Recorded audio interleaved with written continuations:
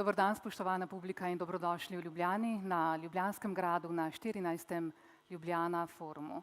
Good morning, good people. Welcome to Ljubljana, to the 14th Ljubljana Forum. I hope you are well and, like every year so far, happy to have another opportunity to work with like-minded people in shaping the messages that will mark life in Southeast Europe in the years and decades to come. Allow me to extend a warm welcome to the organizers of the Ljubljana Forum, to the high representatives of the cities taking part in this year's Ljubljana Forum, and to extend a special welcome to the host mayor, Mr. Zoran Jankovic, and to the Deputy Prime Minister and Foreign Minister of the Republic of Slovenia, Ms. Tanja Fajon.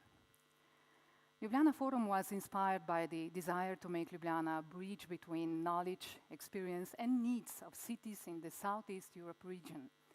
Over 14 years, this desire has grown into a movement that today brings together hundreds of experts and thinkers, as well as leaders and politicians. All along the way, it has been strongly supported by Slovenian and European government institutions and by partnership of the city of Vienna. All of them have formed a priceless network that provides answer to a simple question: how will city live in the future? This simple question doesn't have simple answer, but there is a range of very credible data and studies also produced by the Ljubljana Forum's organizer, the Go Foresight Institute, which help us to make a good predictions about the development of cities and urban centers in general. One of the most common phrases in these predictions over the last 10 or 15 years is artificial intelligence. This phrase is a holy grail for some, a threat for others, and another game for the rest. But who's right? Who will we trust more in the future? The human or the human-made tool? These questions, which are really more about philosophy than technology, are what we will try to integrate today in the discussions that will follow until late afternoon.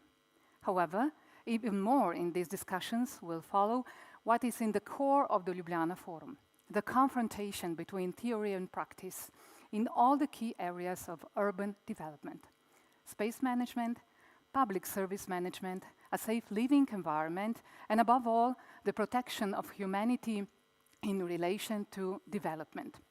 But first we need some inspiration and some encouragement. Both are qualities of mayor, who's been leading the Slovenian capital for almost 18 years, if I'm correct. The anniversary will be on October 22nd, right, Mayor?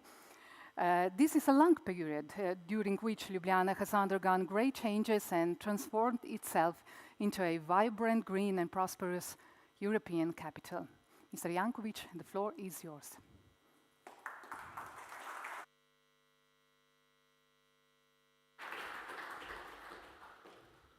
Good morning, Minister. Welcome, colleagues. I hope that you will enjoy also here in Ljubljana in this nice weather. But we stay inside, not outside. But after 18 years and after 120 international awards, the question is so easy. What will be the city for the future? What is the city of today? And if I put all these awards together, I have just one answer: what we must do for our citizens. To have the best team, the team which prepare all this project which we need, all this idea to increase the quality of life for our citizens every day. This is the best answer after 18 years. Ideal city, intelligence, but my answer just one: to see not the problems, but to understand the challenges, how we can increase the quality of life of our citizens every day. And every 4 years, we get the answer about that on the election. And this is the real policy, and I believe, I feel that Ljubljana is the most beautiful city in the world. I have so many reasons, but 4 of them are really important for me. Our city is a clean city. The first award from Brussels about % of separating garbage. our city is a green city. 75% of our city is a green area, and for the next plan, we increase this percent to 76%. This is difficult job. The safest city in the world, and for me the most important, we live together and respect all differences. And my knowledge tell me that only one city hall in Europe in which we rent the place for restaurant to LGBT association. Not just to speak how it is open, but showing the practice. But just one idea at the end. Welcome, enjoy here, and don't forget, quality of life, which is every day better and better. Enjoy.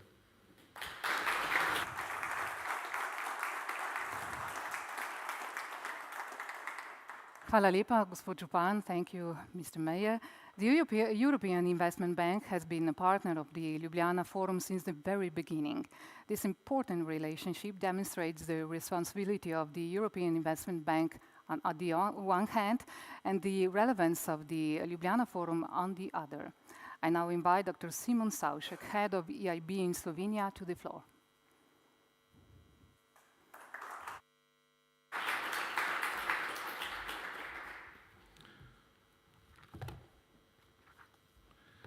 Spoštovana ministrica in podpredsednica vlade, gospa Tanja Fajon, spoštovani župan Ljubljane, gospod Zoran Janković, spoštovani predsednik Ljubljanskega foruma, gospod Blaž Golob, dear distinguished guests. I'm delighted to be here with you today. Urban areas are responsible for more than 2/3 of global CO2 emissions due to high energy consumption, transportation, and industrial activities that are concentrated in our cities. In addition, more than half of the world's population live in cities nowadays, a proportion that will increase to about 70% in just about 30 years from now. This implies that many challenges, like Mayor mentioned, which cities face today, are likely to grow in time, and that our actions today are even more determine the quality of life in urban areas in the future. At the European Investment Bank Group, we remain deeply committed to the development of our cities. Each year, the EIB dedicates 20 to 30% of its total lending to build resilient cities for future generations, construct social and affordable housing, and provide urban services. Last year alone, the EIB provided 21 billion of financing to sustainable cities and regions. But it's not only about the numbers, but also about the real impact that we want to achieve. For example, we were able to provide over 86,000 households with new social and affordable housing units. And I'm going to go deeper into this in my presentation today. But we are not only financier of these investments. The EIB also provides many advisory services, Jaspers, Elena, the Circular City initiative, which you all know. Those are now combined under InvestEU Advisory Hub. This year, we signed two new Elena assignments here in Ljubljana, one on green mobility and one on green energy. With these two assignments, Ljubljana City and 5 other municipalities will develop energy efficiency and renewable energy projects across public buildings, district heating and street lighting, while Ljubljana municipality will also benefit from a project that aims to improve air quality and leads to transport decarbonization. Up to date, we were unfortunately still not able to directly finance Slovenian municipalities. Still, we have great examples of our financial and advisory know-how in major cities in Europe, including, for example, in Zagreb. We expect to be strongly present with our financing toolkit in coming years in the country, particularly in the area of affordable and social housing, energy efficiency, and broader energy sector, also together with you partners, whom sit also here today. Let me conclude. The EIB Group strongly believes that there is a lot of opportunities ahead of us, and I wish us all a very great event. Thank you very much.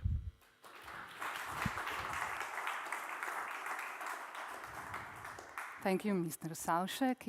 It is a great honor for us that Ljubljana Forum has also received the support of Slovenian government institutions over the years. That it is on the radar of our decision makers, and that they see it as an opportunity for Slovenia to build its influence in the region on knowledge and the ability to build partnerships. I'm therefore pleased to invite the Deputy Prime Minister and Foreign Minister of the Republic of Slovenia to the floor and to extend our congratulations to her for the excellent work she did during Slovenia's 6-month presidency of the United Nations Security Council, which has just ended. Please.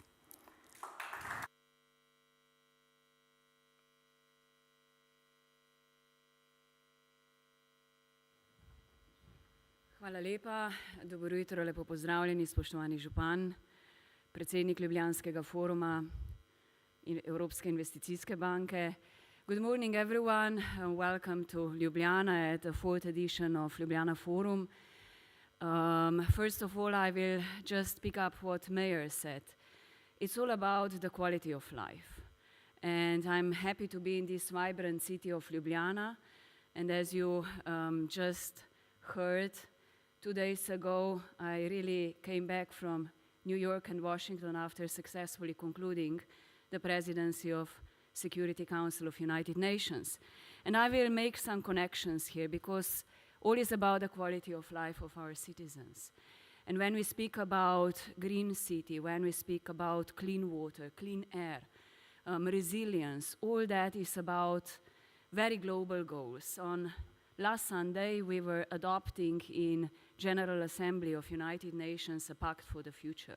It's a very important document on guidelines, is how to improve the quality of life.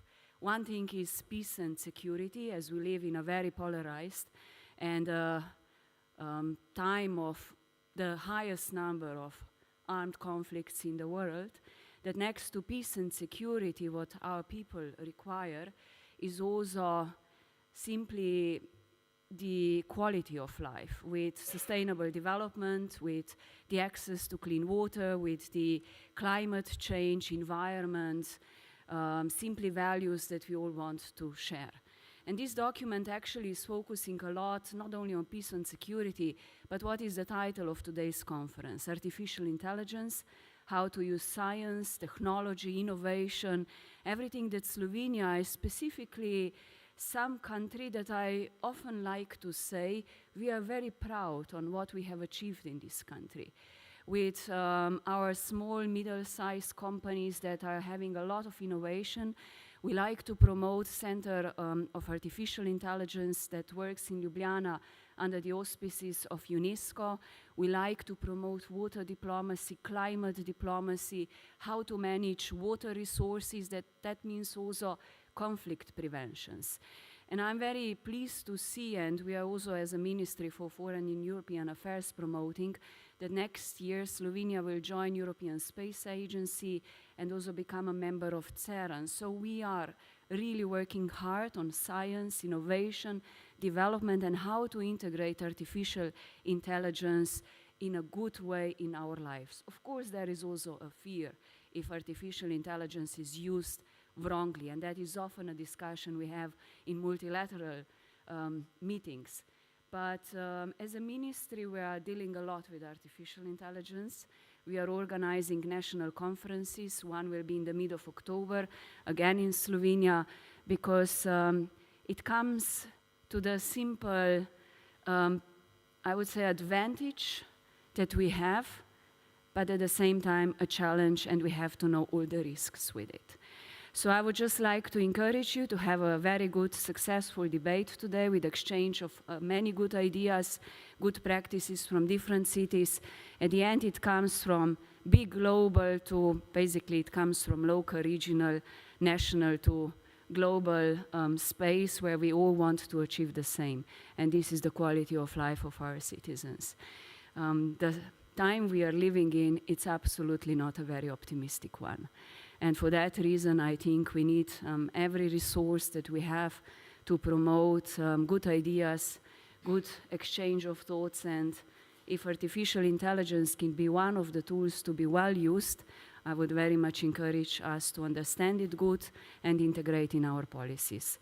So thank you for inviting me. I wish you a successful day, a good conference, and especially a good outcome that even this beautiful city of Ljubljana, or the cities you are coming from, will deserve better prospects.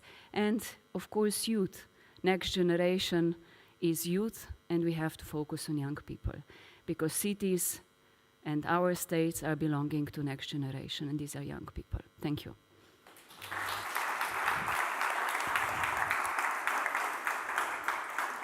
Thank you, Ms. Fajon. One of the important qualities of Ljubljana Forum is that it's always linked to the art. One of the friends of the forum is the Institute Atelier Art Murn International, which has selected the artworks that are part of the Ljubljana Forum 2024 exhibition. The works that are part of the exhibition can be seen all around this beautiful hall. We know that art is always a good reason to connect and cooperate. But we also know that artists, with their visions, are natural partners for all those who are searching for answers to the questions of the future, including you, dear audience. I now invite to the stage the founder and president of the Institute Atelier Art Murn International, Mr. Micha Murn, please.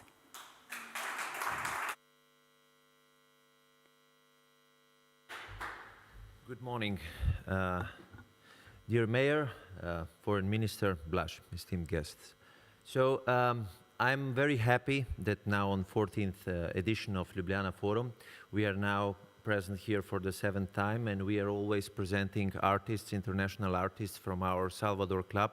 And they're the artists who are from totally different backgrounds as the guests here in Ljubljana Forum, and they're always telling us a story. And Ljubljana is a cultural city, so I'm delighted that Blaž and I found this connection between the topics that are really important nowadays and the art, which is always telling us this. So today we have here 16 international artists, 33 artworks that you will see in all 3 rooms. Some of them will also be present here today. So I wish you a very successful day, and thank you, Blaž, for this cooperation. Thank you.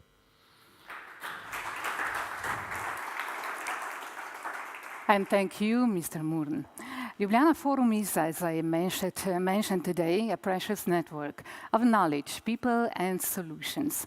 A large team of experts is closely involved in this movement, which has all these years been led and guided by the president of the Go Foresight Institute, Mr. Blaž Golob. Mr. Golob, the subtitle of this year's Ljubljana Forum is the model of the ideal city in the future. We appreciate your work and efforts very much, but please allow me to suggest that the search for an answer to this question could be more easier if you would take a good look out of the windows of this beautiful hall. Well, no kidding. What shows the state of the future? A report published in mid-September by the international think tank Millennium Project, in which you are also take a part. And how is this project linked to key topics of this year's Ljubljana Forum? Thank you, Anusha. Thank you, everyone, to come. Dear Mayor, Minister of Foreign Affairs, Lady Mayor from Podgorica. It's 14th edition of Ljubljana Forum. Excuse me, but I will not touch this hard question now from Anusha. This was a little surprise, because you will learn about what is currently, what are the predictions, what is a foresight during the event, a bit later on, more in deep on what are the trends, what are the fears, especially what new technologies brings in order to enable the quality of life. And I would just recall what was mentioned at the beginning from Mayor and Vice President of the government, Tanya, that at the end of the day, technology is a tool. Smart city is a tool. For what? In order to achieve a good quality of life. But in this complex world, the problem is, and the challenge, that different stakeholders speak about the same thing with their own language. And how to come together. How to come from one visionary that discuss about the concept, to the policymaker, to urban planners, to the innovators in the company that has a solution to bring at the end product or service for citizens and business. Of course, the missing part is a bank, money. We heard we have a bank here with us. Okay, that's great. But that's a major challenge of if the things are done or not in the ground. So I'm really happy that all forum and artificial intelligence as a part of it, as a new emerging technology, might help or might not. There are cases that will help, and there are many cases that will not. So I kindly invite you to follow this today's event. to learn, to exchange views, and design new projects.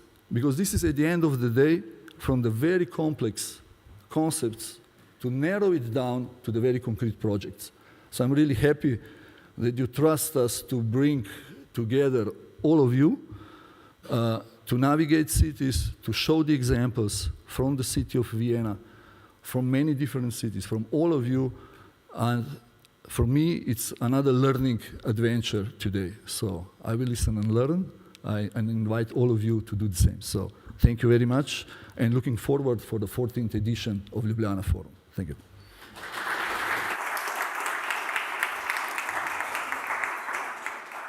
Thank you, Mr. Chairman.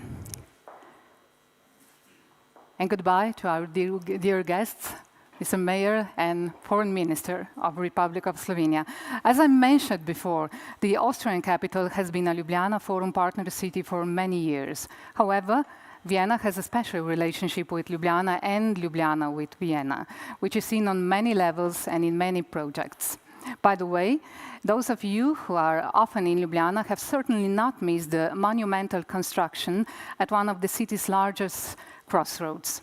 It is a new Olympic swimming pool that Slovenian sport and city of Ljubljana have been waiting for decades.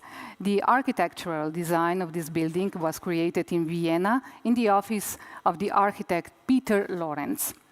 Our next speaker, Mr. Sindre Wimberger, is coming from the Vienna city. He's a bot father of Vienna Bot, which he describes by saying, with the help of artificial intelligence, we are transforming the city and making Vienna more accessible for everyone. Willkommen, Herr Wimberger. Bitte fühlen Sie sich wie zu Hause. Thank you.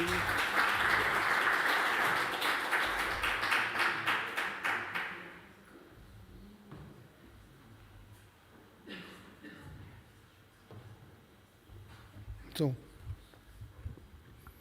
good morning, welcome, Servus, we see in Austria, in Vienna. And I'm very happy to share some insight on my recent work, because for the last 1.5 years, I'm honored to work with all my colleagues in the city of Vienna to embrace generative AI, generative artificial intelligence, to how to use it on our daily work, and how could we use it to make our work efficienter and better. And I think it has a huge impact on every one of us, on our society, economics, organization, and cities. And let's dive into it. What you see here is what my colleague at the Lost and Found department in Vienna made all for herself, without any technical knowledge. She's not a programmer, she's just a normal colleague working at the city of Vienna. And that, what you see here, she made with generative AI.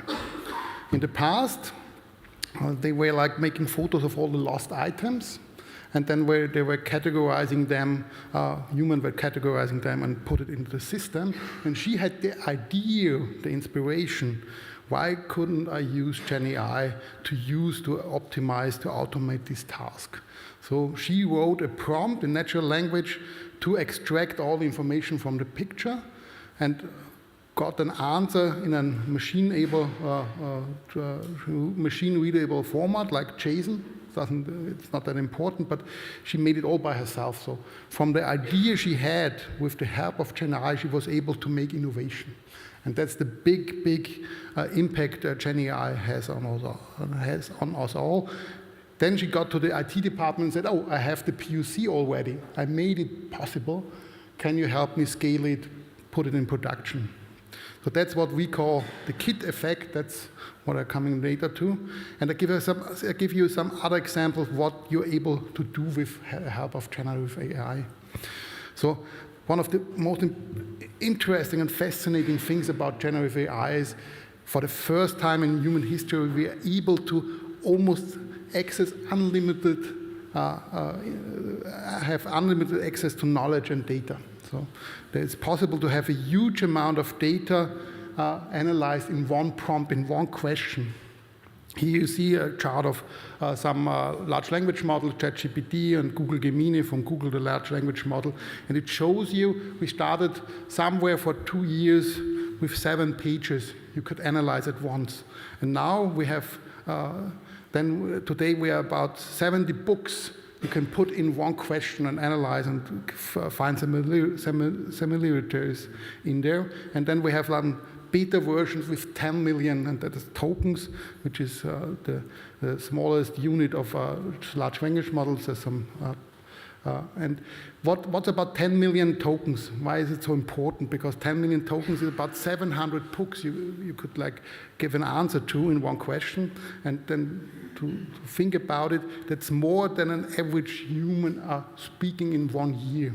So if you like would record all what you are speaking in 1 year and translate it to text, then you can go to one of these large language models and say, what was the best thing I said, the dumbest thing, the intelligent thing, what was the funniest thing, and just in one question. And that's really, really important, because in the past we were only able to like have a limited access in domain knowledge. Now we're able to like put all the information at once. And not only about information, it's also about personalization. To give quasi personal learning, personal answers. And here I have an example for my 7-year-old daughter to explain destiny, a very complex question. And I really like the empathy in it, because I read one sentence, it's a little like following a treasure map, where the treasure is the amazing things you'll do when you grow up.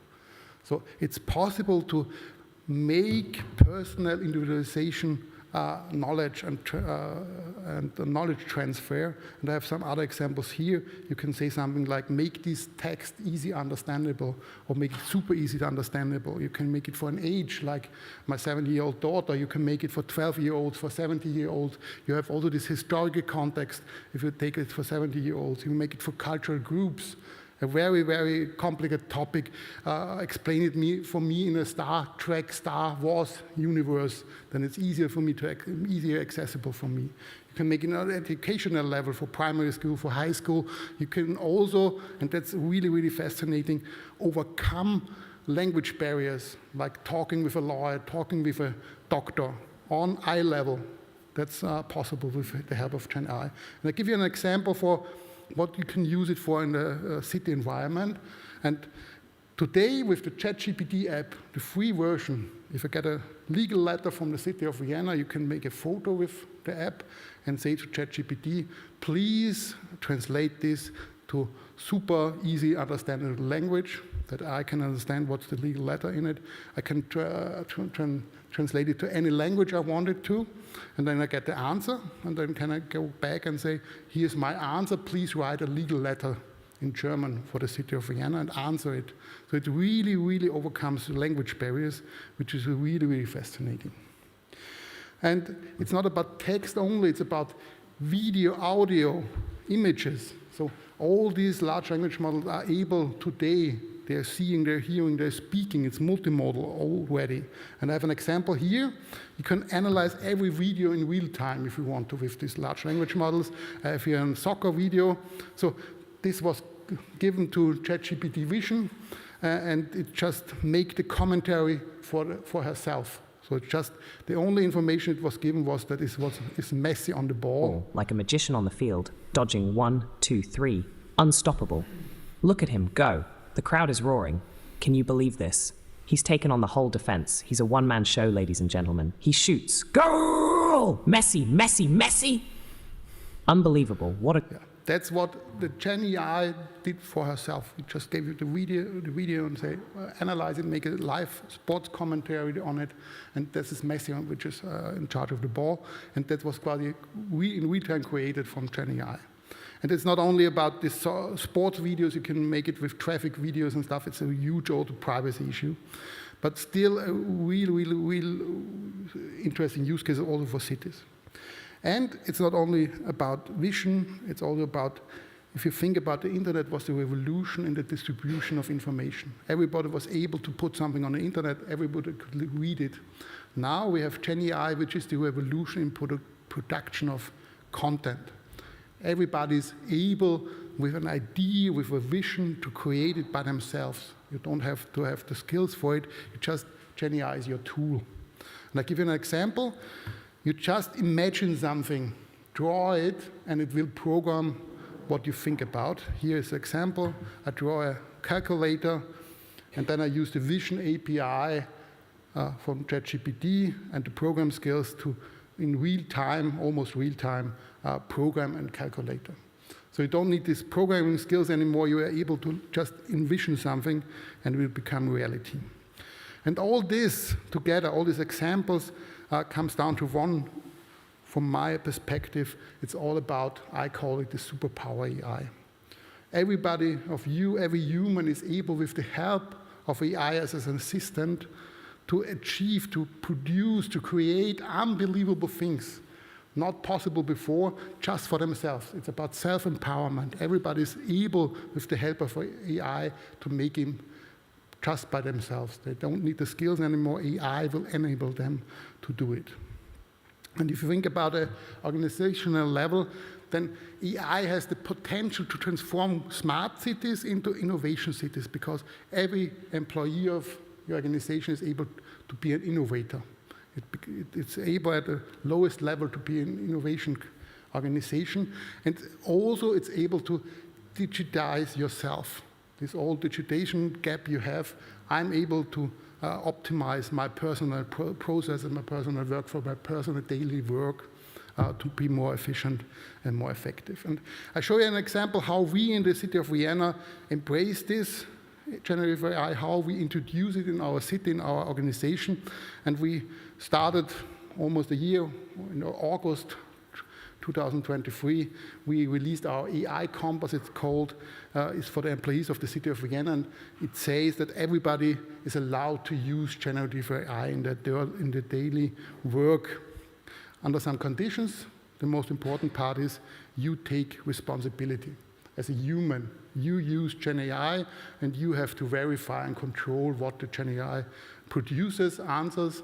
You have to control that it's the right information, the bias, the hallucination, sometimes it gives wrong answers. You have to verify all this information.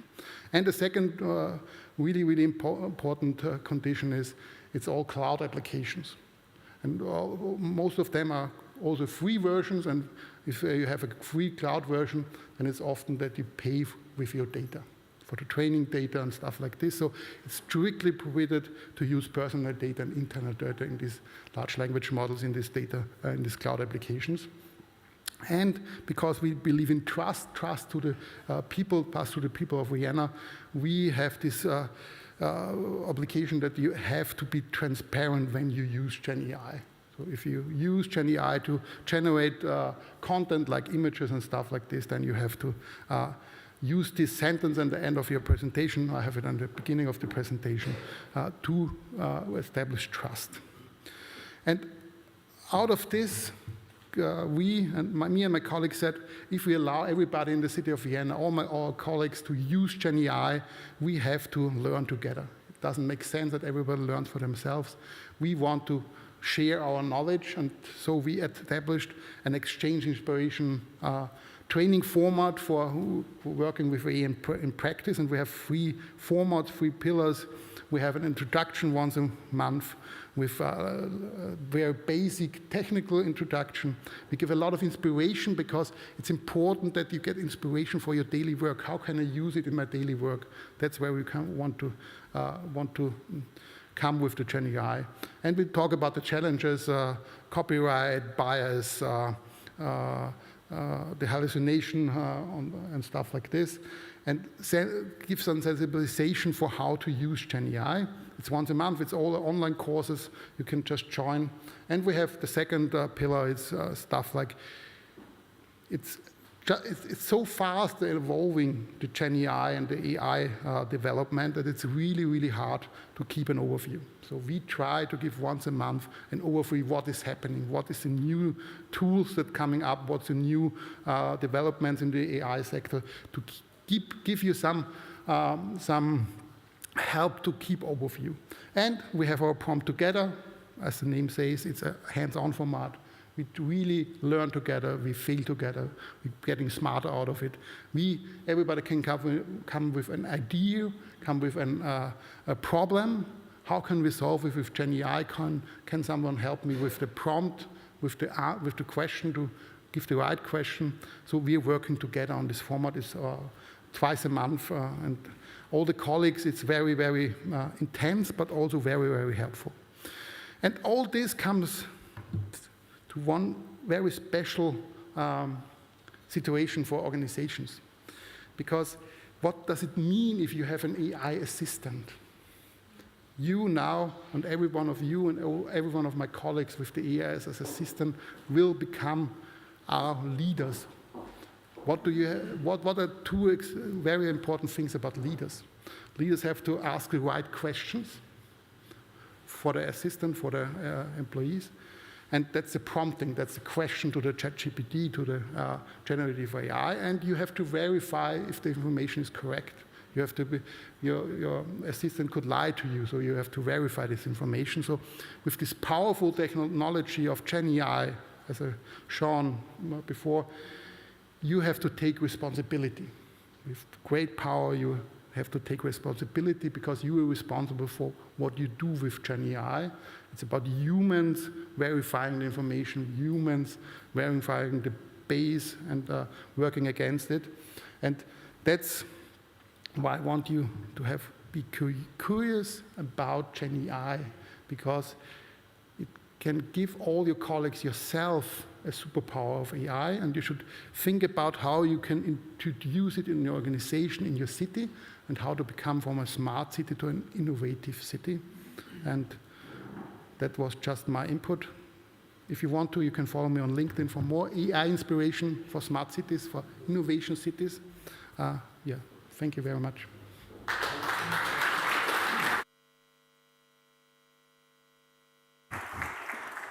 Thank you, Mr. Wimberger. We should remember this Godfather. This is a boss to be. Next on the agenda is a panel discussion with the representatives of the cities that are participating in this year's Ljubljana Forum.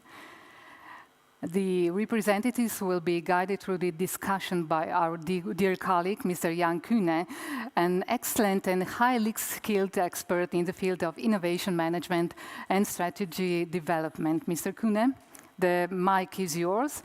Ladies and gentlemen, I take this opportunity to say my goodbye to you. Thank you for your attention and kindness. Goodbye.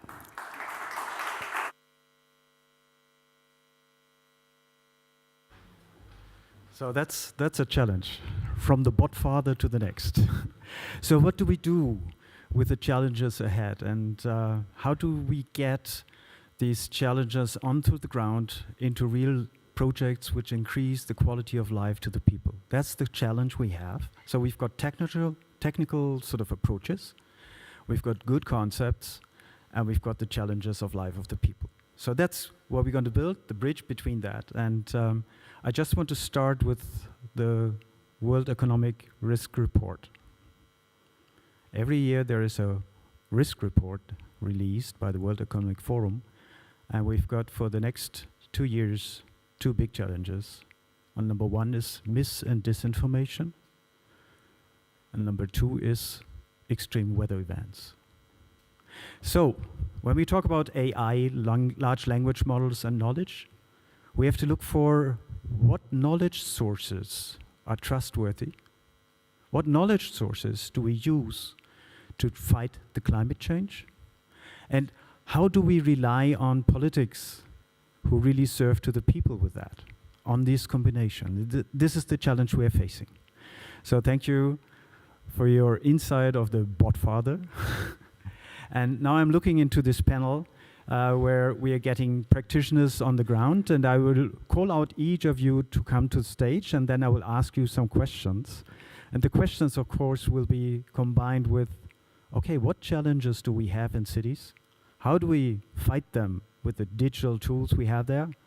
And what could be the next challenge and opportunity in that with AI and all the technology? So first of all, I would love to call on stage Mrs. Oliveira Ignatz from Podgorica. Please give her a hand. She's the mayor of Podgorica. And she came in, I think, in April last year, right? Yes. Wow. Fresh here, so please take a seat. I would love to call as well Sabina Popit from Ljubljana, senior consultant of the city of Ljubljana. Thank you. Hi. Then Tomasz. Tomasz, where are you? Tomasz Laniszek from the development of smart cities of Kran. And it feels a bit like coming home. I've been here for a couple of times, and Thomas and I, we were discussing a lot of things already, so we'll love to dive deeper in that one. And of course, Frane from the CEO of the Zagreb Innovation Center. Please give him a hand on that one. And last but not least, there's a representative of the city of Rijeka, and Rijeka is a special place to my heart. Why? Because the mayor of the city of, give him a hand here, Daniel Antonic.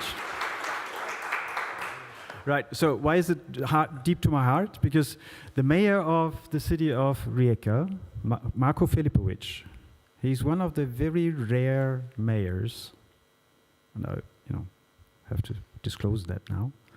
He's sitting through all the sessions right to the end, and he's listening and writing down, and getting then policies down on the ground. And that's beautiful to have you here as well. It's probably a challenge now for all the other mayors. Okay, now I might just jump over there, get a mic.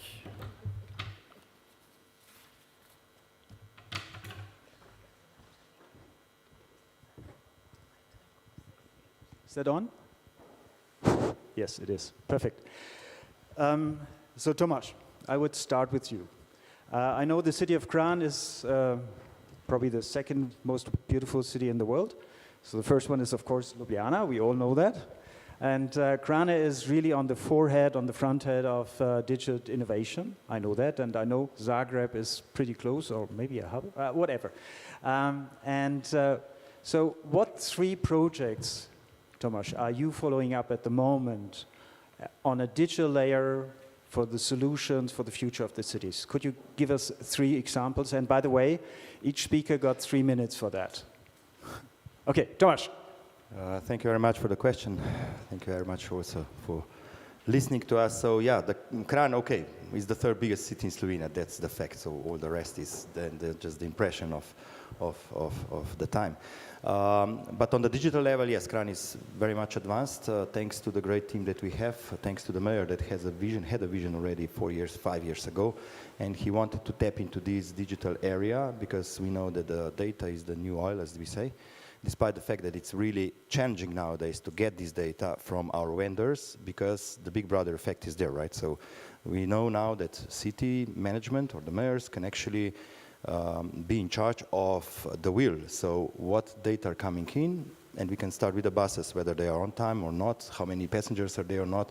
So we see a lot of counterwind on that. So if you want to manage the city based on data, then you have to gather the data, and you have a lot of these small ponds that are not connected, and we've done this, in the past LJUBLJANA forums regarding this data gathering, and we have this data pool as well as the data platform as the first one in Slovenia.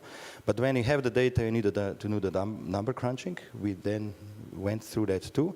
But of course, we have to have the customer in the forefront of everything, as we say in business. In the case of cities, this is the citizens. So it has to be a really secured area of one-to-one to the customers, meaning the citizens, and that's one of the reasons why we implemented the smart city card of Kran that we announced last year, but it's there. This year it's up and running, used all over the world, based on high ID, high payment systems all around the world, plus the 3rd pillar, which is the very most important one, is actually having the loyalty scheme, gamification, in a way to change the habits of the people towards the green transition with the carrot effect, not only the stick effect.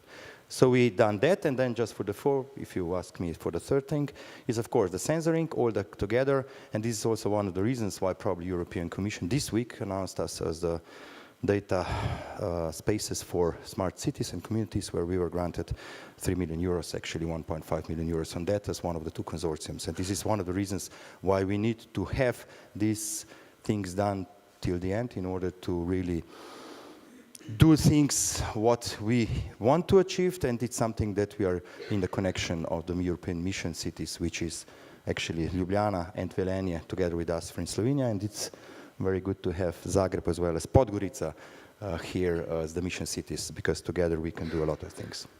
Thank you, Thomas, for that one. Yeah, just jumping from data, data is the new oil. I might just jump to Rijeka. Because we've got, when we talk about data, we always talk about data security as well. And Daniel Antonic is the Chief Security Officer as well, besides. Which is obviously a challenge in this space. So maybe you can take us along on that ride as well, on the 3 most important parts, and maybe on data security and safety at the same time. Well, we created a lot of digital services for the citizens. We started with the city card about 6-7 years ago. We are collecting a lot of data from city sensors, from public transportation systems, and so on. So the data lake is really big. A lot of connected system, traffic management, public transportation, from heating plants, water distribution, and so on. And this big data lake, this big system, actually it's a big threat to today, to functioning in a digital environment, because more you are digital, more you are in the field of attack. The attack surface is greater and greater. So we are trying to implement more and more technologies to improve our life, to collect data, to modernize and digitalize the traffic management and other solutions. But on the other side, the attack surface is bigger and bigger, and it's a really scary situation when you see what an attack to a smart city can actually result. So for me, as I started as a security officer, now unfortunately I'm the head of IT, so the responsibility is even more. It's really a big issue, and the main problems in implementing such a big digital environment with so many critical solutions to handle the functioning of a city today, it's a really big problem, because we are lacking human resources with high digital skills to defend this kind of solutions. We are facing the NIS2 directive, which is really good, I believe, because we are trying to implement more and more security features, because when you implement a new solution for the citizens, everybody are happy, but it's like you bought a new BMW, a new car with a lot of features, but without brakes and without... So implementing security is a big necessity today when we are implementing so many new digital technologies in the municipal environment. Thank you. Yeah, that's a big question we have. How do we build trust? You know, the citizen have to trust that we as a city do the right thing, and do the right thing with my data, because the data belongs to the citizens. So that's, I think, a very crucial point we really have to think of, and saying, who owns the data? Does a big company own the data, or does the citizen own the data? And I think that's a huge challenge we are facing there, to provide then added service, added values to the citizens. All right, now jumping from Rijeka, and I know it's only 1.5 hours drive, I think, something like this, to Ljubljana. There's a straight connection. I've been driving this road for a couple of times. It's very windy, but very beautiful. And let's check what's happening in Ljubljana. And I know as I said before, Ljubljana is the most beautiful city in the world. We learned that. But what are the 3 biggest projects you're running at the moment in this space of using the power of digital transformation for the green transformation? So if Sabina, would you give us some insights on that one? Well, one really challenging thing for us is how to support the mission of climate neutral and smart cities with the data they need at the level for the decision makers, at the level to show citizens, everyday citizens, that their quality of life is improving, and on the other hand, to deliver the data that science can prove. So these are very different layers to cover. So this is one challenge we have. The second one I see, and it's a project started a year ago, is how to bring together different already established data platforms that we have, but are siloed, speaking their own language, and now bring them together to serve politicians, citizens. As one of the oldest data platform we have is older than a smartphone. So traffic system was supported with real data already before that. And now bringing new technologies, that is a challenge now with this huge new platform we are introducing now, combining all those traffic, energetic, and all those data, bringing them together, and also developing more comprehensive or combined KPIs. As now it's not just simply to show data. It's not just visualization of real-time data. It's calculating and modeling and showing a combined KPIs like CO2 impact and things like that. So yeah, that's challenging. Sabina, this is music to my ears. Yeah. This is music to my ears. So technology is not for the technology's sake, it's for a reason there. Yeah. And reason and impact. And we have to have quick impact because we all find, you know, the Adriatic Sea, I think we were 6+ degrees above the average normal. And each temperature plus adds 7% more moisture into the air. I think we've got some rain. We've got some floods.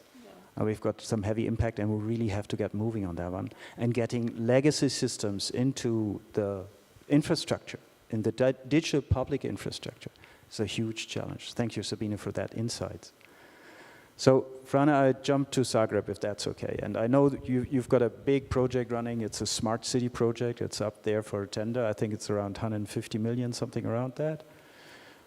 Well, pretty big one, and I know we are all talking about technology, how to apply technology for the bigger good. So, Frane, what are the 3 projects which you are in Zagreb are pushing forward to get the green transition with technology? So, like every city, we have problems and issues with power, electricity supplying, and traffic. So it's huge traffic congestion in the city during the day, in the morning, almost all the time. This morning was also a challenge for us to come here, to exit the city, to reach the border, and to come to the highway. So I already mentioned 2 of them, and the third one is, of course, the waste management. So each city, also Zagreb, has the same challenges, and we are trying to find a way how to deal with it. And what is the role of Zagreb Innovation Center that I'm running is to help the city to connect the community, the startups, the innovators, also the investors to find the new solutions that could be implemented in the city daily life. We have strong support with the city government from the mayor, and we have also good collaboration with our city ministries that are focused on infrastructure and the solutions that should be built on that on the top of that infrastructure. So we are one of the first cities, I would say, that started public accelerators, and the first one was dedicated to the maybe 7 years ago to tourism sector, because the city of Zagreb was boosting some events like Christmas fair, and it's very popular among the Europeans, and skiing, yes, Snow Queen. And I'm really honored that I started the Zagreb Innovation Center as a former director of the Development Agency of Zagreb, and we had the focus how to implement innovation in the daily life of our citizens, and as a tool for the mayor and the city government to enable new solutions and to put them in real life. So at the moment we are also setting up the new model of city sandbox, where we want to implement new solutions and to test them, and hopefully to help them grow, and to boost also public procurement in the segment of procurement of innovation, and we will in the next year focus on that goal. Thank you, Frane. Sandbox, I love it. Why? I know how hard it is to get innovation into a municipality or a community, because there's a long process of tenders, there's a long questioning. Of course, we have to be trustworthy with the money, how we spend it. And just to come around and saying, you know, like a venture capitalist and saying, yeah, I take the risk, we try, you know, with a startup. We all know that 9 out of 10 fail. And how can you have then innovation in your city if you know that 9 out of the 10 innovations might fail? So you need safe and secure sandboxing areas to test out, to have a test bed and to try it out and to see what really happens. Because it's all nice to talk about innovation. And everybody has it on the slide deck, of course. Every corporate has it, every city has it. But innovation takes risks. And we have to take risks to get the real disruptive innovations done. And to have a municipality running a sandboxing, it's a beautiful showcase, I think, we can take already as a learning along and saying, you know, what if we have a cross-country sandboxing infrastructure for urban solutions? And I'm not just throwing that word now out here. I'm talking here, it's a little sneak peek for what's happening at COP in Baku, by the way. So at COP in Baku, there will be an announcement by the United Nations Framework for Climate Change. And I hope you will join that. Why? Because we're going to have a city challenge. A city challenge of bringing together the needs-based questions from the cities to the other side, to an open transaction network for the solution providers. So what if we move beyond a classical platform approach and having said, oh, here's the city, there's the platform, and there we've got providers. What if we connect them all to an internet for climate cities? But, you know, that was just a sneak peek, you know. The rest will be heard at COP. So Masamba Toye, the Secretary of the United Nations Framework for Climate Change, will announce that, and I hope that all the cities represented here will be joining that big movement. Coming back from there. So on the core of the question we have is not the demand. It's the need of the people. So we often have in technology sort of solutions for a demand. Boom. Because people state something and they want something, so we provide solutions for that. But to think beyond that, what are the needs of the people in this green transition? And with this one, I would like you, Mrs. Oliveira Ignaz, yes, to look at what are the needs in the green transition, and Podgorica, can you name us what is happening there?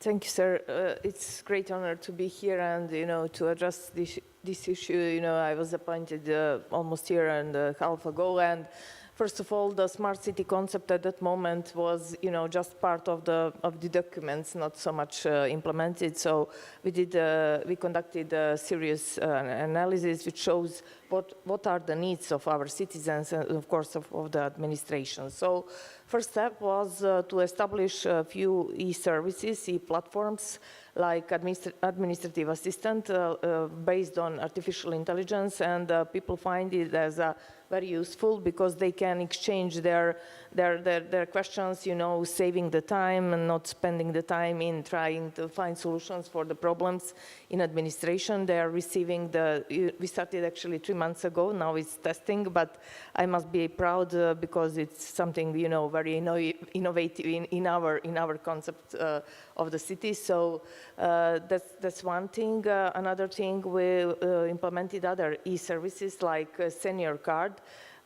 I'm very proud, of course, on that e-service, of course, because senior or elderly population over 65 is, you know, much more satisfied. They can use this for daily basis, and other e-services are also very useful, like for the city cards, for youth population. That's something what we conducted in last 6 months, and that's I find as advantages.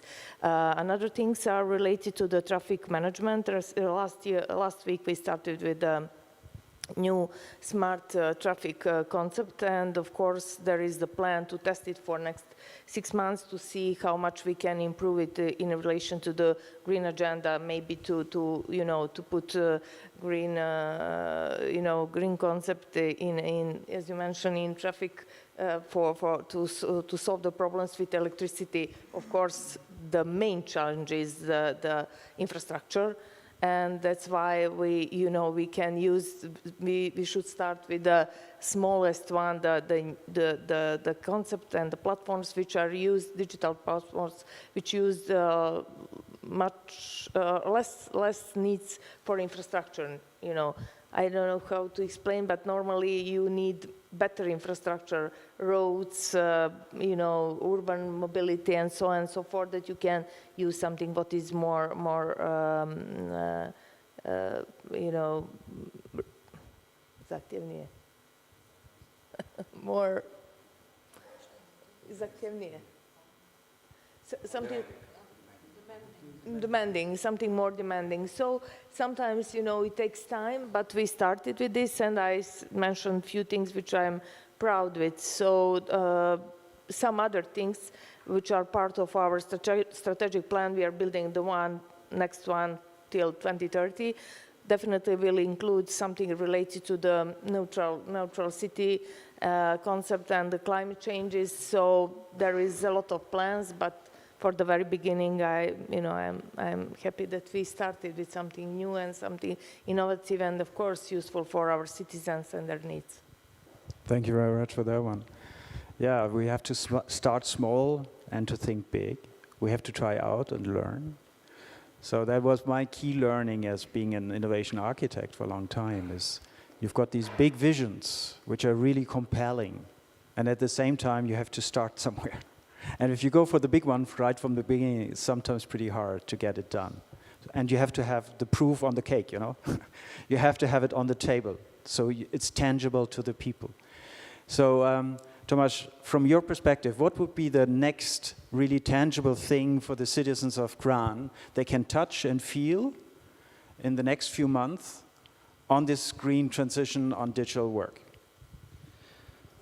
Well, it's very much something that is a topic today, for example, because everybody is about AI and so on, like it was about innovation before. And innovation is only possible if you have this creativity part, and this is also why I like this art part that is there. So you need to dare to dream, and then you can achieve it. Before the citizens get something handy in their hands, either via the app or on the platform, whatever, it's a lot of work behind. I'm coming from business, our mayor is also coming from business. You know, you're frustrated that in the public sector you cannot do things over the night or in a couple of months. So it takes a few years, but we made it, and Ljubljana is making it big time. So the bigger the small ball effect, the better it is. And of course, people expect, at least at the first time, and we are far away from Vienna, for example, that you have some timetables on time directly there, that you know where the bus is coming or not, you know. It's something that it should be easy, but the private business, for some reason, and we know why, cannot and don't support it. So to get these I would say, low-hanging fruits to get, you know, that's something that it's a must, because other citizens say, you are dreaming about AI and you don't do the low-hanging fruits, right? So we do that, of course, but AI is something, for example, now that we need to somehow implement into the public sector as well. we have some discussions with the ministry, and there is a question whether, you know, we should allow or not, and these kind of things. Come on, I mean, it's there. You just have to jump on it and do it. And we had a discussion, for example, it was really a couple of months ago in Rotterdam conference that we were there with the mayor, and I desperately had to share some table with somebody to write an email. And there was a lady from Austria who actually said that we do some, you know, crazy stuff and these kind of things. And I was very happy to see her today, when she's going to be on the stage in a couple of minutes. You know, Teresa is here, so I'm looking forward to your presentation, because if it's possible to do in Austria, then it's not there's no excuse to not do it in Slovenia, you know. And for us as Kran, we are better off compared to big cities because we are small, agile, and also the big advantage for us is that the mayor is coming as a big CEO of one of the biggest Slovenian insurance companies, that he runs the city as business, you know. A few of us are coming also from business, so the no is not an answer, and it's not easy all the time, but for sure, as I said, the customer is in the forefront of everything. In this case, it's the citizen. With our platform, we can actually ask our customers, our citizens, every day, what they think about, for example, whether we go to retrofit this road or the bridge, and they can vote. We can have a voting every day. So inclusion is a very important thing, and this is something that we need to do as soon as possible. It's not that things are coming over the night at once, but of course you have to have these early wins, classical stuff in business too, and then help the technology to join. The problem is that in the public sector, people really think that, okay, things were done in an old-fashioned way and it should be like that day, because otherwise I'm becoming extinct.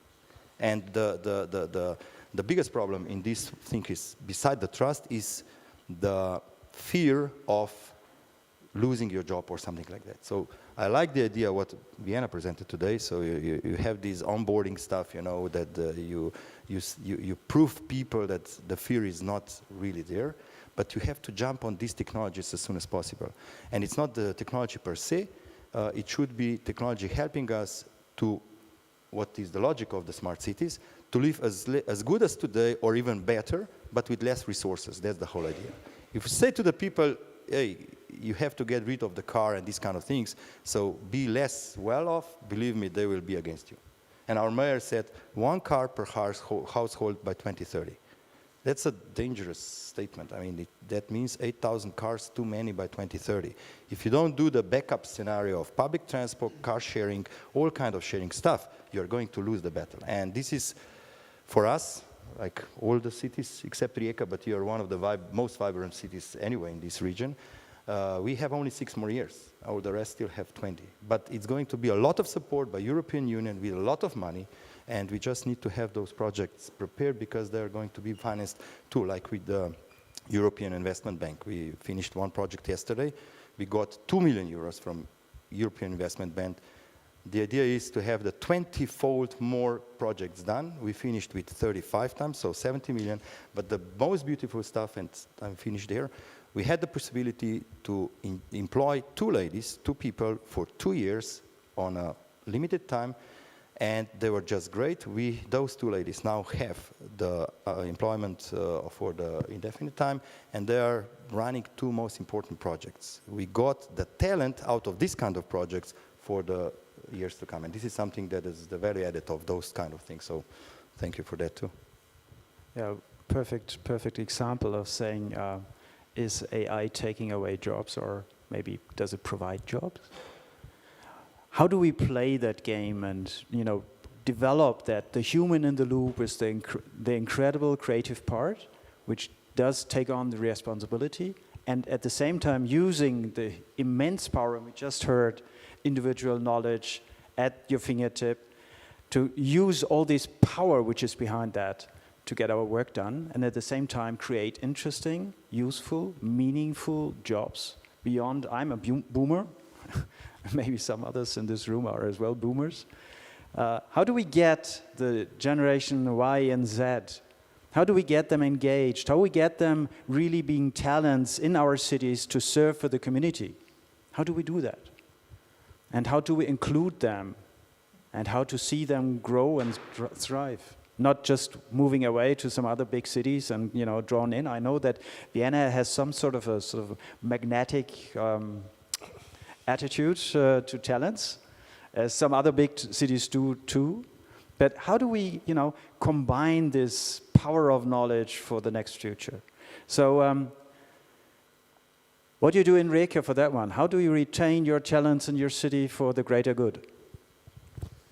Well, we created a new incubator for creative technologies in the gaming field, new data center to support the young one in creating games, gaming technology.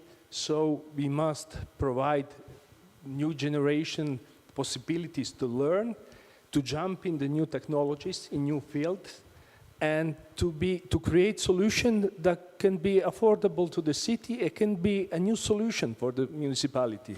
So I believe this is one of the ways how we could tackle this problem. Without creating possibilities for young generation to learn, we are now finishing one big project about creating IT startup incubators for new technologies with artificial intelligence, education in the field of artificial intelligence, gaming and security. And I believe creating this environment for young people, when big companies can be there, find the best people, and on the other side, the young generation can find possibilities to learn and get a job. I believe it's the best approach for keeping people, young people in the municipality. Thank you, Daniel, for that one. Yes, it's a big claim we have, just to stop this basically moving away from where your home is and providing infrastructure there to work, to live, and to have impact. So, Mrs. Inyats, what's happening in Podgorica on that lines? We also have some concept. We are, increasing some, trying to follow the practices and experience of other cities. We started with that. Now we are in the process, actually working here with the city architect's office of Ljubljana. We find one, very old, old building in the center of the city, which was really destroyed, and we are now rebuilding that. And in addition to build a place where will be like, especially for youth, creative industries and accelerator center, which incubator actually for startups and innovations in the field of creative industry, technology, and so on and so forth. So it is planned to be in the center of the city. Now we are finishing the process of selection of the company, actually the project, the main project, and the final, hopefully in a very few, by the project, it's probably 6 months is needed for reconstruction of the building, and now we are moving on to the next phase, to open that for the youth population to build a concept where they can work on this, as I mentioned, something what is knowing for them and interesting for them, gaming and IT, different digital skills and knowledge. So started, as I mentioned in the previous intervention, from the lowest level to the ambitious one, just pick up what is the necessity and then to continue with ambitious projects. But hopefully in a very, very short period of time, we will be very proud, like in Tirana, for example, is Pyramid Center, where they put different concept of digitalization. So that's our plan, and hopefully we will succeed in the next 6 months. Thank you, Mrs. Inyat. Here's the disclaimer. Sometimes I'm pretty hard with the pronunciation of names, so I'm sorry. Yeah. And again, it was a typical example of providing infrastructure, and on top of that, making things happening. So that's, I think, one of the crucial questions we have. How do we provide interoperable infrastructure to make innovation happen? And Ms. Popit. Sabina, yeah. So what's happening on that lines of infrastructure provided for innovation? Yeah. We also have this technical park, which is incubator for startups, and we work with them. Also discovering possibilities that might help municipality and city administration with the AI. We did some tests, nice results, but we stopped at the prompting. So still some job to do. We also cooperate with universities. Students, they have a lot of fresh ideas. Assistant professors, staff at the university is very creative. They are looking forward. So we also have a very nice ecosystem working with this part of a society to give us ideas, to bring our visions to be, kako se reče pogumno, daring, yeah. So it's not just hardware with the infrastructure. You need also the network, the ecosystem to look forward in the same vision. Thank you. Yeah, the network is ecosystem building. Having the ecosystem of people who are understanding and having the shared sort of mental model to join in on the journey to make a change, right? Yes, and one thing is also very important, the networking between European cities. For us, as you mentioned before, it's as a public sector, it really is a challenge to bring innovations in because of the tenders and legislations we have.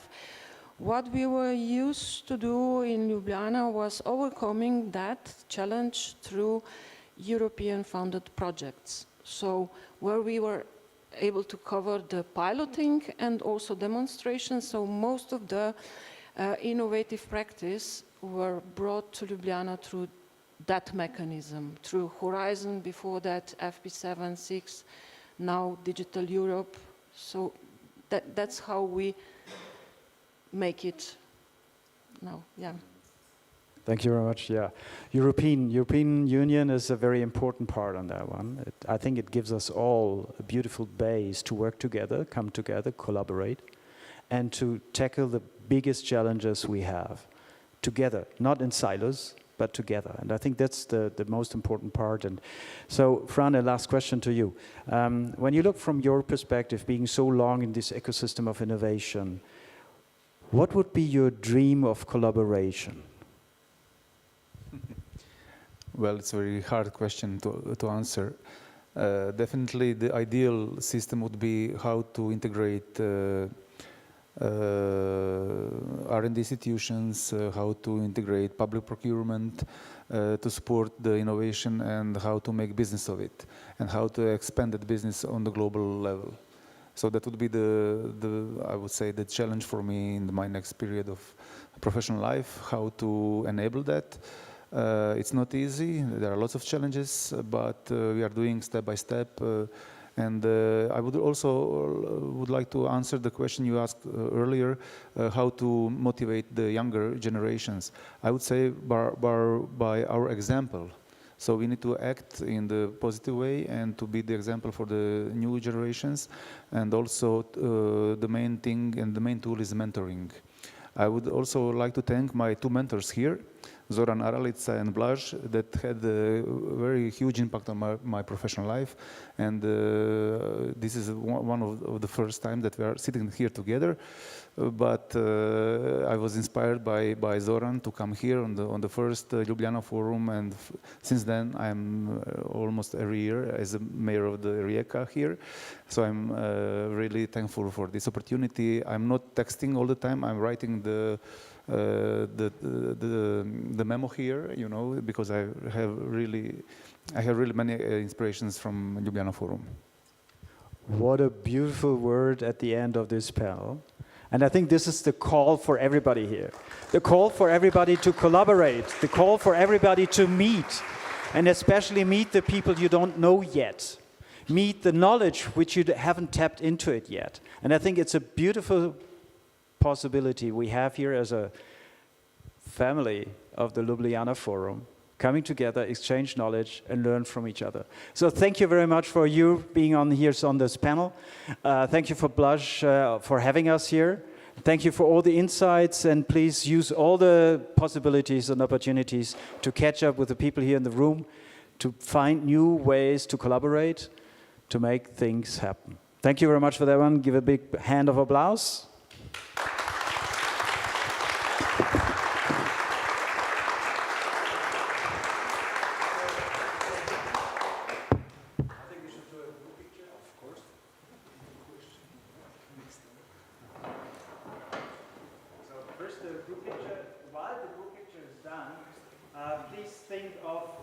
Two questions you want to throw at that stage, because you've got a unique opportunity here to engage. Now, first picture, while thinking. Okay, 3, 2, 1. Another one. Thank you. All right, so, question in the room. Question in the room. Who's got a question? Yes, Mohit, I'm jumping over. Please introduce yourself quickly and then your question. Hi, I'm Mohit Mishra, co-founder and CEO of Atomical. I'll be presenting later on about mobility and transportation, which brings me to the question, as a startup, and I'm coming from Netherlands, as a startup, we often face troubles interacting with cities. And we do see that cities are interested to interact with us, but there is always some sort of obstacles, sometimes very invisible obstacles. At the same time, today we discussed about the importance of cities networking with each other. How do we as startups and the public authorities come together in order to accelerate the pace of innovation rather than be stuck with these invisible obstacles in between? So who, Mohit, who do you ask here on that panel? I would start with Thomas. Thomas, okay. Reason being, as far as I understood, you have gone through those steps, invited many of the companies also working together, especially in the mobility and transportation space. How do you see, together with other, if anybody wants to also chime in, how do you see these things coming together? And not just at the European scale. I originally come from India, and I see that possibility of Europe and India also working together in many, many spaces at a large scale. We bring the population scale solutions, Europe brings the sustainability. All right, so Mohit, the question is how to come as a startup together with the responsible people. Yes. Thomas. Thank you. I thought you will be asking first the question to the mayor. Nevertheless, our mayor is not here today. But look, one thing is, sorry, very important. So 100 mission cities of the European Union, plus 12 cities that are not part of European Union yet, like Podgorica. This is really a bunch of 112 cities that is actually the sandbox or the pilot cities that will be given quite a lot of money. Were given already a lot of money. We went this upscale project as the first one. And of course, the beauty of that is, which could be also the hindrance, that cities can apply for that money, not private businesses. So, meaning, you can always contact us, you can always mingle with us, because when we are writing those projects, we have to combine, we have to go in partnerships with private business as well as other cities. The last one being, for example, one city that is outside of Slovenia, so we had to pick one. And here the quick cities are interesting. So the fact is, and depends on which area you are in, you can always contact us. It's true that a lot of companies now are getting in touch with us, 100 cities. Then, of course, we can be picky, but it's not the fact that we are picking. We are picking the ones that are really the quick win for our solutions. And this is also where these kind of conferences come handy. 2 years ago, the European Commission, Joint Research Center, and Gartner Institute actually confirmed, for example, city of Kran, together with city of Rotterdam, Netherlands, Helsinki, Guimarães, Portugal, and Tallinn, Estonia, as 5 cities in European Union how smart cities should be done. That paper that was published in June 2020, of course, attracted a lot of attention to these kind of cities. And the advantage is that we can apply for a lot of different projects and we get it granted. So the challenge that we have as cities is that we cannot do things done within the cities, because you can imagine, not only in European Union, but also in Slovenia, the salaries in the city management is not high. It's crazy. So we don't get a lot of people into it. So a lot of things can be and should be outsourced. So in this respect, yes, it's possible. But of course, these international things are great. So if we see something that is a quick fix for our solution, then it's easy for you to come in. for example. But of course, we have to have different kind of stages already done so far. All right. Thank you for the question. Yes, there is plenty of opportunities. Podgorica is part of Eurocities network, for example, and you mentioned that. So there is a lot of collaboration and possibilities for the common or mutual projects. And another thing which I skipped to said before, it's part of Net Zero Cities that's also supported by European Commission, and 3 cities from Western Balkans are part, for example, of that big project related to the climate and neutral cities. It's Podgorica, Sarajevo, and Elbasan, Sarajevo from Bosnia and Herzegovina, and Elbasan from Albania. We are, for example, working on the climate contracts in addition to find solutions for the climate changes problems and CO2 in the whole region, how to solve the problem. So there is plenty of opportunities, and I'm sure the advantage of being part of these networks is getting know-how solutions from, European cities and more developed cities. So, thank you very much. I think the doors are more than open. Can I just a short one? So the easiest part is actually to go with one of the Netherlands cities. So Holland cities, there are 7 of them, together with them because you know them, and then they combine partnership with one of the other outside Netherlands cities, and that's the easiest way how to do it. Okay, one more question out of the audience. Oh, there's a... Twin cities and pilot cities. Okay, one more question from the audience. Here, over there. Do we have another or not? Just, yeah. Please introduce yourself quickly and then... Thank you very much, Maja Bogata-Jancic. This is going to be the shameless trailer for the next panel, the question itself. Cities are about citizens. And although mentioned that it's good to run a city as a business, I think that citizens should be first. So, and gathering data from the citizens to build AI is in the center of this question. So I ask all the panel, starting with the mayor, of course, can you, in three sentences, if possible, name how you get information from the citizens what kind of AI they want? Because currently we build AI that is good for businesses in terms what can be done, we build it, we earn profit. But how do you design tools, or do you have tools to ask your citizens what kind of AI solutions they want in their cities? Thank you. And you want from each of them? If possible, but I have to look for the master of the timing. Yeah, well. So can we get three answers? Even three. Okay, so who's jumping into that? The question is, how? How the first we did survey, online survey, what they find as the most useful. I told you at the beginning, we started from the smaller steps. So online survey was the first step.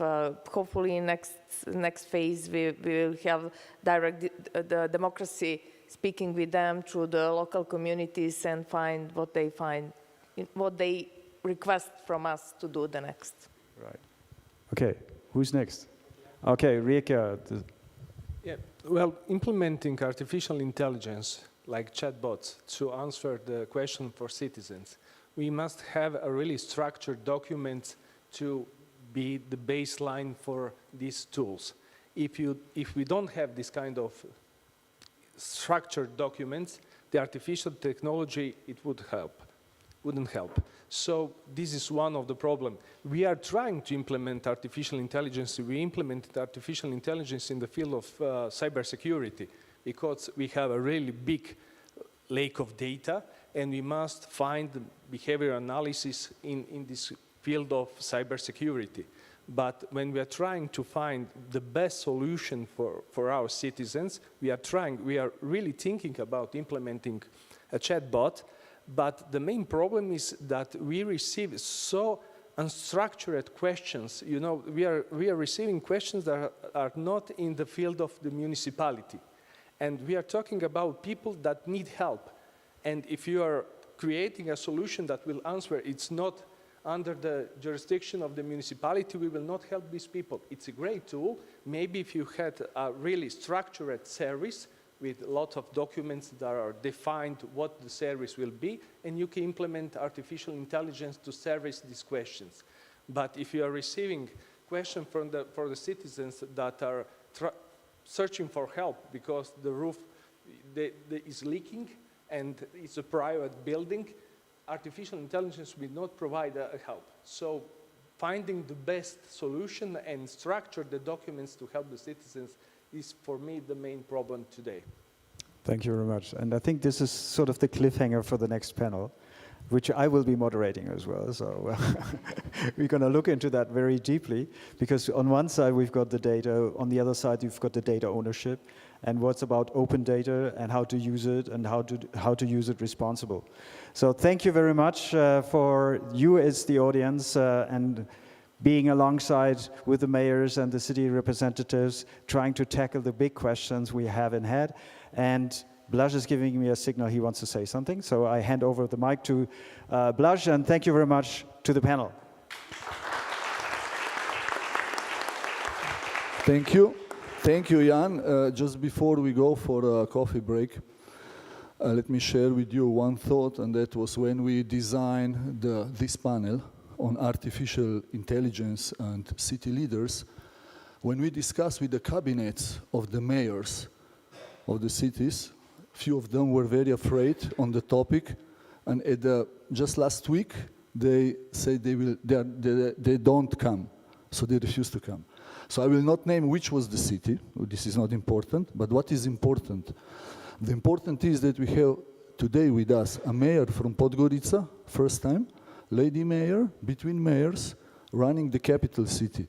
And thank you, Mrs. Olivera Ignatz, to be with us, to demonstrate courage, when I will not name the two cities that don't come.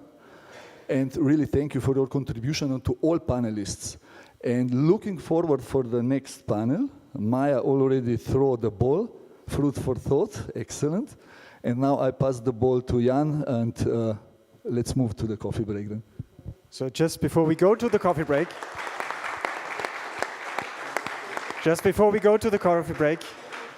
I have to disclose as well, Ms. Ignatz was saying, I wasn't asked to sit on a panel. That's actually the most important. This morning I found out that I will be a panelist. So talking about courage, this is courage.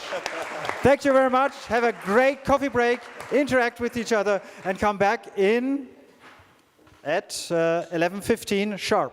I'm Swiss.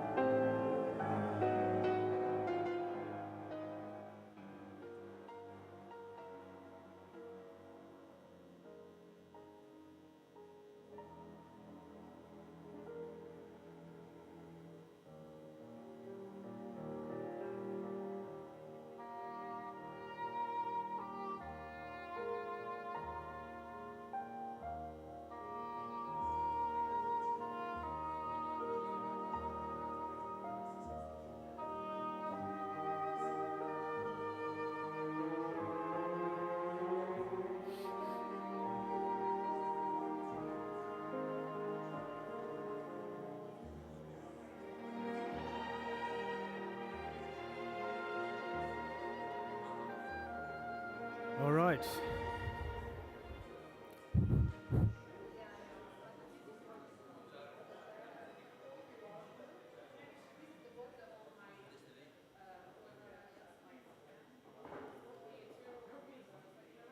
I know. I was asking you to connect. And I see the business cards are flying over, which is great. This is exactly how the contact starts.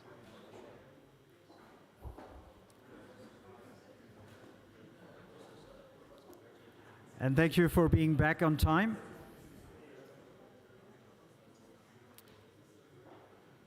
Right. So we're moving now to the next panel. We're moving now to the next knowledge pool. There's a difference. Of course, there's a difference between data and knowledge. And the beauty is we as human beings represent sometimes knowledge based on data. And what we're going to do is to look into the future of cities. And how do we manage that? And having different perspectives on that. So we will have a journey.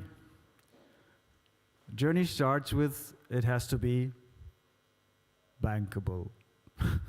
Yeah, well, we need resources for all these beautiful ideas we have. We need resources, we need finance. And where does this finance come from? If we don't generate it immediately as a startup and having a natural growth, we need some sort of an income stream to make things happen. And the beauty is that the European community understood, well, we have to have a certain way to do that. And we're going to have, of course, our expert here, Simon, on stage about that one. So give Simon a hand on that one, and he's coming on stage. I will call again all the three panelists first on stage, and then we continue. Okay, so that's Simon from the European Investment Bank, Slovenia. If you just... Then we've got, and that's a beauty, Irish, Kieran. So the beauty is, I was working as a volunteer worker in Ireland, long time back, out in Glencree, in the Wicklow Mountains, working together with a civil war-torn country. We're trying to do their reconciliation work. And Kieran, basically, his family home is 20 minutes away from that place. So it's coming back to these Irish stories. And Kieran on stage, he's coming now from Austria to us with a different background. So give him a hand for that one, Kieran.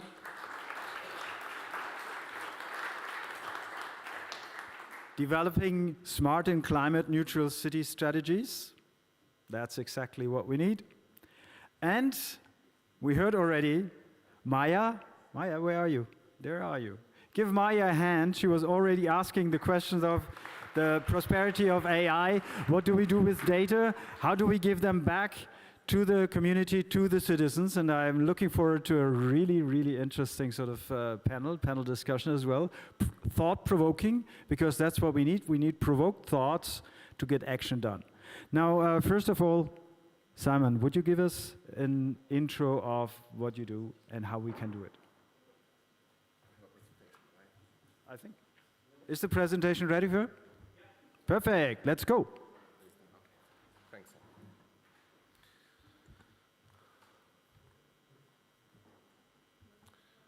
So, hello everyone again.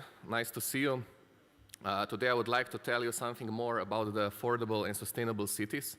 It's one of the key priorities of our new president, Nadia Calviño, which took office at the beginning of the year. And I'm going to guide your presentation on our products, how we want to go about it, how we do it, but also to connect a bit to the topic of today, which is artificial intelligence. By the way, if you have any questions, just feel free to stop me, and I'm happy to answer questions. So, I already had a very similar slide last year for those who were with me. So we are still the Bank of the EU. The member states are the owners, so it's as much as your bank as it is mine. What people usually don't know is that our lending power is bigger than the one of the World Bank. So usually our portfolio, our lending together is around 85+ billion of euros per year. And if you compare this to the Slovenian GDP, which is around 60, you know that we are very big. But equally important, lastly, also because the new financing is going to be needed in the coming years, we also have a sister institution, European Investment Fund, where EIB is almost two-thirds of the owner, and European Commission is a bit less than 1/3 of the owner, together with the promotional banks and also commercial banks. And why we want to do this? Because we understand that the finance that is going to be needed, including for the digitalization, is going to be needed particularly for the smaller enterprises. So I don't know if you know, but the EIF, so the European Investment Fund, is at around 40 to 50%, involved in 40 to 50% of the startups in the venture capital scheme. So, it's really a big and important player. So just for your information. Second thing that you need to understand, we are offering practically everything. So we can go directly under the mandates of the European Commission to the equity of the firm. We issue guarantees, we do venture debt, we do typical plain vanilla loan financing. And we work either directly with clients. Usually we say that our investment, which is usually 50% of total investment, needs to be at around 50 million, and our financing 25 million to go directly. Which of course already tells you that for the Slovenian cities, we are sometimes a bit too big to directly finance them. But we are lucky because we have great financial intermediators in Slovenia, like SID Banka, EcoFund, maybe even some other funds that are working on the topic that we're going to present today together with us. So I'm not going to talk about the numbers because I already said something, but what you need to know is that we are present in the country for a very long time. Same picture as last year. So this is how we pictured smart cities, and we finance practically the whole portfolio of this. But I'm going to focus today only on this part that I think it's super, super important, and this is the affordable and sustainable housing. All cities are facing issues with this, and we really hope that in the coming years, also because the new legislation in Slovenia is just now drafted with the Ministry of Solidarity-based future regarding the new affordable housing, that we're going to be the part of the story. And as I said, big priority currently for the EIB. So, why affordable housing? It's because we want to deliver on the UN goals, and UN Sustainability Development Goals also include the affordable and social housing. So this makes us, not only as a commercial bank, but as a bank who is looking at the public interest, very attractive one. So on one side, there is a huge challenge, and you can see that the residential sector in the EU is producing basically 40% of greenhouse gas emissions. But on the other side, we see that huge stock that is under energy efficient or even doesn't exist. So it's really a big pool of an error, of a problem that we can actually address and help to address. Now, we have, of course, quite broad objectives of what we want to do in the sociable affordable housing. We want to tackle this severe housing issue. As I said, in many places of Europe is the same. Enhance the energy efficiency of social and affordable housing. We want to increase the spectrum of, let's say, entities that we would like to finance. So as an EIB, we can finance directly with municipalities, with the public sector, or with private sector. The only important fact is that you need to, if we finance you, you need to bring some additional aspect, not only the typical just commercial one of how much you're going to make out of it. And of course, with affordable and social housing, this is anyhow not the primary objective that you want to address. So we want to be flexible, and here we are basically having all kind of potential. We have private-public partnerships, we can do equity, we can do corporate, as I said, like a really big portfolio of things.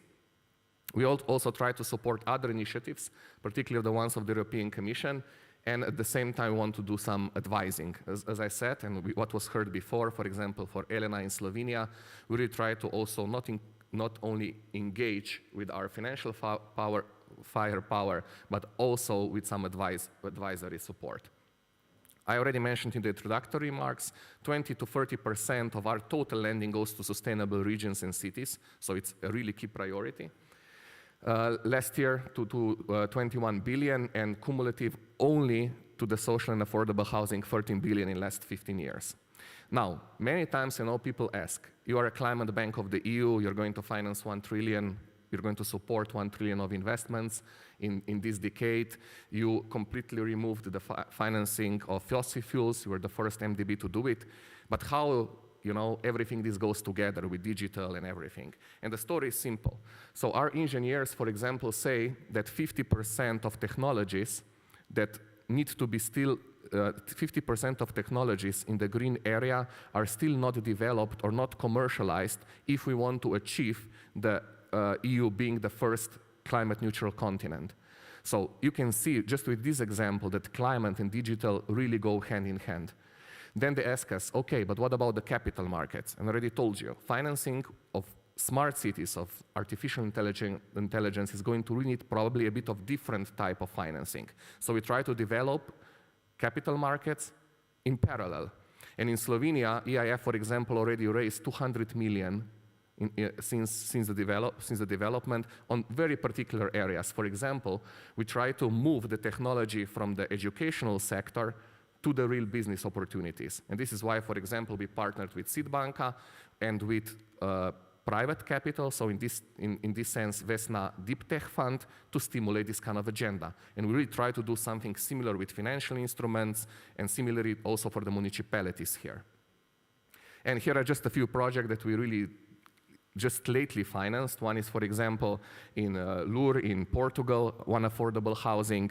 Then, for example, you have 750 million operation in Dublin. Just to tell you, for example, if a country really wants to do something big with us, we can really provide it. So this was 650 million loan provided to the municipality of Dublin to do affordable and social housing. But as I said, we are also doing a lot in the region. For example, Zagreb, you already heard about this. We will provide them with a loan of 200 million plus, also including for the renovation, for smart mobility, for the greening of the whole city. Now, again, I'm coming to our advisory support, which I think is crucial, because what we notice is that, particularly in the smaller municipalities, it is an issue, of getting the right skills, of coming to the level, to really start even discovering the projects that could be financed, not only at the later stage to really do it. And we have now all these services combined under the InvestEU. And you worked with Elena, you worked with Jaspers. For example, also in Target, we were doing it with Sales Cavelli for the decarbonization of the district heating. So it's also a very important one that we have. I spoke about two with the municipality of Ljubljana and neighboring municipalities, one on the green energy and one on the green mobility. I'm not going to go into the detail, but just to let you know that we are present with this here in Slovenia. And yeah, I think that is all, and happy to take questions also later in the panel. Thank you.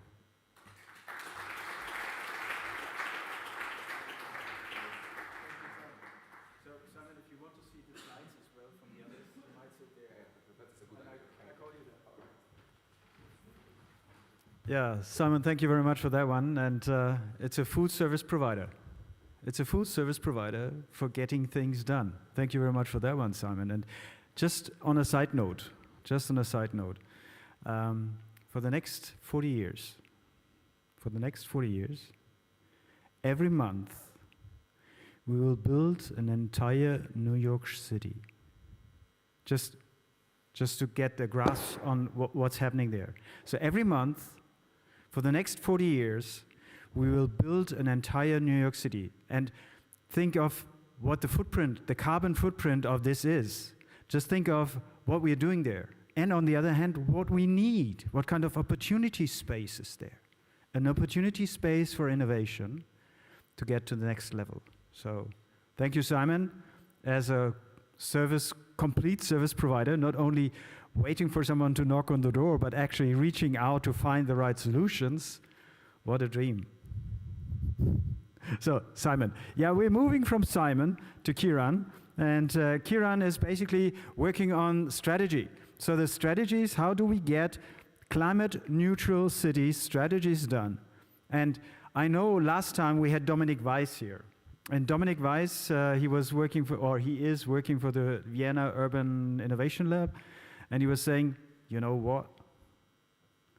This climate neutral, we would love to have it, but it's not going to come true. But we have at least to try it. But we have to at least bring all the energy in to get it done.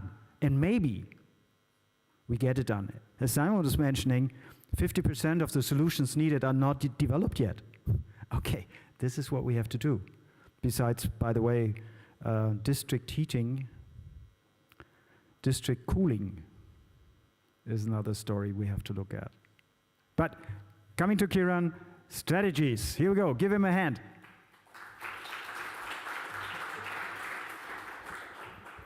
Okay, thank you very much. Very nice.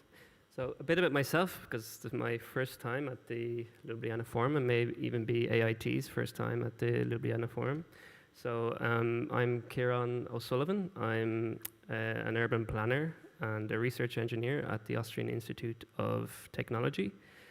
I work for a research institute now, but my background has been working with global NGOs, the private sector in Dublin, and I've worked in Colombia and South America, in Brussels and Dublin, and now in Vienna. So I try to bring that experience into the work I do. So here's my presentation on developing smart and climate neutral city strategies.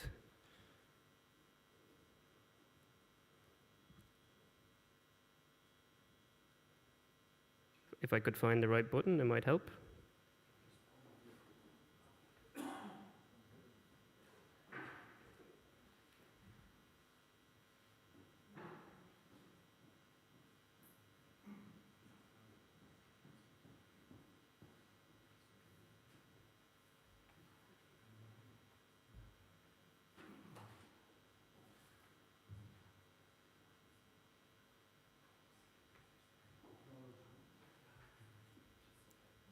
There's a problem with the smart technology.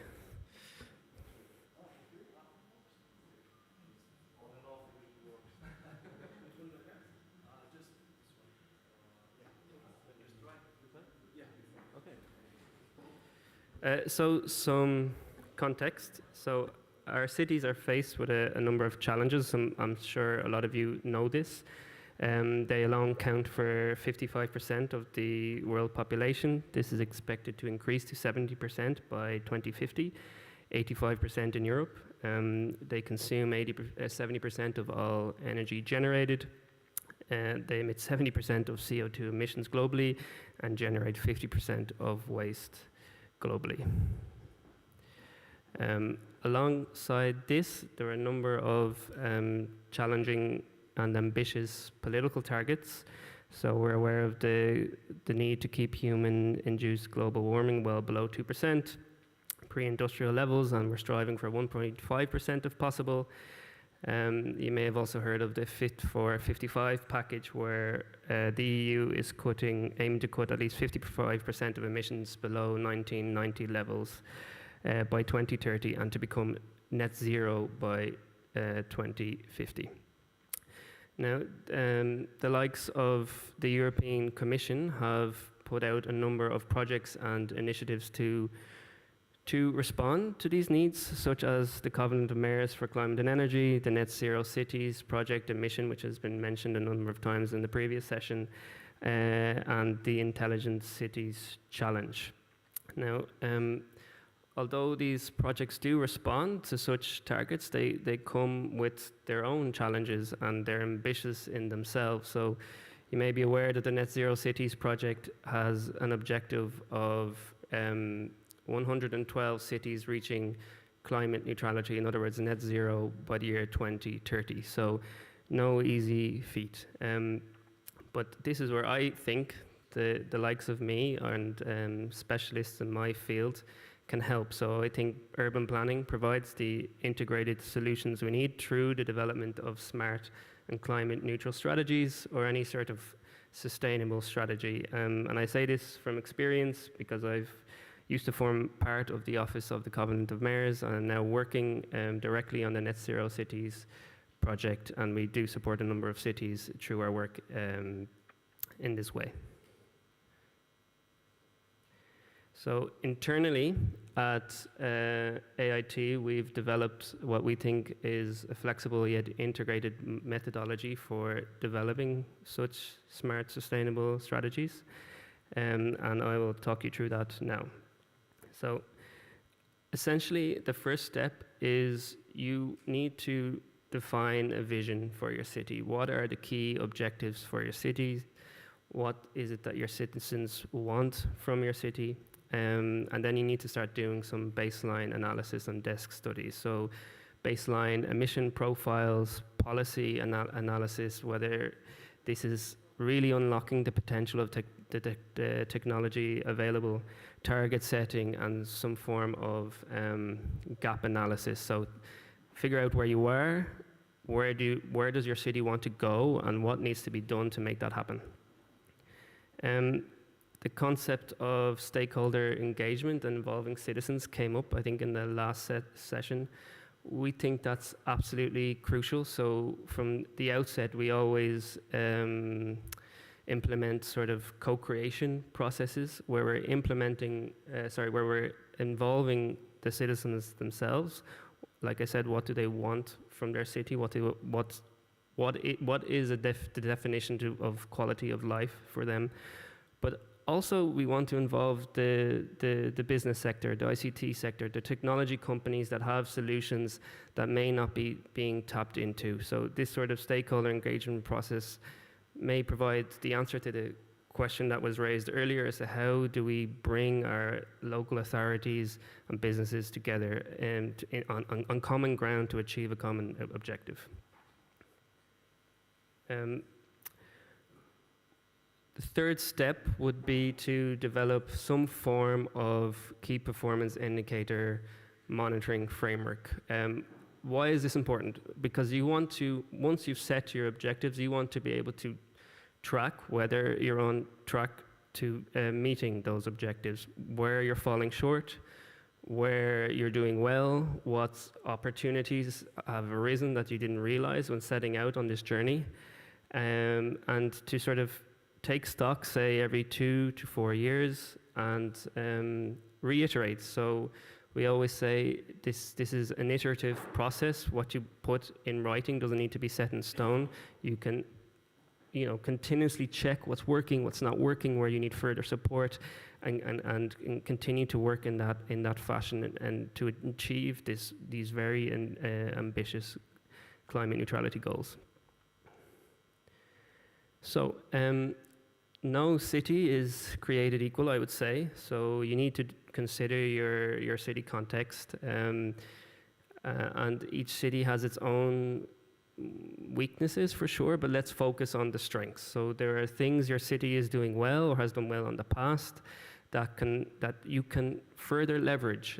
So here I have a slide on key leveraging factors. So consider your critical and enabling infrastructure. So any transport systems that you have in your city, any smart mobility systems, any energy management systems that could be further tapped into, and so on.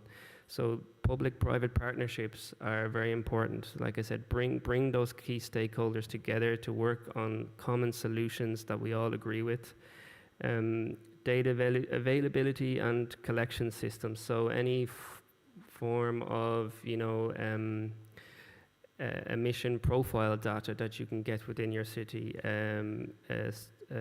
urban data platforms, and so on. Government policy in support of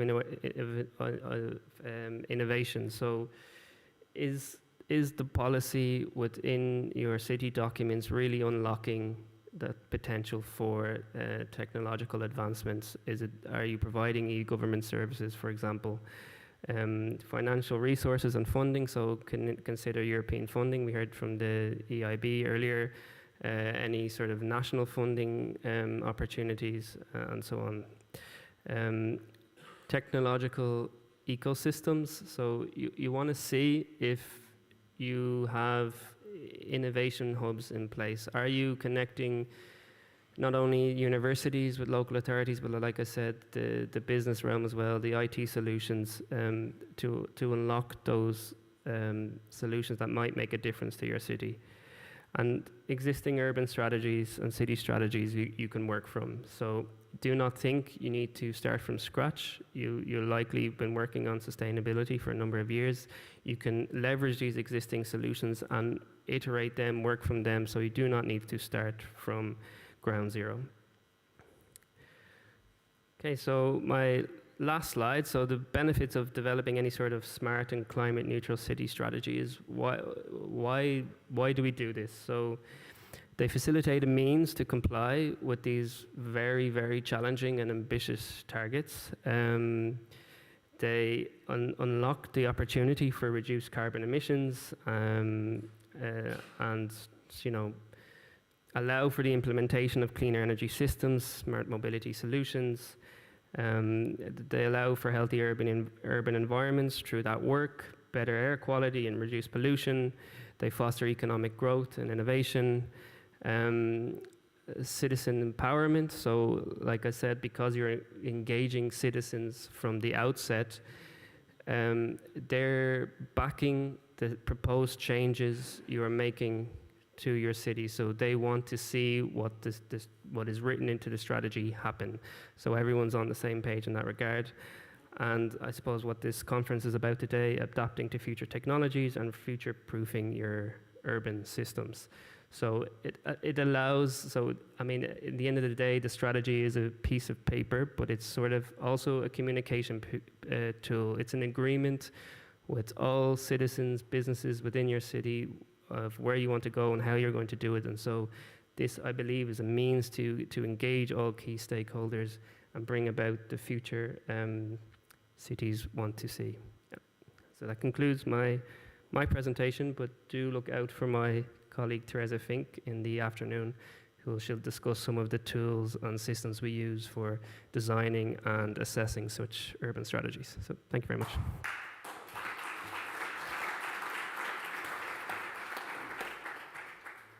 Thank you, Kiran. Thank you. All right, so with Kiran's strategy, so we've got the banking story. You have to have a vision where to go. You have to have a map how to go there. So that's the strategy, and coming beyond just having a vision, bringing it down to the ground. And you have to look for, and that's what I really loved, was what kind of key factors have you got already in your toolbox you can apply. You don't have to invent everything new. One of the tools was data availability. Okay, now I think we are jumping right into the topic now with AI, which is obviously working like a vacuum cleaner around the world. You know, just a big one, a big hovercraft, and you know, vacuum cleaning all this data and doing something crazy with it. And we were just talking about the most boring thing 10 years back was data governance. I think this is the most interesting part we're looking in now. What are we doing with this data? How do we treat it? How do we give it back to the people? How do we make sure that we all grow together on it and not it's a big vacuum cleaner from somewhere and takes out all the money and place it in Bermuda or Caribbean islands, but giving it back to the people. For that one, I would love to have now Maja on stage, Maja Jancic, and she's about the CEO of Open Data and Intellectual Property. And again, it's music to my heart because I really deeply believe that digital technology can make us leapfrog. But we have to take care on the coincidences on that. So give Maja a hand for that one.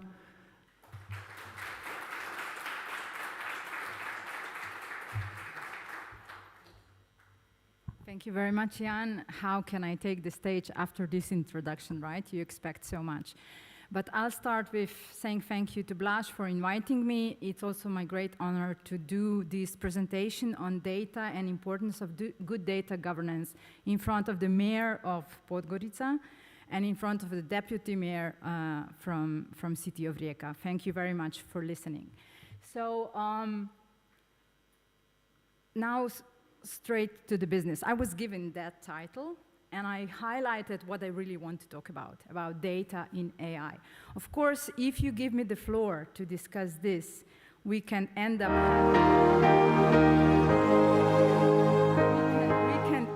having a loud music and conference that would last for weeks. But I need to do it in the next 10 minutes. So we talked about AI there. Everybody wants to do something AI. The banks want to finance, the city wants to build on the AI, but what is AI?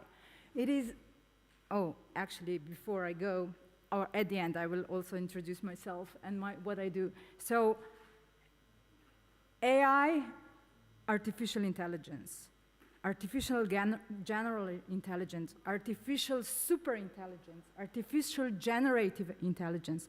These are not the same topics. So before, at the first presentation from a gentleman in Austria, we heard about generative AI. ChatGPT, you know, sustainable AI, Dale AI, these are generative AI models, which use complicated mathematical systems and processes to output results that are similar to human creativity. When you use your phone, you are contributing your data, and that data is used for generative AI as well. Why everybody talks about generative AI today, or AI in short, it's probably because ChatGPT was thrown onto the market in November 2022, and now everybody is using this extremely powerful tool without knowing what potential risk or opportunities brings. I hope that opportunities will prevail. But this is just a small part of what we call artificial intelligence. So it's a field of science, academic field since 1956, that concerns with building computer and machines that can reason, learn, and act in such a way that would normally require human intelligence, or that involves data, a lot of data, whose scale exceeds what humans can analyze. On purpose, I repeat this definition, because this is definition that it's a little bit obsolete.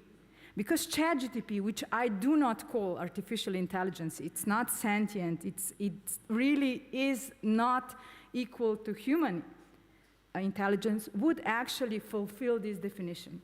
So 20 years ago, the capacities of what ChatGPT can do today, that you use some prompts and ask some question, and that super powerful machine outputs something that can normally only humans create, you would probably call ChatGPT artificial intelligence.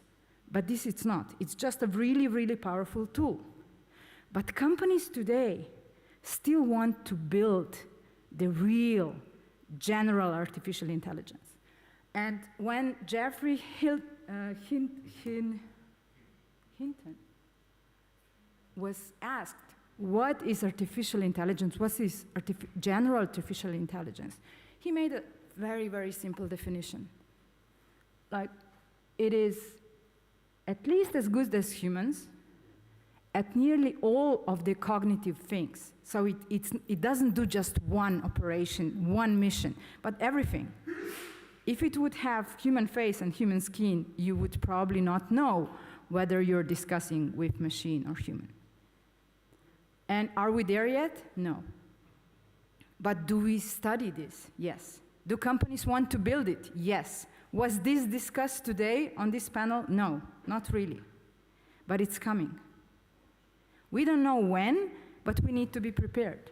This is from the article this week, that the next US presidency brings general artificial intelligence. Something so clever and so able to do stuff. Do we know when? No. If Hinton doesn't know, then nobody knows. But it's coming, right? So we need to prepare. In this article, Google it. It's discussion about how America needs to build super everything to beat China in this competition. So that's why I'm saying we are not really discussing this today. But are we going to be affected by it? Yes. We are going to be affected by it. I checked one task, which was to make this difference between generative AI artificial general intelligence and what Hinton prefers to call it super intelligence. But now I will move to the topic that is closer to my heart. And I will explain first this. A lot of discussion is when AI already exists and how we use it. We discuss about reliable use of AI, how can enhance something. Focus of my work and research is how we build AI. And don't confuse me, I'm not AI expert. I do not make AI. I give legal advice to those who do. Like, for example, right now we are building a large language model in Slovenian language. Sorry, you didn't kick in the investment. But it's going to empower all possible businesses that will build on the top of it. Something underlines ChatGPT. This is what we are building in Slovenia. And this is actually being built right now in every EU country, and possible every country globally. If you have this, and there are many barriers to build, then you can build better tools, generative AI tools that speak more beautiful and more correct Slovenian language, and this is very important. But to build AI, you need a lot of data. For ChatGPT, 340 billion units was used.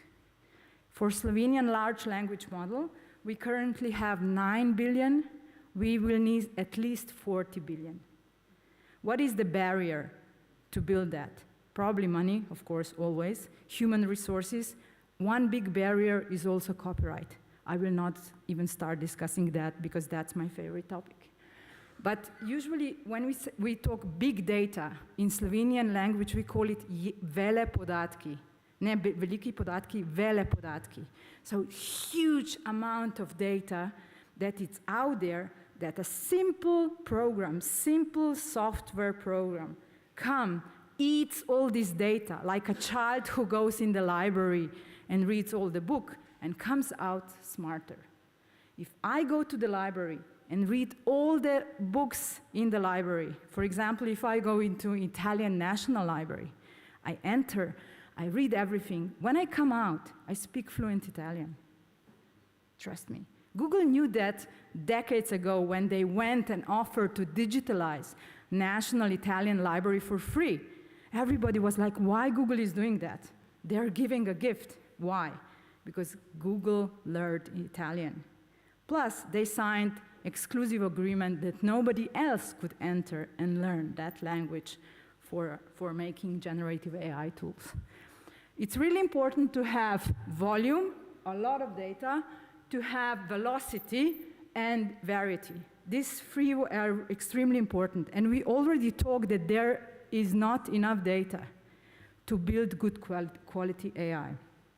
I mean, when OpenAI built ChatGPT, they took all the internet, probably daily, a lot of content, a lot of personal data, a lot of copyright-protected works, and they built this very super powerful machine, which is still not on the stage of a general artificial intelligence, but it already does wonders. But they took everything. So many social discussions or in the societies and economics are taking place right now, whether this is just or not. But we will know. But one thing is probably true, that smart cities, which if we would ask what is smart city in this room, everybody would give different definition for start. But smart cities are built on Internet of Things. Internet of Things, whoever is using that super powerful tools or applications are making or generating a lot of data. So cities has a lot of data. Although Tomasz before said that it's always a problem maybe to get that data, cities actually have that data. And cities can say, who is going to be given that data to build commercial tools and earn profit? Or they ask themselves, and that's why I said that maybe it's not best to run it as a business, what do we need in this city? Are we going to ask citizens what do we need? And can we build that with this data? Currently, the products that we have are built for profit. What if the goal would be something else? Like Kran is lowering 8,000 number of cars in the city is probably not for profit, but it's for the blue sky. Whoever ever visited New Delhi knows how this is important today. So big data and smart cities, how are connected? Internet of Things produce a lot of data. When you have big data, you can train machines on that data, and you can use those AI tools to support, to sustain, to make more efficient different services in the city. And the big challenge is how to get data. If you just go and take everything, you will probably end up there are not enough data.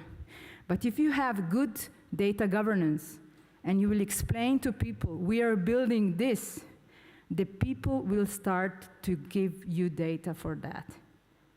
So first you need good governance, which is good democratic system in the city, which does not work just for businesses, but works for citizens. Secondly, you need to have resources in data governance that understand why we are doing this, why we are collecting data, why we are cleaning data, that explains to the peoples and companies why you are gathering data together, and then you decide what AI you're going to build with that data. And the decision is not, oh, it will bring a lot of money and the bank will give money, but it will give, it is another goal there to achieve. Very, very, very challenging thing. I was co-chair of data governance working group at the Global Partnership for Artificial Intelligence, something that France and Canada designed in 2020. Slovenia is a member. I was Slovenian expert working with Jenny Tennyson, who is now connected by data, speaks a lot about how to persuade communities to give data for good AI in UK. We actually tackled into very detailed issues how to introduce data justice. This is the coined word into data governance. If you want to learn more, I will not put that on your shoulders today. I hope this code works. If it not, go on the Global Partnership on AI, very old-fashioned website. Don't immediately turn away and try to find a data justice policy brief. For all policymakers here, I'm looking to Oliviera and Daniel. We have special packages for policymakers, impacted communities, and Tomasz as well, I'm looking at you as well, and developers, how to design policies that follow data justice. So many challenges ahead, and if you think about AI and those things that I mentioned before, the head can explode. And you probably sometimes think, I can't do anything. It is out there. You know what? I'm going to harness the short-term goals and I will survive the best I can. Well, we can't afford to do that. There are two human things inside of us that are forcing us a little bit to go in that direction. One is greed. It can be optimization of your time, called like this as well. And the second thing is, oh, this is happening, but not to me. We demonstrate how good are we in this, it's happening, but not to me, in the question of climate change.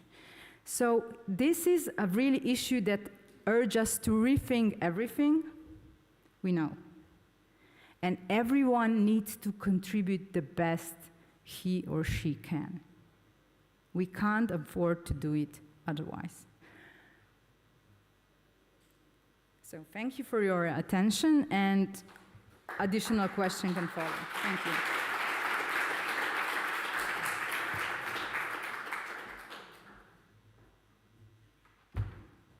Thank you, Maya.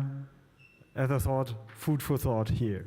So I would love to have Simon as well and Kiran back on stage. And being a moderator, being worked for a long time in Switzerland, Swiss timing, German timing. So I got a very clear picture from the view Blaž was looking at me and saying, oh, be quick now. So that's what we're going to do. Simon, you heard Maya's talk. In Maya's talk, there was this question of data ownership, and beyond business. So my question to you, Simon, is how do you make this approach of data governance bankable?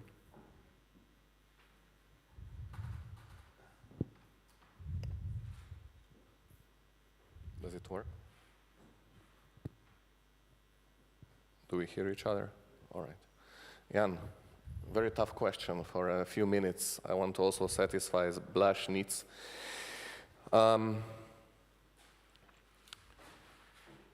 Really hard to answer. So I think, first of all, there needs to be a very clear idea what to actually put as in this process of thought. Because if you don't have a real idea and how you want to, for example, data privacy is one of the issues. I think it's going to be very, very difficult for finance something that is borderline on the legislation. So my advice, of course, would be to first check that everything what you're doing is aligned with legislation, either at European or other levels, depending on where you want to develop. Second of all, you need to understand that there are a lot of financing possibilities actually available. And it's not necessarily that, you know, for you, I don't know, private funds would be more appropriate, or you want to maybe use public money. So all these kind of ideas you need to set in your mind before you are searching for a proper financier. So I would say that there is no size fits all. You need to really well thought through, not only on the business case side, but in particularly, if you want to work with us, what is the value added that you're actually wanting to do with the project that you have in mind? But again, very hard question and very short amount of time to answer it. Yeah, sorry, Simon, being challenging, but I think this is really what we are here for. We're here for exploring, understanding what the niches and the questions are which are coming up. It's not all about having the answers yet, but we have to explore it together, and that's the invitation. And sorry, Simon, because I know it's one of the toughest questions, how to have these sort of intangible, which is tangible at the end, being put into some sort of a business case or a citizen case. So thank you for that one, and sure, the discussion will go on over dinner and lunch and whatever opportunity we have. So second, Simon, you heard this incredible amount of money. Kieran, sorry, it was Simon on my head. So you heard about this incredible amount of money which Simon has under his umbrella. You know, it's. Well, and I really need to correct you here. So we are really a public institution, you know. Yeah, so you need to understand that on top of the only a bankable practice for the project, it is super important for us that you bring some value added for the society. And I think I need to really emphasize this, because we don't want to give an impression, you know, that money when you're working with us is for free. It's certainly not. Yeah. So also we are competing in some sense with the commercial banks, with all the other sectors. And I think just this, I think it's quite important to understand that. Thank you, Simon, for making that very precise. And as I told you, working in Switzerland, I know what the banks are.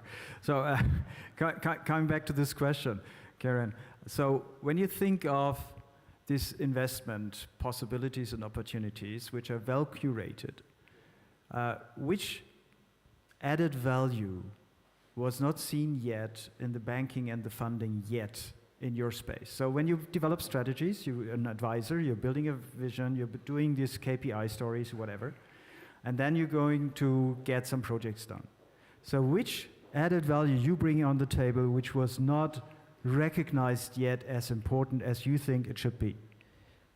I think the biggest barrier was actually, in our experience, was access to the funds. So many city departments we worked with didn't know how to access, for example, EIB funds. And the way we advise doing this is through a portfolio of actions. So, I mean, I only have a 10-minute presentation, so I can't go into a lot of detail, but every strategy should essentially identify the actions and activities they want to implement on the ground.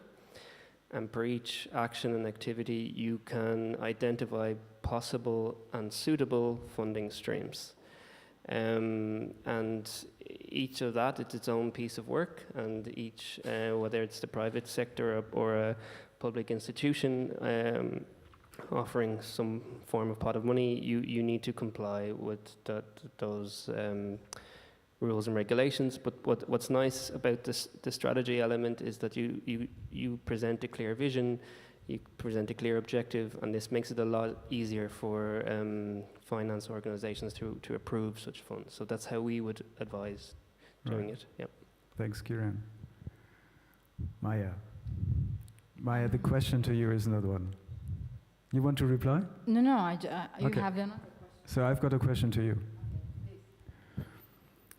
So you were making very clear that we are on the edge of a development at the moment. It's going to be changing a lot, basically everything. We are not there yet. We have generative AI, but not general generative AI. What would be your dream providing as a service to either Kiran or to Simon with this next level of AI? What should be the service for them through that? You're asking me $1 billion question. I hope it's obvious.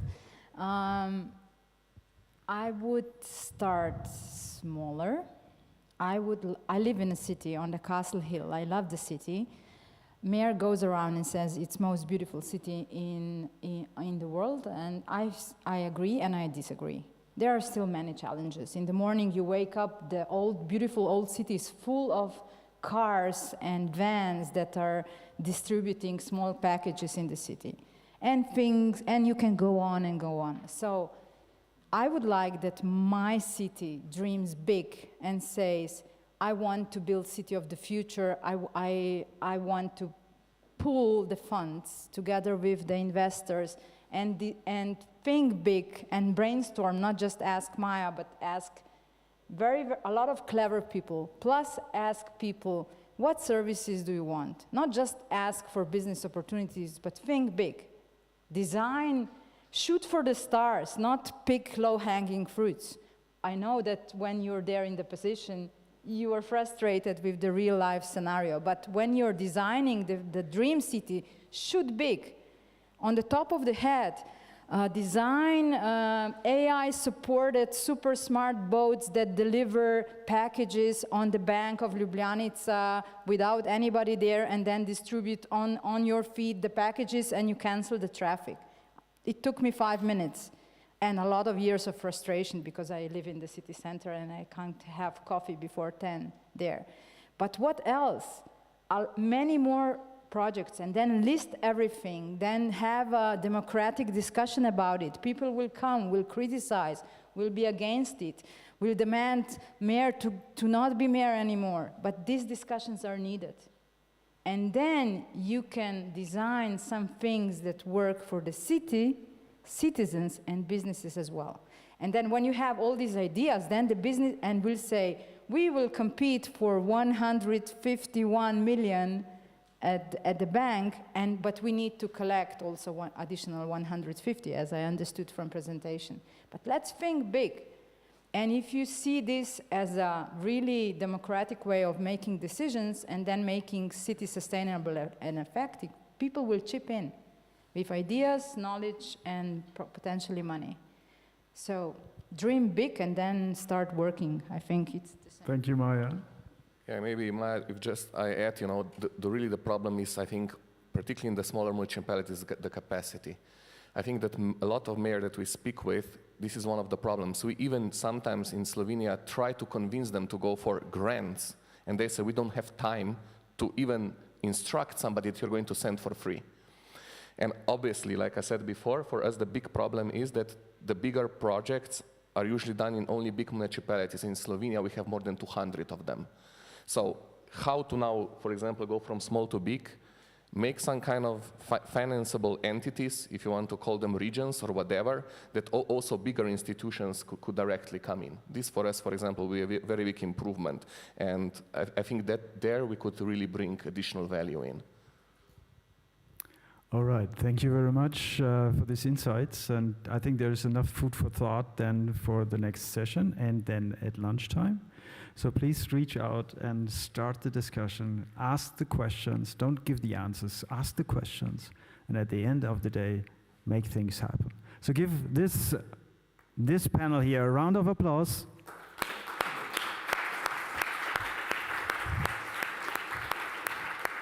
And we're going to do the photo thing while the next panel is getting prepared. The photo thing.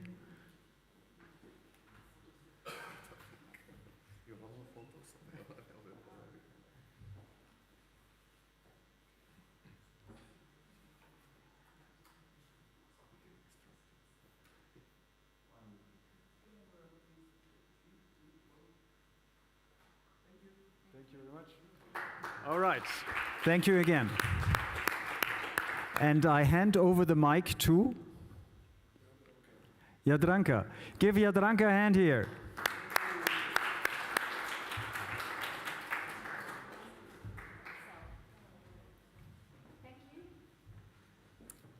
So good afternoon, everyone.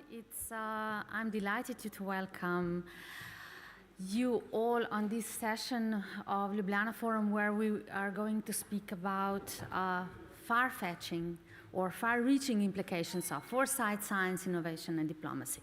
So it's my privilege to moderate this session, and I invite to the floor host Blaž Golob, welcome.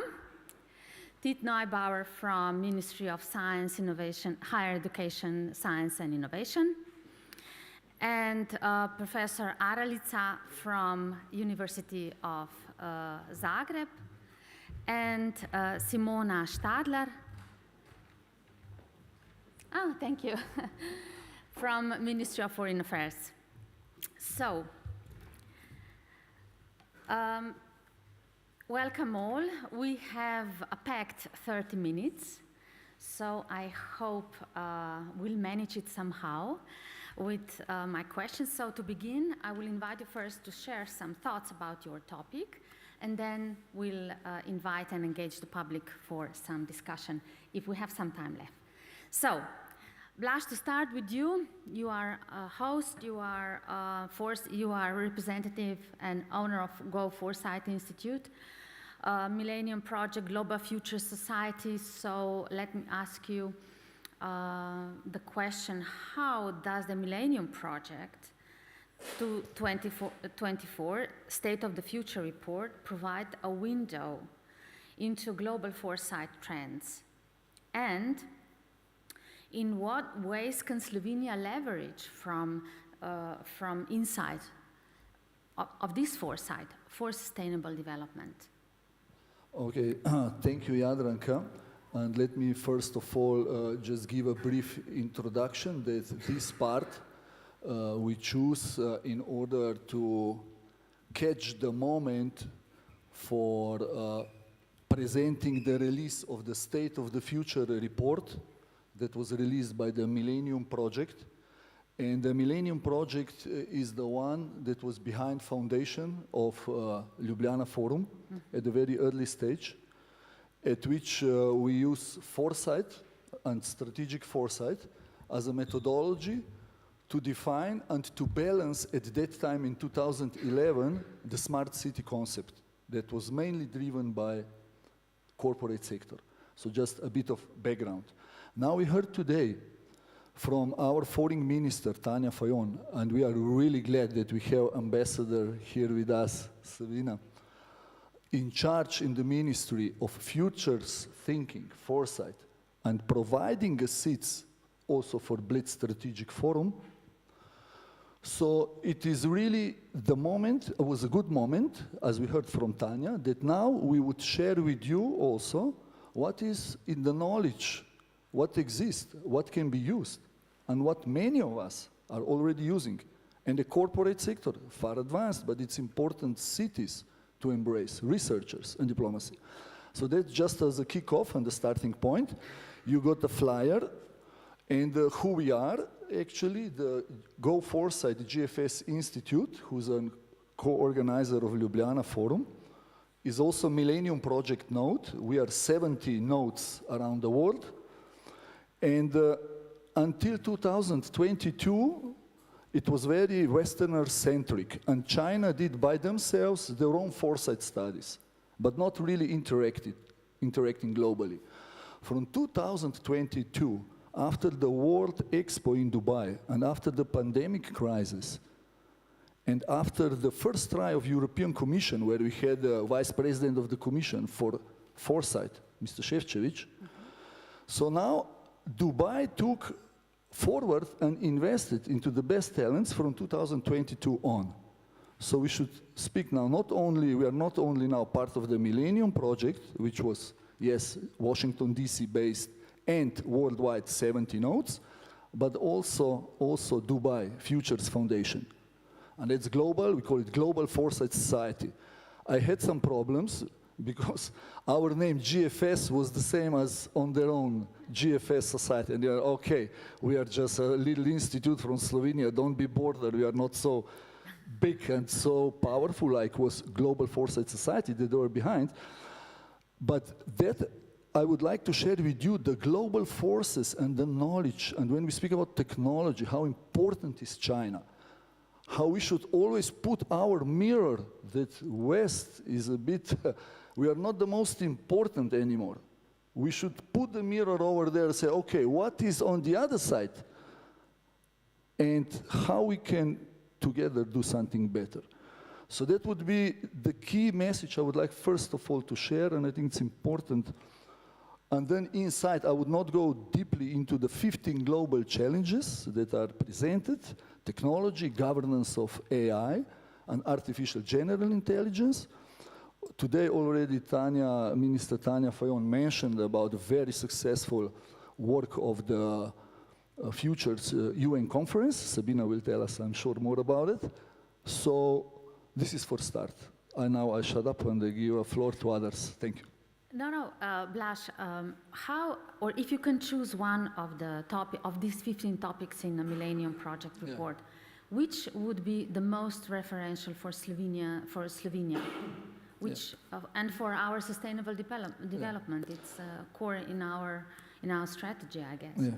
I would put Slovenia and Southeast Europe, as Zoran is a co-chair from Croatia. Okay. We work with Fran, and we have in Montenegro and in Macedonia also nodes, which means from our part of the region, for us was very much interesting artificial general intelligence, so what the governance system is, and how it will be further on managed. So this was a kind of our contribution from the region. And even more, we want to push cities, obviously, because we work with on futures of cities, how cities can contribute besides states in a concrete realization of projects, especially in the field of sustainable development. We heard a lot about it today, what are opportunities for cities, and many times they are hidden champions. The cities are hidden champions. We want to connect long-term foresight with urban planning, because those are many times missing parts. Because urban planners, they do their own, long-term vision from urbanistic point of view. But what about science? What my city is special of? What our region is special of? How we can identify the areas where, due to our capacity, then throughout foresight methodology, we can give a share. We can be better, we can be attractive. I would not use the word competitive, because I'm a little bit tired of the word competitive, but maybe better or more productive, okay. That's it. Speaking about cities and society, you gave a great lead to Professor Zoran Aralica. He's coming from Faculty of Economics of University of Zagreb. Institute of Economics. So please, from your academic perspective, foresight plays a crucial role in driving innovation and progress. So my question would be, in which key areas can foresight methodologies be most effective implemented in research, higher education, and science? The question is, your inquiry is simple and hard at the same moment. Why? Because it could be answered in few words. but it's quite challenging because it's require more explanation why. I would like to say that if you have unexplored future, if you have non-determinate future, you have opportunity to use foresight. So social science probably show much more inclination towards foresight than natural science, engineers, medical. But I would like to say that foresight doesn't like disciplinarity. So it's affiliation to the interdisciplinarity, supradisciplinarity. So you need to have community. That's a requirement. So you need to have people from similar like Blaž Forum. You need to have stakeholders from the business, from the academia, from the government. In that way, you can achieve the greatest achievement in terms of the foresight. So two keywords: one, interdisciplinarity. Second, maybe transdisciplinarity.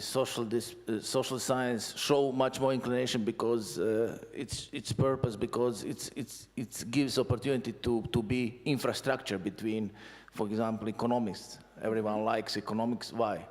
Because we know talks with everyone. We know the talks with doctors, with natural science, with politicians, with every businessman. So you need infrastructure for conducting, implementing foresight. And social infrastructure. Yeah. And my question would be also how foresight can be a catalyst for social innovations coming from the social sciences.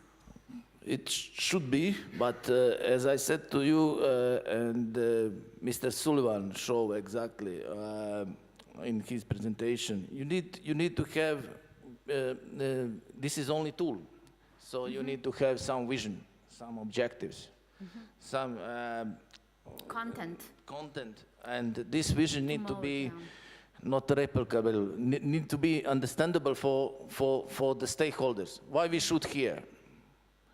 Frana mentioned that he learned a lot of in this session, in the last several Ljubljana Forum. So we are here to learn. We are here to produce some mutual action, and the best strategy and the foresight can really catalyze, but people needs to think how to say. In larger scale, not small issues, in a big idea needs to dream, and if you convince others that he is able to dream and to able to achieve bigger issues, foresight can be a catalyst for these issues. But before that, you need to have vision. You can to catalyze people, and really foresight can help to help to the whole community. As Blaž mentioned in his example, we have on global level two separate foresight, one Chinese, one USA, and Dubai people were clever and said, let's connect these issues. What is mutual future between China and US as the main competitors at the moment at the global level? That's the key. How to produce change. How to catalyze this change. I think in this way. How to implement the vision. How to implement the vision. What's the feedback of this, of the foresight? How this foresight can nurture our politician, or scientist, or academia, or businessman. Everyone will tell we have no time. Yes, you have time for the peace. Or it will be more. It's very easy. Thank you. We'll discuss later that social impact of foresight. So now I give the floor to Tit Neubauer, a senior official at the Ministry of Higher Education, Science and Innovation. As I said before, Tit, European Council for Nuclear Research, as we know it by name CERN, as also Minister of Foreign Affairs mentioned it in her speech this morning, represents a monumental step in scientific collaboration and research for Slovenia, or for Slovenia being part of that very important network. So I'm curious to know, how do you view CERN's role in shaping Slovenia research capabilities and positioning the country within the global scientific community? As we know now, Slovenia is approaching to a full membership position, so this will immediately open many doors for Slovenian science research and also the whole innovative ecosystem. Yes, thank you, Jadranka. Before I begin, I just wanted to say a comment on something that Blaž has mentioned. You don't like the word competitiveness. I don't know whether you've been following what's been going on at the EU level, but I think you'll have to get used to the word competitiveness, unfortunately. So in relation to CERN, I wanted to connect... Just to be clear, I'm on a daily mood competitive, so it's not a problem to be competitive, but we try to look also beyond competitiveness, maybe sometimes, not always, sometimes. No, I agree with you. I agree with you completely. I just wanted to let you know what the state of mind is within the EU. In relation to foresight and CERN, I think one of the biggest questions of why joining CERN is because for state-of-the-art, for foresight, I think basis for foresight is state-of-the-art. It's state-of-the-art knowledge, it's state-of-the-art infrastructure, it's state-of-the-art human resources. Maybe we could even say state-of-the-art funding. Mm-hmm. And CERN encompasses all of that. So, I mean, that would be a really quick answer to your question.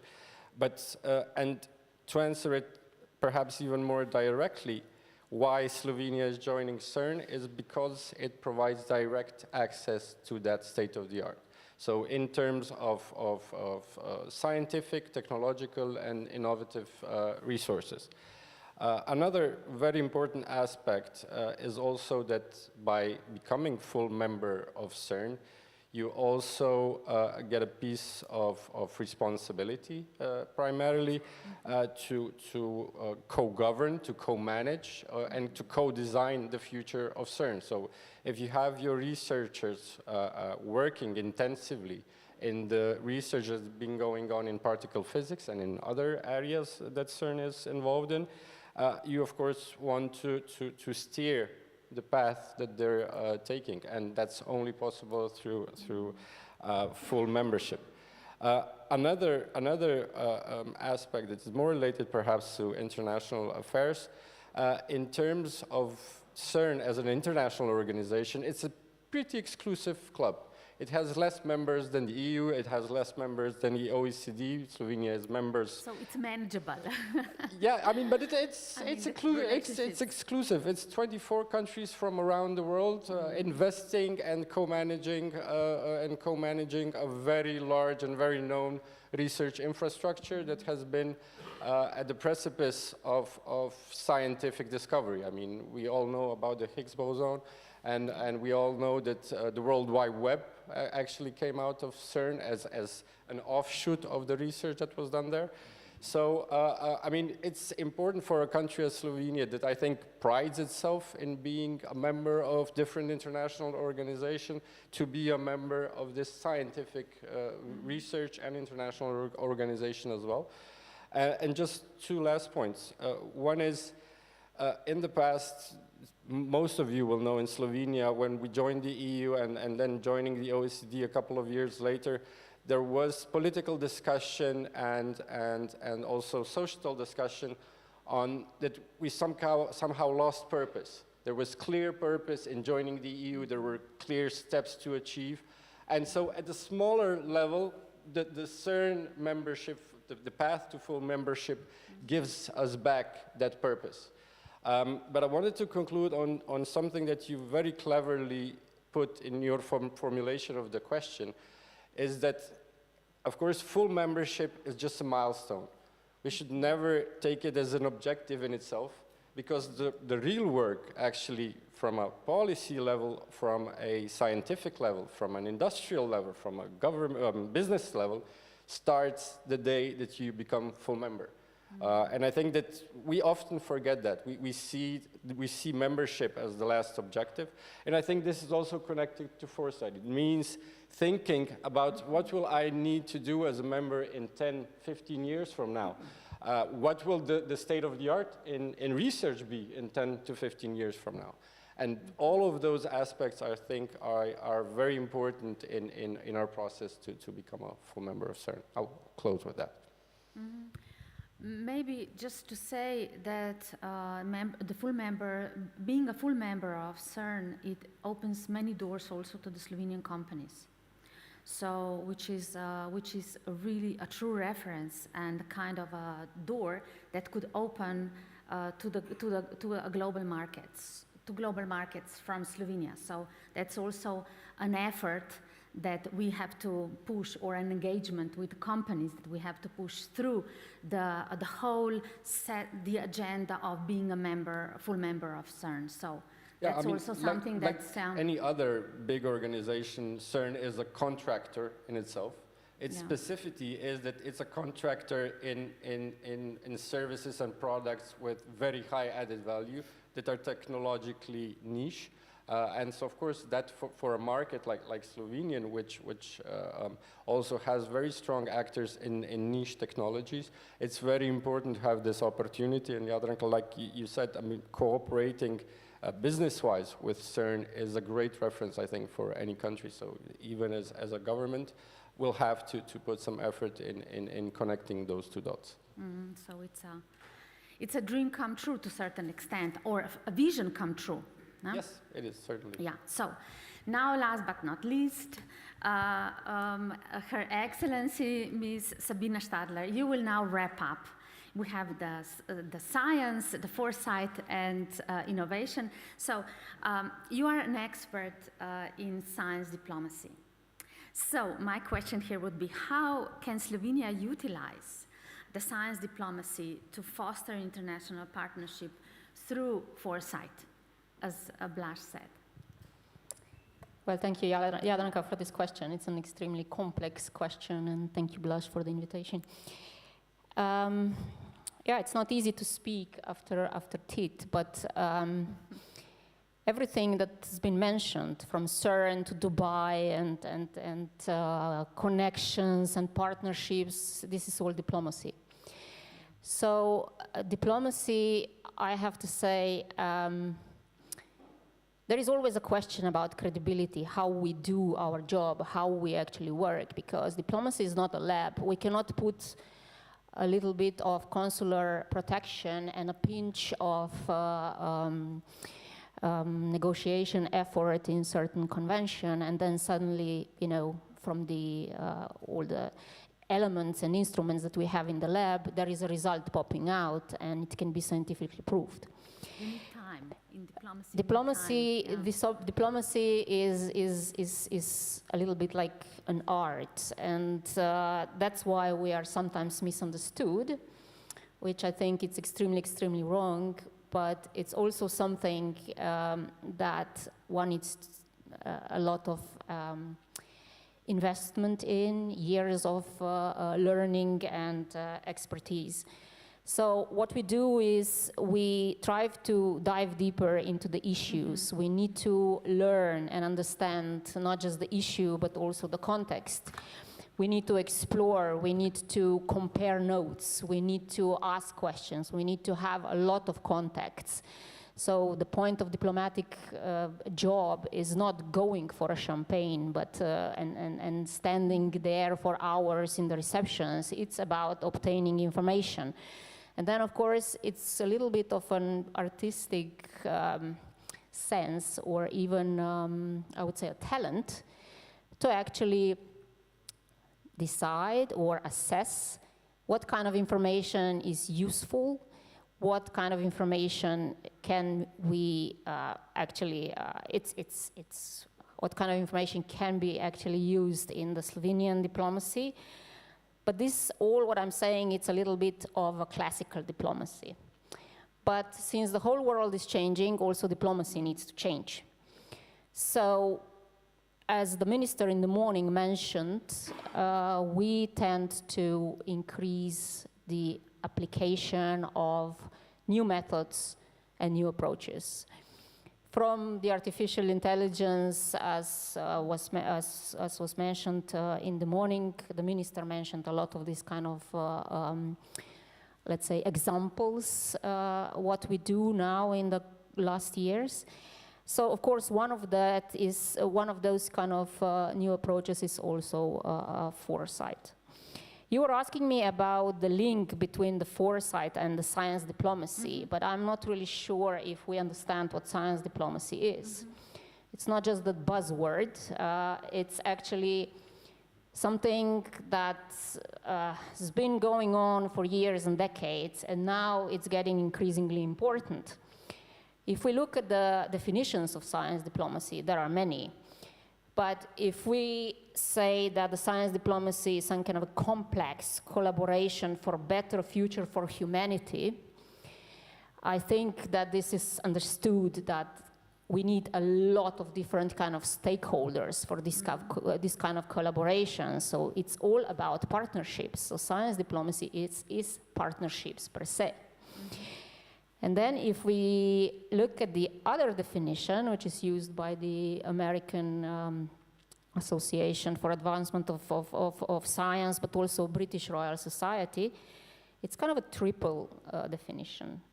So one is diplomacy for science, the other one is science for diplomacy, and these two are actually more leaning towards the classical diplomacy. This is what Tit was talking about, like the CERN, and then, I don't know, bilateral cooperation between Slovenia and some other country on the scientific field.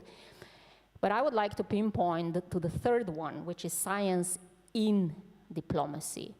And this is the core of the science diplomacy, which means that it's all about informing foreign policy decisions and objectives with the scientific advice. And I think that this is also the future where we go, not just the diplomacy, but also the whole world. And this now brings me to the link between the science diplomacy and foresight. This link is extremely, extremely important, increasingly important, not just for diplomacy, but what I do actually every day, but I also study it for my PhD. The world is increasingly complex. So it's impossible for anybody of us to understand it in totality. So we all should contribute to the common understanding what's going on in this world. What kind of lives, or what are actually the conditions to be secured to preserve life on Earth. We are all facing numbers of threats, different kind of risks. We are all fearing everything that's got the adjective emerging before the being risk, technology, whatever. This emerging thing is like, ooh, I don't want to. And proxy crisis. So, and in this time when we feel that our lives are going so fast, that are passing by so fast, I strongly, strongly believe that we actually should increase our effort to understand things, to diminish fears, because fears are never a good companion or advisor. And I think that this is where science diplomacy actually should feed into the foresight. If we want to be prepared today, we need to foresee what's coming. So foresight is not prediction. Foresight is a basis for, if we want to be at the point X in 10 years, what do we need to do today? And in diplomacy, if I want to sound credible, not as a science fiction author, I need some kind of proof. I need evidence-based information, and this is where science diplomacy actually comes in. This is how the scenarios and the stories actually sound more credible, more accurate. And when I have accurate and credible scenarios, this is how diplomacy is then better informed, better prepared. We can be efficient and effective, actually.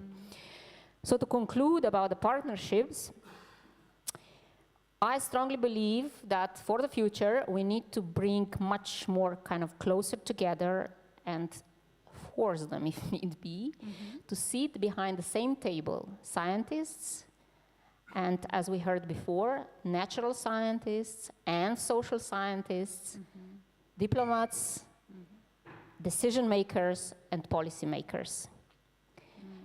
And this is actually the partnership for the future. Thank you. Thank you very much. It's really very precious. My field of expertise is science communication. I was a member of a working group of European Commission working on science, diplomacy, like a plan for the new commissioner coming here coming now in November. And foresight was actually one of the main recommendations. Foresight as a methodology was one of the main recommendations that my group gave to the future commissioner, how to tackle science diplomacy. So thank you very much. So to go for some questions, Blaž, any reflection? Tit, Professor Arlica, any reflection? Yeah, please do. I think Sabina put it really well, that foresight, it's not prediction, but it's anticipation. You need to anticipate your strengths, your weaknesses, and your opportunities in the future. And for these scenarios that are developed through foresight, I think are really important and become important not only from a scientific perspective, but also from a diplomacy perspective. Yeah. And that's where the two come together. So, yeah. Maybe to add on that, besides the Futures report that was released now, what is interesting to see at the Millennium Project site, there are methodologies, and also at the Dubai Futures Foundation, and there are more than 40 different methodologies. Again, it depends on the cultural environment, how they use in Africa, how they use in Asia, how the big tech company use foresight, technology foresight, for example, how in Scandinavia, which are great examples, how they were good try in European Commission so far. Let's see now how they will move it forward. So yeah, those of you who are interested more on those long-term trend setting, from business, corporate foresight, to research agendas, to governments, yeah, you can find it either in Global Future Society and or the Millennium Project, yeah. Thank you very much. If there is no reflections, any question from the public? So, I will follow my Swiss colleague. I have to be on time in order not to steal the coffee break from you. A lunch, sorry. So, thank you once again. It was a pleasure moderating this panel. Blaž, thank you for invitation. I wish you a very fruitful afternoon with the foresight. Thank you.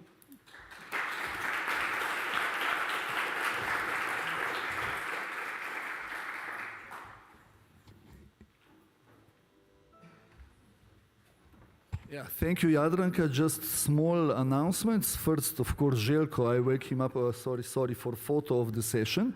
And then all of you are invited, and Željko will instruct us that every year we take a picture on the stairs, correct? Am I correct, Željko? Yeah. So you guide us then after this one, all of you on the picture, please. And then there is a lunch nearby, and we meet at 2 o'clock for a very concrete and also very insightful presentations of corporate sector, companies, and other presentations. Yeah, thank you.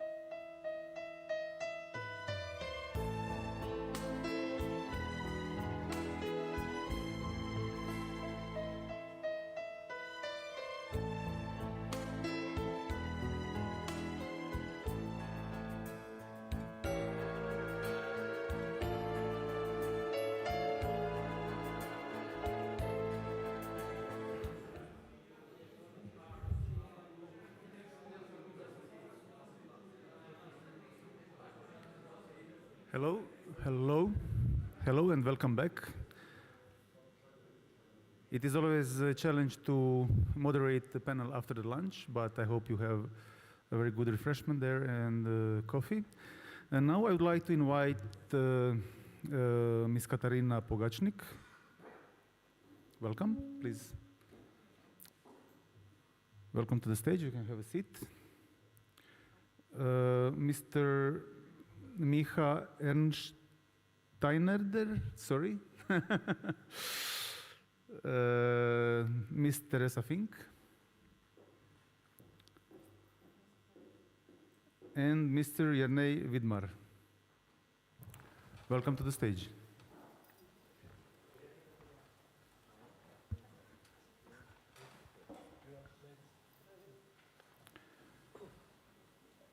So we will have the insight on city challenges and AI and industry solutions for the cities. First project will be presented by Ms. Katarina Pogacnik, the Net Zero Cities, EU project challenges and opportunities for AI solutions. The floor is yours.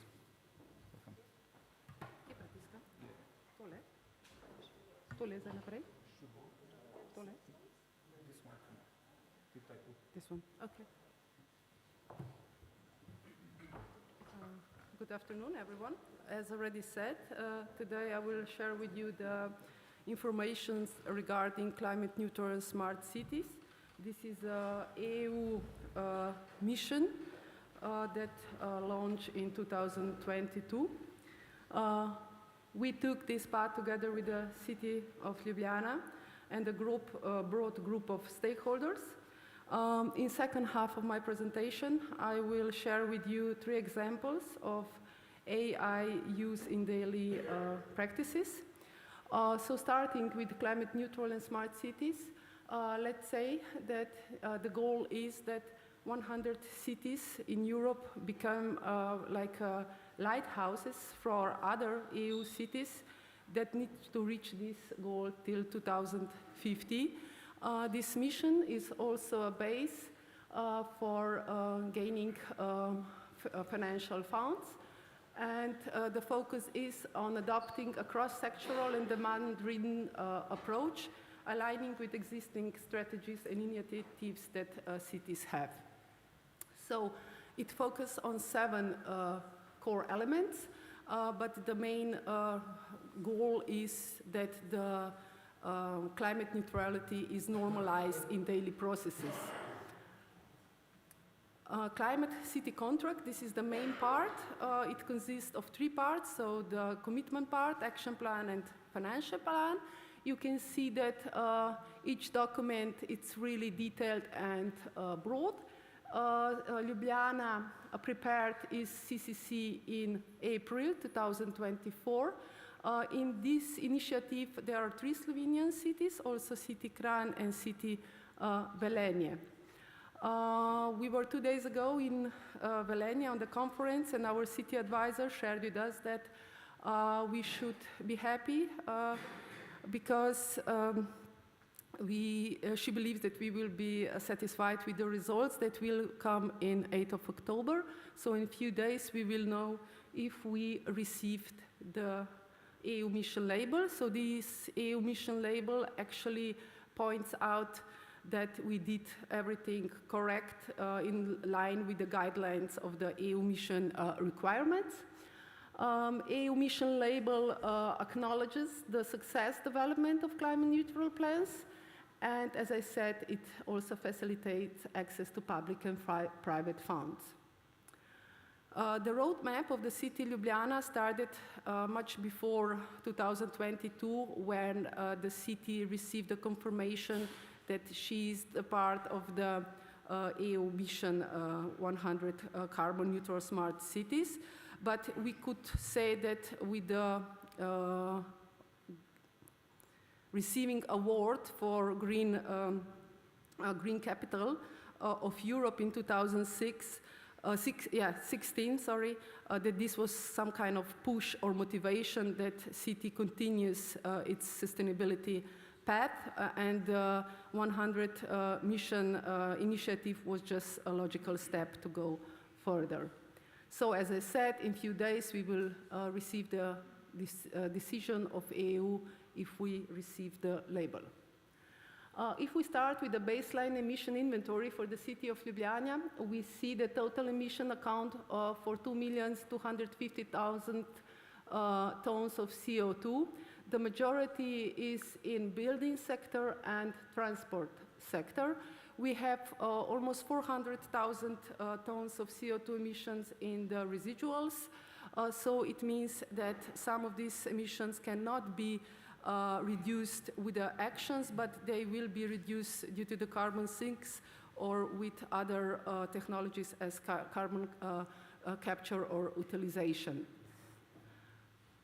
So fields of action of the CCC are green infrastructure and nature-based solution, built environment, digitalization, waste and circular economy, mobility and transport, energy system, and stakeholder engagement.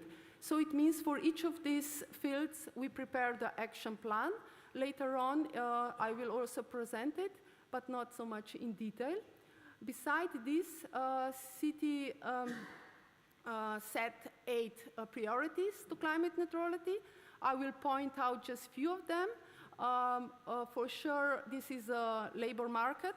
We all know that we have a challenge in recruiting people, to finding the workforce in many sectors, and also to achieve all the set goals.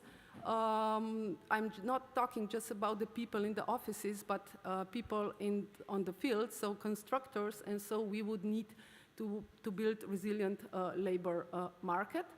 So as the second, I will point out the climate adaptation and resilience and sustainable urban planning. This is for sure really important to reach resilience and longevity for our future actions and plans.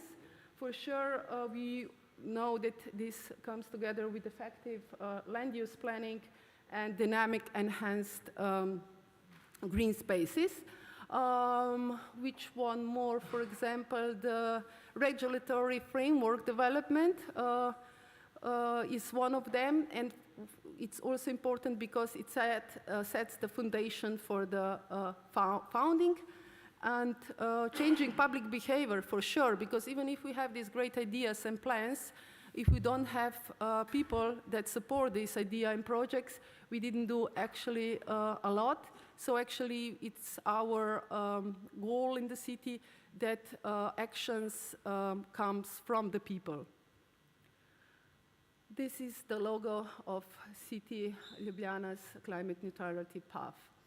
Okay, and this is now the action plan. We see all the actions under each field. We have 7 fields, as mentioned before.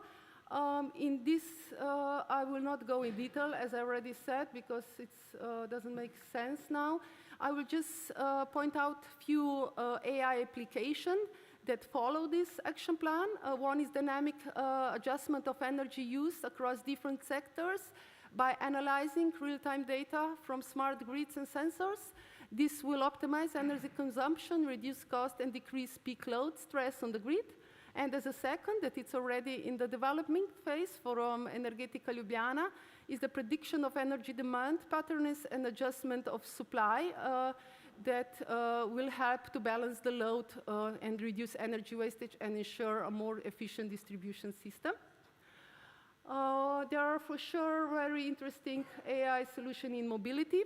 One that is Ljubljana also currently, or it's on the to-do list, optimization of traffic light operation based on current traffic flows to reduce congestions and to reduce the air pollution. This we'll skip. Green infrastructure and nature-based solution. One example is the optimization of design and maintenance of green roofs by analyzing environmental data such as sunlight, wind, and precipitation to select the suitable resilient plants. This can also be used in the build environment by planners and architects. And for stakeholder engagement, I would point out the model that can simulate scenarios based on local data, providing insights into potential future challenges and their solutions, such as the impact of different sustainable policies. Okay, and now we are in the first, here is the first example of our AI solutions, tree cataster. We developed this together with City Ljubljana. We see the identification of the trees on public and private land. For each tree, we define the height of the tree, the volume of canopy, and as well different other data. It was a challenge because we had information from Vokasnaga on public lands, but for all other, so I'm not just talking about the urban environment, but also about the trees in the forest.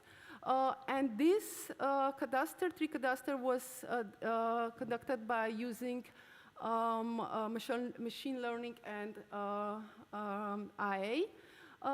Here is this is the demonstration, how we identified these trees. This is then the final, because we also identified the type of the tree. And yes, so when we have this tree cadaster, it can be used for many different possibilities. One of them is the shading analysis. Due to this cadaster, we came to the results that urban part is shaded by 21%. Further on, we use this data to model heat islands. Here is one part of the city where we have a data on the ground, what kind of ground type we have. It's the buildings and the land in which ownership it is. We combine this with the measured heat map, and we see that the highest daily temperature is about 40 and above degrees. This is the temperature that we feel like it's a physical temperature, and it can be even 10 degrees higher.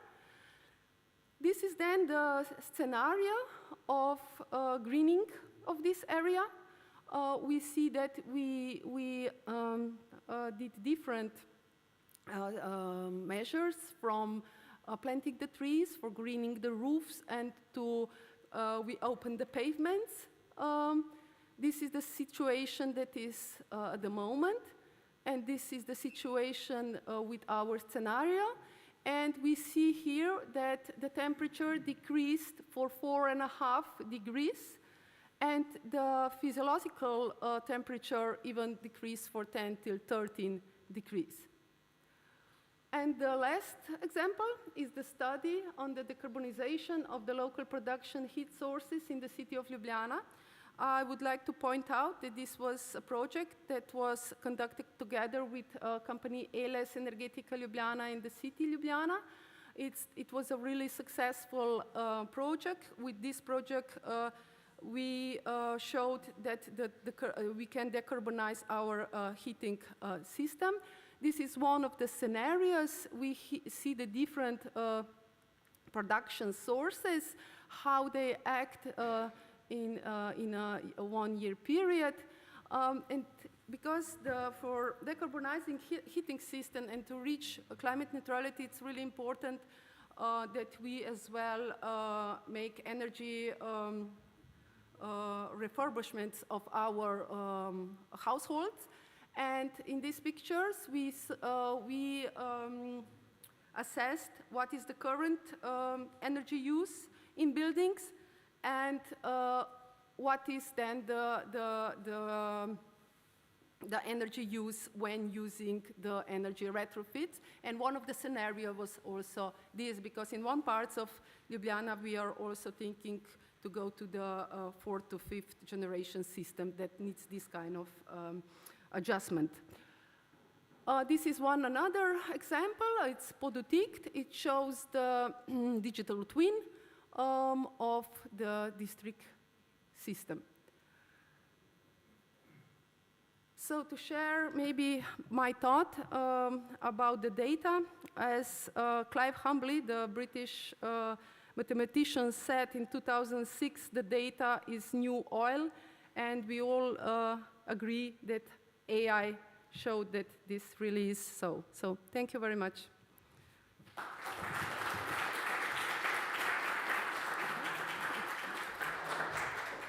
Thank you, Katarina, for sharing with us net zero cities outcomes. Now I would like to call Mr. Micha Ernstschneider. The floor is yours. Thank you.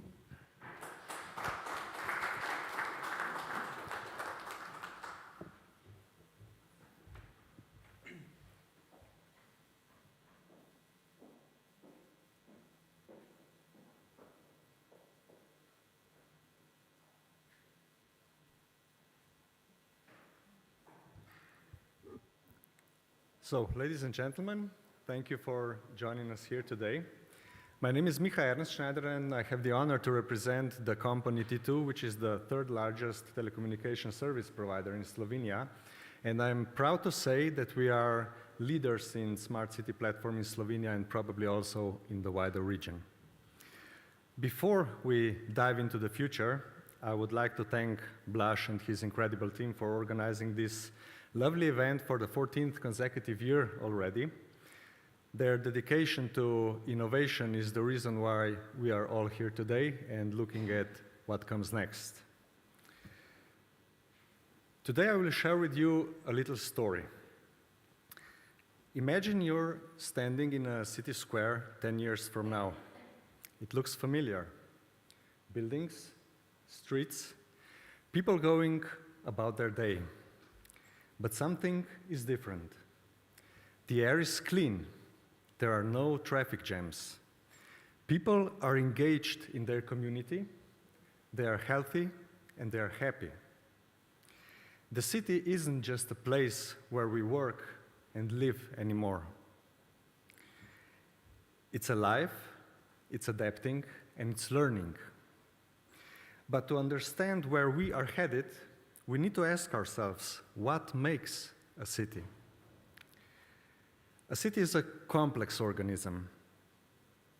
It's a network of infrastructure, public services, housing, transportation, people, and so much more.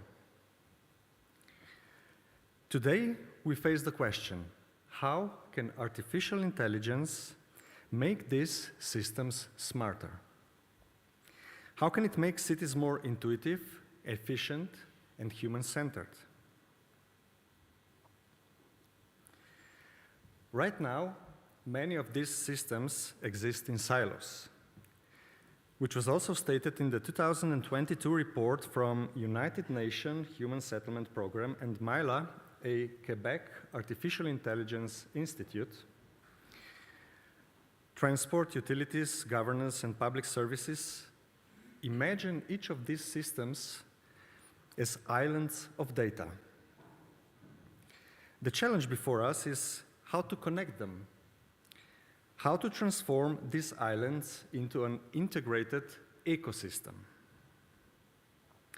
The answer lies in putting all of those silos on a common denominator, a city platform. A city platform that is a foundation that brings all these elements together. Imagine a city where real-time data flows freely between those islands, between those silos. In this way, we allow the decisions to be made faster, smarter, and more sustainable. This isn't just about creating more technology.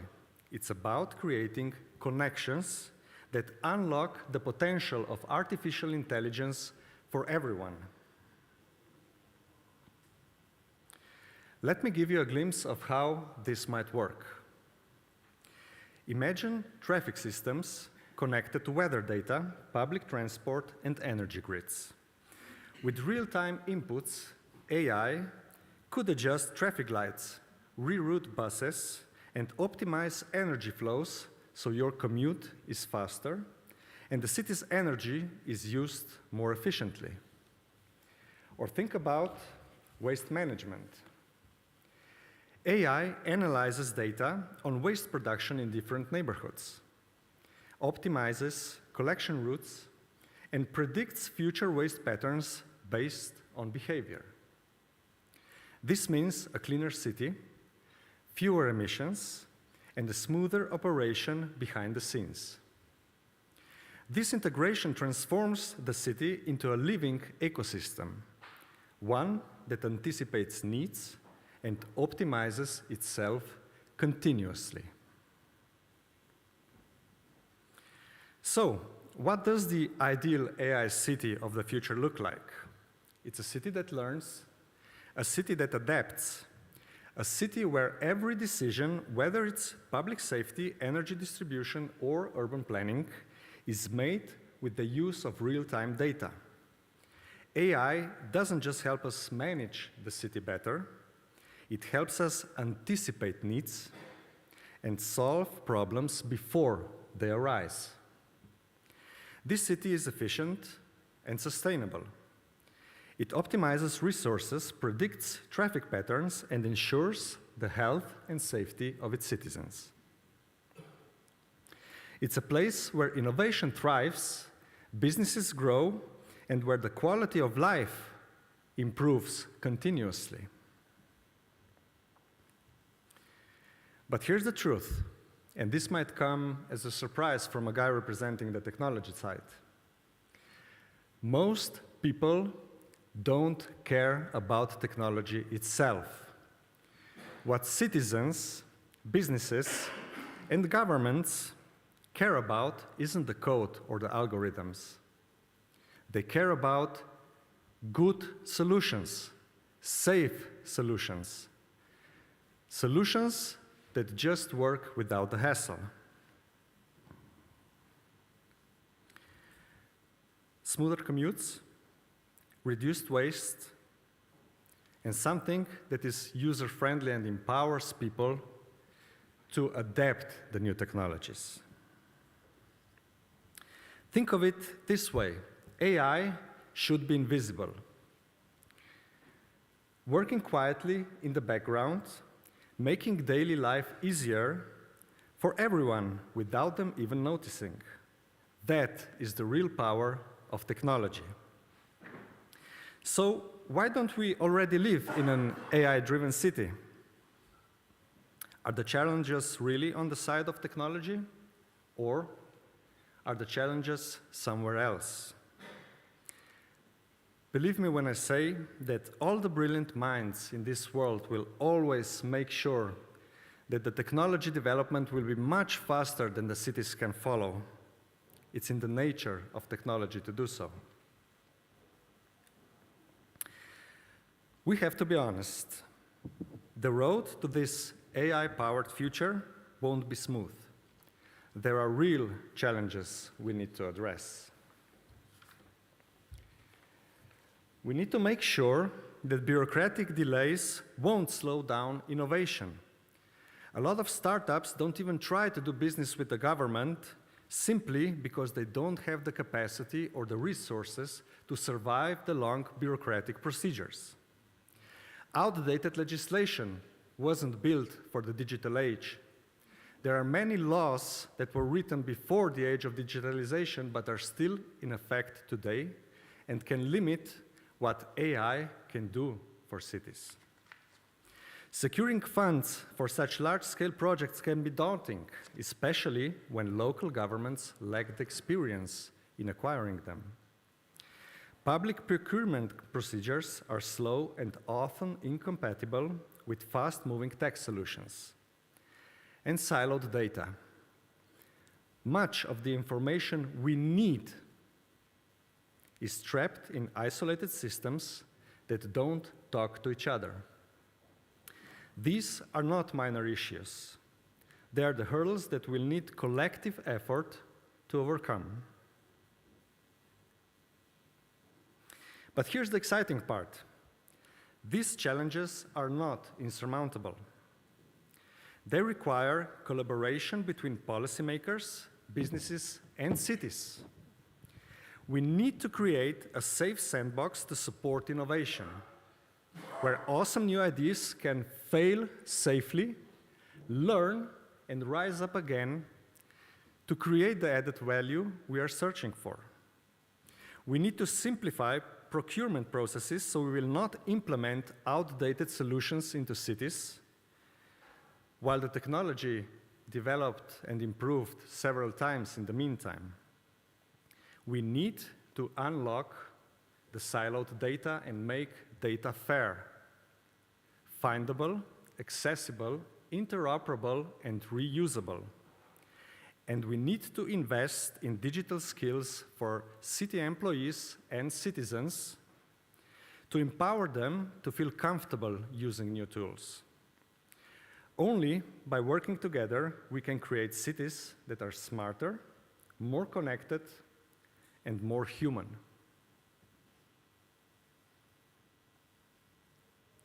Sorry. So, we've talked about AI, smart cities, horizontal platforms, and the future of urban living. But let's be honest, what's the real takeaway here? Artificial intelligence isn't just about some fancy tech. It's about building cities that are not only smart, but livable, lovable, and sometimes even a bit magical. Imagine a city where your morning coffee is ready before you even realize you need it, or where finding a parking spot does not feel like winning the lottery. Jokes aside, this isn't science fiction. It's a vision we can make happen together. The future city won't just anticipate our needs. It will make life smoother, greener, and more enjoyable for all of us. So, let's make that happen. Thank you.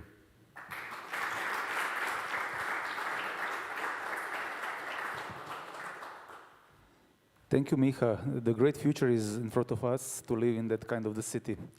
And I would like to invite Ms. Teresa Fink, business manager from Austrian Institute of Technology, Center for Energy, and she will present us the AI in digital technologies enablers for co-creation in urban development. Thank you. The floor is yours. Thank you very much.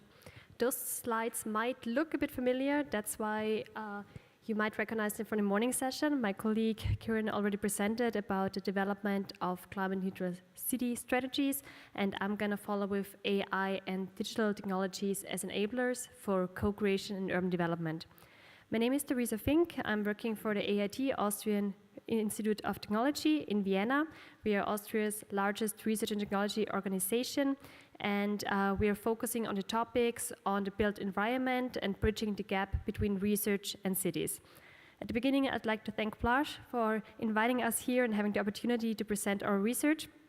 And I would like to share at the beginning not just the urban challenges, because I think for most people in this room, you are aware that there is an ongoing transformation of our cities, there is a demand, there is densification, the climate change is evident. We see it also in the recent events of heavy rainfall, the droughts in summer, so it's actually already happening. So climate mitigation and climate adaptation have to go together. The decarbonization of our cities is also one of the objectives that can be driven by different sectors, such as energy and mobility. So where does the AI actually comes in play? For this transformation, we need to have a transparent system to foster the complexity and also encourage the co-creation, to collaborate with interdisciplinary experts and foster those challenges together. So as we've already heard before, the best technology is the one that isn't visible. So therefore, also today, I would not focus on the tech part of actually applying AI in those urban design and urban development processes, but more what's the added value? What's the purpose? How can we assess the impact of our design and urban planning decisions in a way of bringing together simulation models from spatiotemporal energy models, climate resilience model, like we've already seen for Ljubljana with the urban heat island effect and the evaluation of the tropical nights and hot summer days, and evaluating the potential of greening scenarios. Nature-based solutions are a great tool that can support us to bring our cities to the next level and future-proof them in a way that they can remain resilient. The accessibility, such as 15-minute city and other topics, are evident because it's also part of transforming our cities in changing to more active mobility, having a better mobile shift, and therefore also less traffic and congestion. We can revive the public spaces and bring them back to the citizens. And for the citizens, the microclimate is something which is more and more important, since if you live in a city, you want to enjoy it, and if you can't spend summer days outside because it's getting too hot, there has to be a change. And for this holistic perspective for your urban design decisions, you need to bring together all different disciplines on one table and being able to assess the impact of your design decisions. So the role of AI, which I'm going to focus on here, are 3 different use cases. The one to start with is the co-creation. The new European Bauhaus initiative is probably something that most of the people in the room already know, focusing on beautiful, on together, and also sustainability. But how can we actually foster to bring together all of those topics within one process if it's a lot of data that has to be processed? Exactly this data processing is one of the added values where AI can be a great tool. And I'm not mentioning AI as a technology which has to be applied because now it's like being developed and we should find a use case. It should be the other way around. The cities have demands. They have their challenges and there is a possible solution to foster it. But the use case and the problem is the starting point, and then you come with the solution of a technological aspect. The second part is prediction versus simulation. The data synthesis and the data analytics is one methodology where AI can be a major support. So you don't need to mesh all those models yourself, run simulations for days or weeks, and visualize the result. Actually, you can do it in real time using machine learning algorithms supporting you with the insights in your data knowledge and therefore supporting you in your daily work, not replacing architects and urban planners, because I also studied architecture and therefore I would like to keep this profession also in our environment. But it's kind of a support that helps you to create more sustainable spaces in terms of being able to evaluate not one scenario, but actually thousands of scenarios and find the best solution while having the holistic perspective and not focusing only on one topic. The third topic, which I'm going to show, are language learning models, which are pretty well known also in this circle because we already heard the bot father from Vienna explaining the chatbot, and therefore I think it's just another use case where also language learning models can support us in translating building regulations, building codes, and finding the right decisions. So what does the co-creation, the interactive workflow actually means? It's creating a transparent workflow which allows us to intertwine the analog concept of designing public spaces, involving citizens or involving other expert planners by low-level methodologies such as cut-out paper prints, putting them together, digitizing them using some image recognition and classification algorithm, and therefore being able to assess your design scenario within a few seconds and communicate your design solution with citizens and stakeholders, and therefore have a better engagement. Because in the end, this negotiation process and citizen engagement is not just a burden where cities need to take the next step, but actually it's an opportunity how cities can involve their citizens. Of course, to a certain extent, it won't be that citizens take over the urban planning itself, but actually they can be a part and bring in their perspective, their needs, and also their wishes. We've heard it already in the morning with like citizens come up with the agenda, which AI use cases the city should actually implement in the future.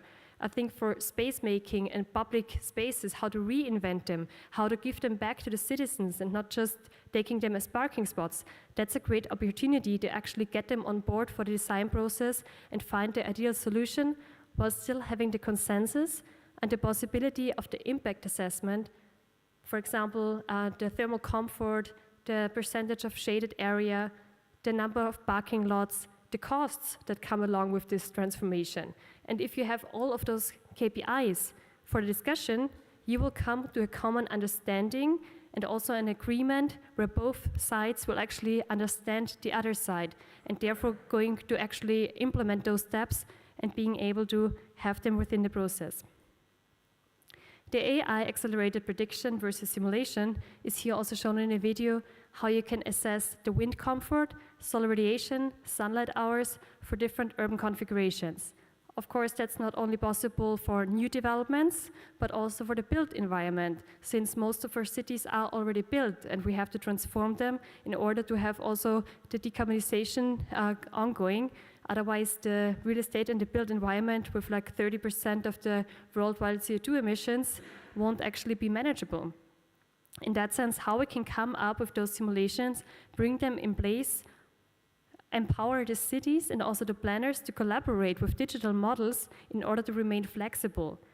Because city regulatories are changing, we have to adapt, we need to be flexible. Sometimes building application takes some years, and once you've started your planning procedure, until you're actually starting to implement it, your design might be outdated already. So we can't actually keep on with the consistent design. We need to be able to have a parametric or an adaptive workflow, which can be dynamic in a way to also be flexible for changing boundary conditions.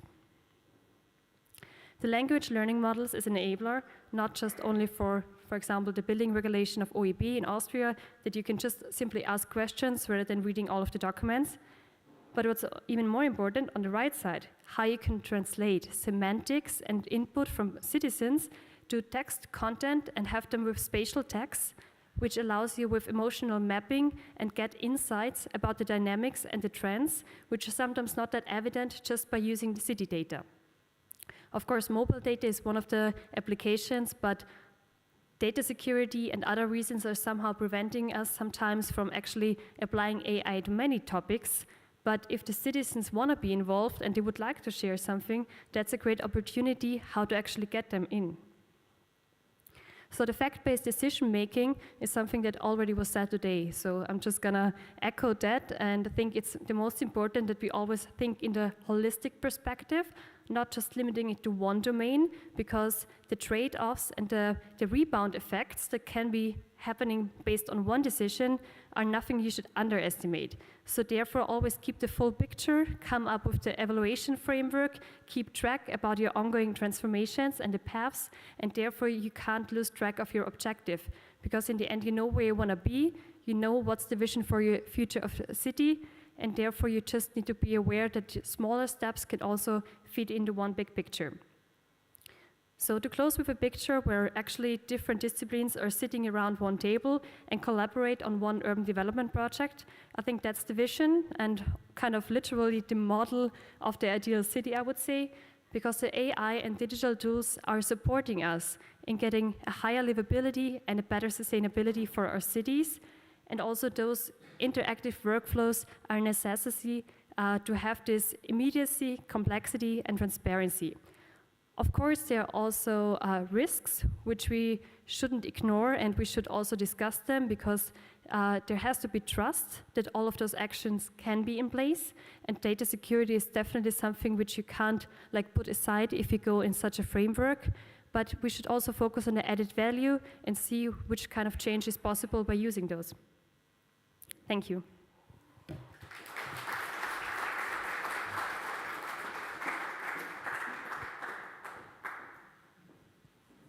Thank you, Teresa. Now I would like to invite Mr. Jerenaj Vidmar, founder and CEO of Agile City, Ljubljana. The floor is yours. Thank you. Thank you. I have a bit of a problem because some of the things that I have in my presentation, Teresa already mentioned, and some of them were tackled by Micha, but nevertheless, hopefully there will be something interesting for you inside of my presentation also. So yeah, about 2 or 3 years ago, a friend of mine called me because she had a problem. She was about to sell a plot of land, and the buyer already paid the deposit, right? But one day before the deal was sealed, the deal was canceled. And why it was canceled? Because the friend of mine, she got what we call local information, which is basically a it was 22 pages of text explaining what can be built on this specific residential plot of land, right? But what she didn't know is that there is one sentence in the whole zoning ordinance of Ljubljana preventing something to be built until the local plan is made, right? So everything was cancelled, it was delayed, the developer found a new land, and so did that really need to happen, right? Because it happened because of how things are done today. I'm pretty sure, I'll show you in the end, and this is something related to what Teresa was showing, is with the use of AI that would extract the relevant information for her, this could be avoided and she could plan differently, right? So yeah, this is one of the problems AI can tackle. I'm Jernej Vidmar. I'm one of the founders of Agili City, which is a company behind Modeler, and we are developing this tool that is a parametric urban design solution. It is used by architects, real estate developers, and city governments. And the aim of the tool is to help quickly create feasibility studies or 3D massing compliant to the zoning ordinance. The most developed version we have is the one that is used in Denmark, where we cover the complete country by loading in the data of the zoning ordinance and help designers just quickly design the new developments. And if something is not compliant, the things go red. So they know that they need to step a bit back if needed. But I'm not here to talk about our product today. I'm here to talk about AI and the way I see it, where we are in terms of the urban planning and AI today. Lately, there was a lot of media buzz and enhancement in the AI, especially with the advent of ChatGPT and related technologies. The similar things have happened also with the generative AI, not the general one, generative, which is about the design, right? But the thing is that in urban planning, actually, AI first appeared in 1970s, right? Back then, it was not called AI, it was called expert systems. And it was used to predict the land patterns and land uses, how they will develop. So this is something that has been around for quite a while, although all the media has just grabbed it only 2 years ago. But despite all of these advances, which have been happening for about 40 years now, we are still not embracing it. And here, I'm strongly agreeing with Micha. Why is that? Because obviously it is not technology, right? What is the reason? And in my opinion, there are two things that have to do it. One is the nature of urban planning, because, or the product of urban planning. Because what is the product of urban planning? It is the law, it is the plan of the city or zoning ordinance or however you call it. Basically, this is a law. And laws are something that are not supposed to be changed easily, right? They are here to protect people, to prevent speculators to invest and win the lottery, right? They are here to protect public goods. So it's good to have them somehow a bit more stable and something that is harder to change. But this is just one part of it. Another part is that the urban planning as a system, as a discipline, is slow, right? So the thing is, the way we do urban planning today is basically the same as 100 years ago, 120, when Euclidean zoning first appeared to protect the public health and character of neighborhoods and so on. So when the urban planning appeared as a discipline, right?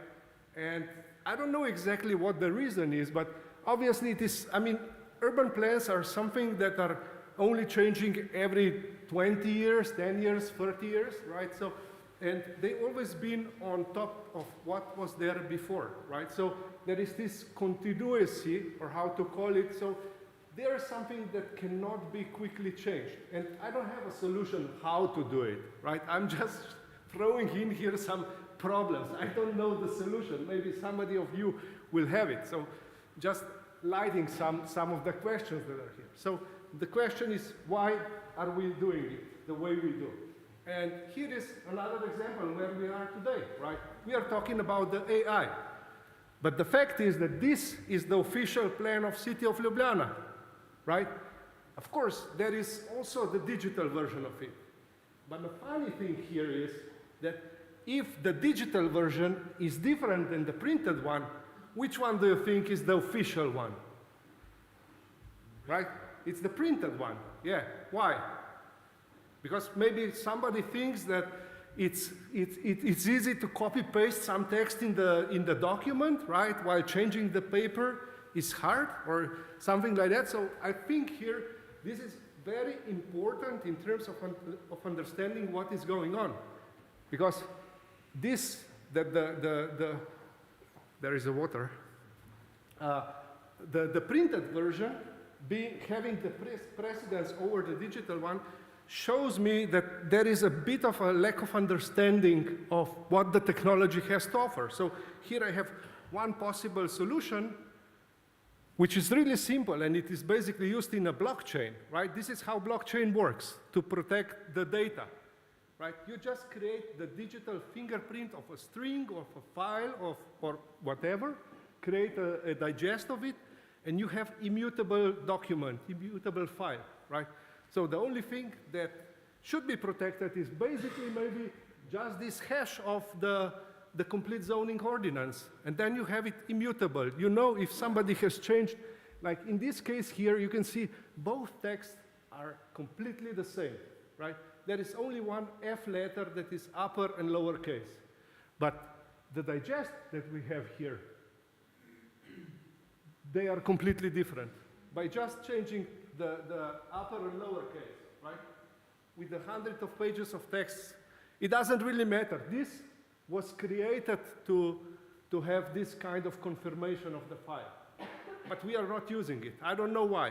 Maybe the reason is that the topmost decision makers are maybe afraid of changing things, or maybe they are not educated enough, or I don't know what the reason is, but I think that what we need to do is we need to educate also the people at the top level to move forward with these kind of things. I see that also at the government, either the local or state government, there are smart people, but probably they don't have enough power to push things forward. So what I'm aiming here is actually to move forward the topmost people, right? The mayors, the presidents, or whoever is actually taking the laws, that they are those that need to start changing the legislative part of it so that the things will be able to move forward, right? Back to the AI, and this is where something that it is related to what Teresa was already showing. Yeah, this is just one example of the generative AI, which is something that was very active in the field of urban planning, right? It is really nice to have something where you just input the land, click button, and it generates a solution, and you type in 10, 20, 90 parameters. It gives you the Pareto optimal version of it and says, okay, this is the best, right? But the thing is, there are quite a few things that we need to answer before accepting this kind of solutions, right? So the first one is the results that you get here are basically only as good as the data that you train the models with, right? So the computer scientists, they like to say garbage in, garbage out, right? If we train it with the bad data, we will get the bad data, right? So it is not just something, yeah, AI will solve everything. It will not. This is one problem. The another one with this kind of solution is you don't have control, right? Basically, putting something into AI box, it is a black box, right? And then what comes out, comes out. You don't have a real control over what is the end result. So for this, I believe that the good mix, in my experience, is to use something to generate something quickly, and then use manual tools as a last mile, let's call it, design, right? To fine-tune it, right? But these are just the technical problems. On the other hand, we have the legal problems, the copyright. Who is the author of this kind of solution? Is it the computer scientists that developed the model? Is it the people or the team that trained it with the data, or is the creator of the prompt that created the result? Who is the author? And who is it to blame if something is wrong, right? If we are talking here about just these boxes, it doesn't really matter, but we have similar things going on in the architecture scale, meaning that with a click of a button, you will be at some point able to get the detailed plan of the building to build it. And when this building goes down, who is it to blame, right? So these are the questions that need to be resolved on the legal part, right? But not to be too dark about it, there are quite a few solutions that are out there that solve very niche problems and that are very promising and can be already used today. So one such example is wind velocity, right? The same as Teresa mentioned, that I know your guys at CIL are also developing something, the Greek guys. So the benefit here is you don't need to use CFD, computational fluid dynamics, which we know is slow, it's time-consuming and expensive, right? During the early design stage, where you just quickly put the buildings around, you just need the results quickly. They don't need to be too precise. The AI predictive analysis is good enough because it just lets you know, is this positioning better than the previous one? And this is all you need to know at this design stage, right? For this is a great example of how AI can already help today. Now, going back to the beginning, right, asking, what can I build here? We can easily imagine that training some large language model like ChatGPT or something else with the zoning data today shouldn't be too hard, right? And the municipality should do it, right? And then instead of giving me this kind, okay, here it goes down, right? It should just give me, you need to fix something before you start doing text things, right? This is what she would need to know. And the AI could do it, right? And the people that are wasting their time at the municipality to write 22 pages of document, they would have time to do some more creative tasks also, right? So with this, I thank you for your attention. Thank you, Jernej. Please take a chair, have a seat. And I would like to invite the other presenters to join us on the stage.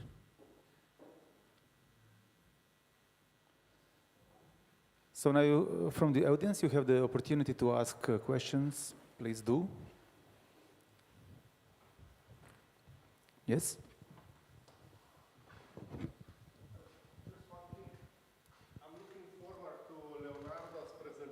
Later, because I guess it will be something about my last slide, right? Good. My question is to the first presenter. Sorry, I've forgotten your... Katerina. So, I mean, at AIT, we've done a number of similar assessments to what you've presented, but we always have challenges in actually getting the data. And you had a very nice, I think, GIS-generated map of, I think it was either energy use at the building level, resident level, or maybe electricity use. Did you get that from smart metering systems or directly from the citizen, or did you have to make an arrangement with, say, an energy provider or company? That's because I know getting the various layers of that data isn't easy, and it can be a time-consuming process. So share some insight on how you did it, because you've done quite a holistic assessment, so I'd be interested to know. Yeah. Thank you for your question. Yes, we are gathering the data on energy consumption since 2013, when we started to prepare local energy programs. There are some kind of, let's say, like SECAP, that it's in the other European cities. And at the beginning, we didn't have the problems with GDPR, and we received quite a lot of data, the measured data, on the building level. And later on, for 4 years, we didn't receive anything because the GDPR came into force. And now when we are doing these models for City of Ljubljana, the Energetica Ljubljana, with them, yes, we signed the agreement and we got the data on the building level for some buildings, but still we are restricted with GDPR. But then with the machine learning and with other data, we predict also the data that we do not have for the buildings that are not in the district heating system. So let's say that in this manner we have really a broad data on the building consumption. We also use something from these energy certificates, and we combine them. And yes, we do not have just from the city of Ljubljana, but from many other cities, as I said, prior to GDPR, and this helps us a lot for build our models. Thank you. Thank you. There is another question. Please provide the mic, please. Thank you. As I mentioned, Podgorica is part of Net Zero Cities. You know, three no-new states became part of this this platform. So the question is, actually, we are preparing the climate action plan, and you know, I have one very operational question. I could see there is a broad range of the data, and you know, first of all, congratulate for this comprehensive climate action plan, and no doubt that the European Union will approve it, you know, because that's necessary, you know, that you can use funds and grants from the European Union. So the question is, how big team did it, you know, because I only try to work with the universities, and there is a wide range of sectors part of this climate action plan. So, you know, how much is demanding, how was challenging, and how big team worked on that, and, you know, do you have any advice? Okay. Thank you for your question. Yeah, let's say it was a lot of work. And actually, you can't do this by yourself. It's really needed a broad group of stakeholders. So I'm not talking just about the dwellers, but also about the public companies, the private companies, the NGOs, in different interested stakeholders. This is really important, and because in the end, as I already mentioned in my presentation, the consent on the activities should be achieved to reach the goals that you set. I am also a project leader for a Balkan project that Podgorica is inside. You are preparing your sustainable energy climate program. I think you prepared it already, and I think it's a good starting point for your city climate contract. And actually, as the data, I believe it's the most challenging thing in your case, because you do not have, not even on the national level, such a I would not say good data, but you have a deficiency in the data. So yes, this is a challenge. And yes, Ljubljana had a lot of things done. She did a lot of things prior to the entering the mission EU. But yes, if you need some further information, we can keep on talking after this. Any more questions? No, thank you. So please share with us your last final thoughts all together, one by one.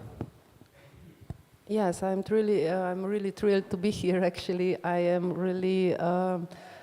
Thank you for all of your presentation. I'm always following Austrian Institute because you made quite a high, let's say, level of what you do in the city, and I believe that we are all at the moment still following, but hopefully we will also be leading on some part, but it's not the case who is leading, who is following.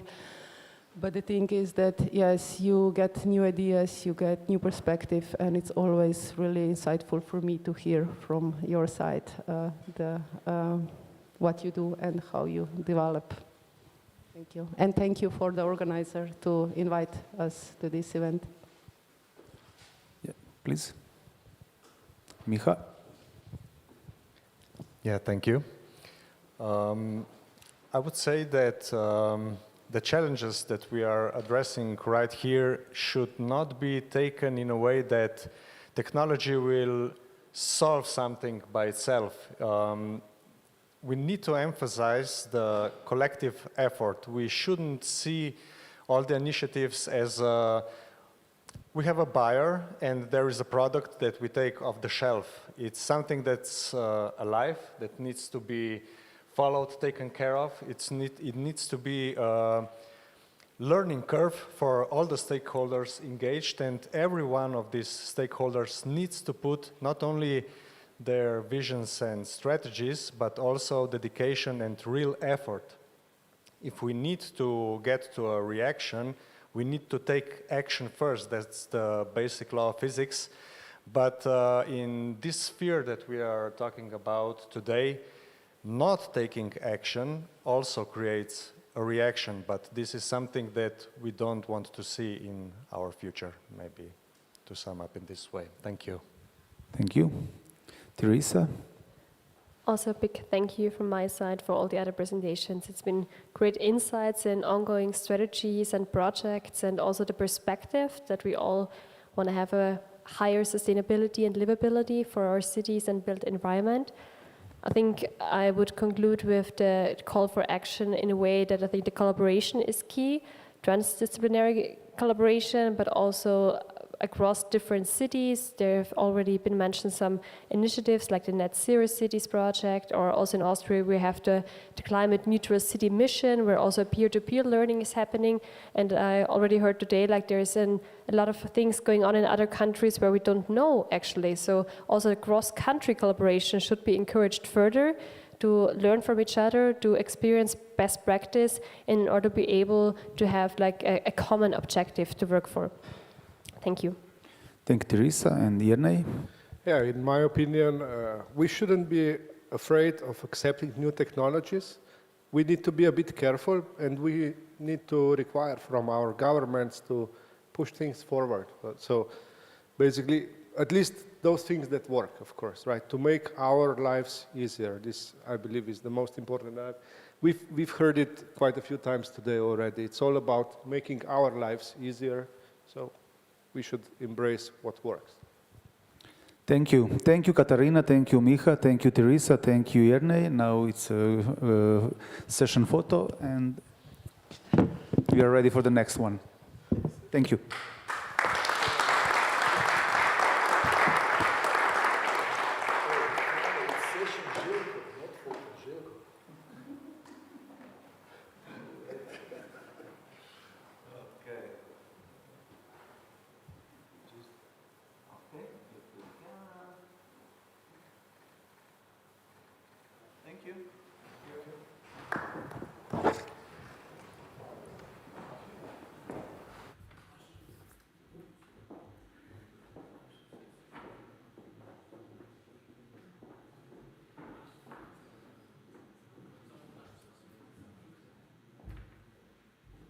All right. Thank you, Frane. Thank you, the panel here. We are now opening up the bouquet of all these solutions, thought processes, and getting things done down on the ground. And I'm happy to be the panel moderator for the last panel. And it's a good signal. You're still here. Obviously, it seems to be interesting enough to keep you here, to keep your brain working on it, and there will be more food for thought coming up. So what kind of food are you expecting now to get? We just heard that the last comment in the last panel was, it would be really great if the public administration is taking care about the tool sets we need for this future. And in this panel, we will have Hermes presenting a tool set on exactly the stories we have for a successful digital transformation, coming from the Faculty of Public Administration University here. Then we will gonna move forward and having a look what's happening across global, Netherlands, Belgium, India. Last year, you probably saw some slides here in this room with crazy arrows going back and forward and presenting a network of networks. And some people might have thought, would that ever work, a network of networks? Well, we've got the proof of the cake here in the room with Mohit. He will present what we're doing with multimodal transportation parking solutions seamlessly across all sectors. Then we're going to move on from there on to a very crucial question we have, because it's a sector coupling question. On one side, we've got mobility. Mobility needs energy. And together with Damir Medved from the European Digital Innovation Hub, Rijeka, we will see what's happening there on solar energy communities and what kind of new thinking from consumer to prosumer will bring us to the next level. From there, coming back, we will have Leonardo Pacher, again from the Netherlands, and showcasing what Emilia is doing for us, a platform to help citizens to obtain city permits and information. Exactly the question we were trying to tackle just before. And last but not least, I told you last time, on the last panel, I'm a boomer. So, well, being a boomer it's nice because we had a real good time. At the same time, it's an obligation. It's an obligation to make doors open for the next generation to come, to make the real change, and to support everything we can do. So I'm very happy to have the Z generation entrepreneurship here in Cities for the Future, because you are the ones who are driving the change. So we have to make the open doors, make them possibilities as much as we can to get the generation Z and the following ones to get into action. So this is going to be the spices on the soup for this last panel. And I would love to call now Dr. Babishek Matej and Ravjel Dejan to stage. I hope I pronounced it somehow right. To give us with Hermes. I think Hermes is the one from the gods, right? The messenger from God. Now, we get two messengers from God coming down here to Ljubljana, to the most beautiful city in the world. So give them a hand.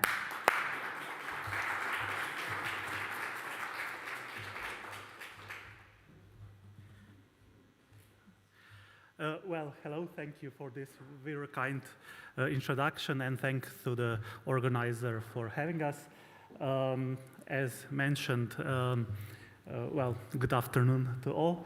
From me, my name is Matej Babšek, and I'm a researcher at the Faculty of Public Administration, University of Ljubljana, Slovenia, and together with, today with me is my colleague Dejan Raušelj, who will be sharing some of our flyers on our project that we are currently working in as a faculty for public administration, public sector, public solutions in regard to the topics we are discussing today. Unfortunately, our head of our research group, Professor Aristonik, couldn't come today, but we are working in the same research group, so we'll be presenting these practical tools. And today we would like to present the special e-tool for supporting public managers in order to implement some smart city initiatives they are working on. And to start with, as we are academics with some good theory and definitions, but I promise I won't be too long on that part. What is smart public governance? It is a modern governance approach using disruptive technologies, also named new technologies or smart technologies in some cases, especially artificial intelligence and Internet of Things are used in these cases, and this concept focuses on transforming the established processes, organizational structures, interactions. Especially it focuses on reforming these interactions between citizens and authorities, whether governmental or municipal or regional one. To meet these specific goals already mentioned today, co-creation, co-production, interaction, joint decision-making, and similar, all that to, we say in theory, to generate significant public value, meaning to address the needs of the society, whether, again, in the state, local community, local government, regional aspect, as in this context. And all that forms the foundational framework for a smart city. And in this regard, in implementation of those initiatives, theoretical aspects, the role of public managers is crucial. And that's why, especially when they aim to transform those established, well-kept interactions, they face many challenges, many difficulties, issues. So we developed this specific e-tool for them, firstly to assess the level of their smart public governance, stage the state of the art in their municipalities, and consequently to address the specific critical areas and to develop toward this holy grail of smart city initiatives implementation in public sphere. To move a bit towards the practical part, here we present the results of the survey, which was already conducted among Slovenian municipalities using this particular e-tool. Here we see the results. We asked the municipal participants, mainly they were directors of city municipalities, the municipal administrations, or heads of different departments. We asked them if they do use some kind of smart technologies already in the procedures, the tasks that are held by the municipalities, and it's based on their statements, their understanding. We did not test whether that's true or not. And we see, for example, that more than half of the participants claim that they do use somehow some part of smart solutions for the monitoring of pressure and consumption of drinking water. More than 40% answered that they use those technologies for public lighting and electricity consumption, for availability of electric charging stations, for energy consumptions, for traffic conditions on streets and roads. For more than 1/3 claim that they do use those technologies for the public transportation monitoring, for different hazardous conditions, for the air quality, and the least present are the one for the, let's say, 15% for the unified city card system, supervision for the noise levels, monitoring for the availability of public parking spaces, let's say 24%.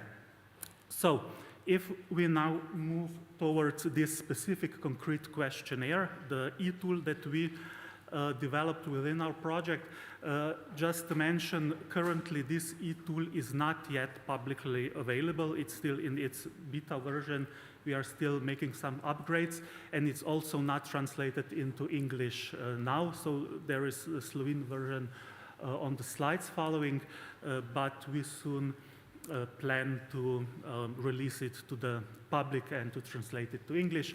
This is the introductory part. It required some basic demographic info, such as the number of the employees at the municipality, the years of managerial experiences of these participants, the let's say whether the municipality has its own IT department or are those services outsourced. So that's the basis for further statistical analysis at the end. And then this is followed by this, let's say, traditional survey questions on, well, participants on the Likert scale from 1 to 5, or from this range of answers as I completely agree to I completely disagree and anything else in between. They assess different statements, and those statements, those questions are categorized into 10 different categories or pillars that cover this theoretical concept of smart public governance. And those pillars are disruptive technologies, technologies in general, structures, culture, people, processes, and data, services, trust, outcomes, and smart public services. So that's the first part of the questionnaire. It gathers this initial data based on the answers of the participants. And then the second part follows this part, the e-tool. Based on the initial input, it generates the report for the participant, for the municipality they are representing. And though here is the initial page of this report, it somehow explains the whole concept, the e-tool, how this report should be interpreted. And very importantly, it introduces this traffic light system. We use this concept for indicating whether the solutions, the answers, the assessment of the participants, the green light indicates that this area is good, is sufficient. The red one, of course, that is insufficient, that's critical, that needs further addressing and further solutions. And the yellow level, the yellow color indicates that this is somehow, I don't know, the average result, which still has some room for improvement. Here we see the first part of the report, the analysis. The upper part, as mentioned, these traffic lights show the average values of each of those categories or pillars of smart public governance assessment. And on the bottom, we see different statistical rankings according to the, let's say, the smart public governance stage, according to the best result, the stage of smart public governance within organization, or the comparison with all the other participants. Here on the right, on the top, it's not seen, but this tool indicates the ranking of this municipality compared to all the other. This one ranked 88 out of 143 that were included in the survey.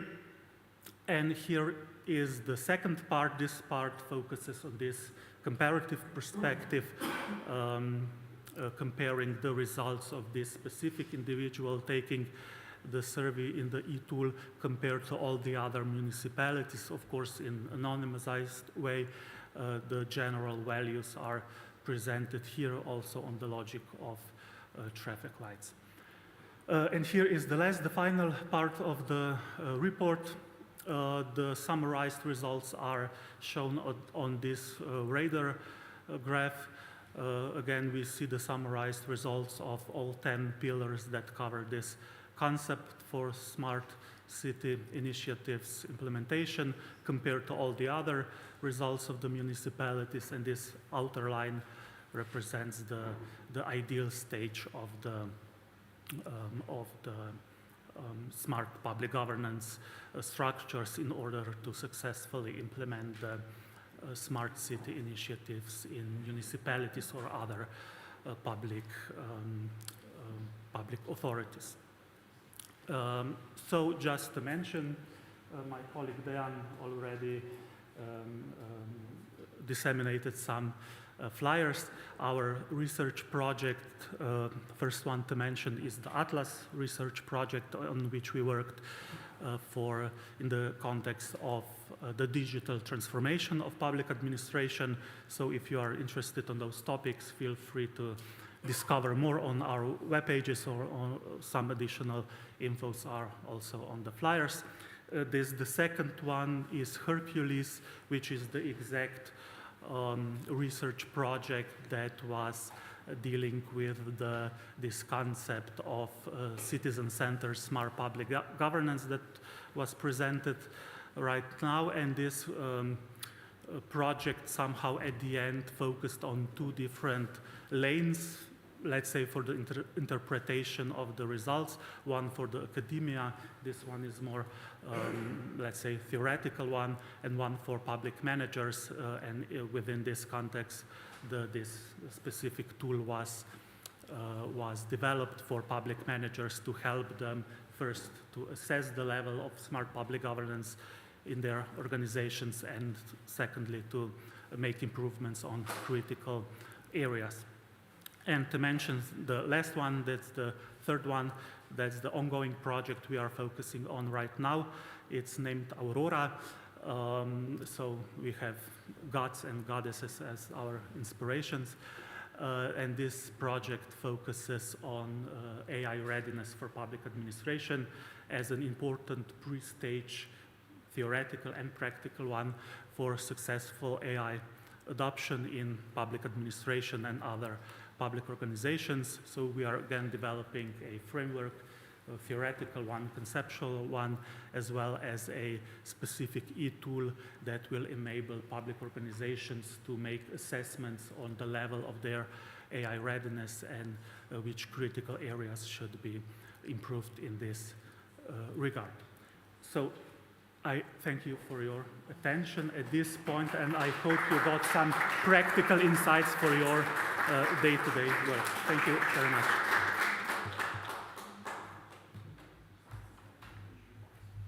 Thank you very much. In this kind of form, I love gods and goddesses, because they're replacing the snails. We saw on this one slide, and we're facing sometimes the snails, and obviously we're getting now fast charging for the snails here, which are not disrespectful, because I really appreciate the work that the administration does, as we heard before. Administration is here to keep things safe, and that's what's needed. And in this keeping it safe, giving room for development, that's exactly what you're doing, so thank you very much for this beautiful insight. So moving from there to practical application of new forms of how to think differently beyond platforms, I would like to ask my friend Mohit to come up on stage and to take you on a journey to the Netherlands, Belgium and India, and hopefully pretty soon to Croatia and Slovenia. Here we go. Mohit.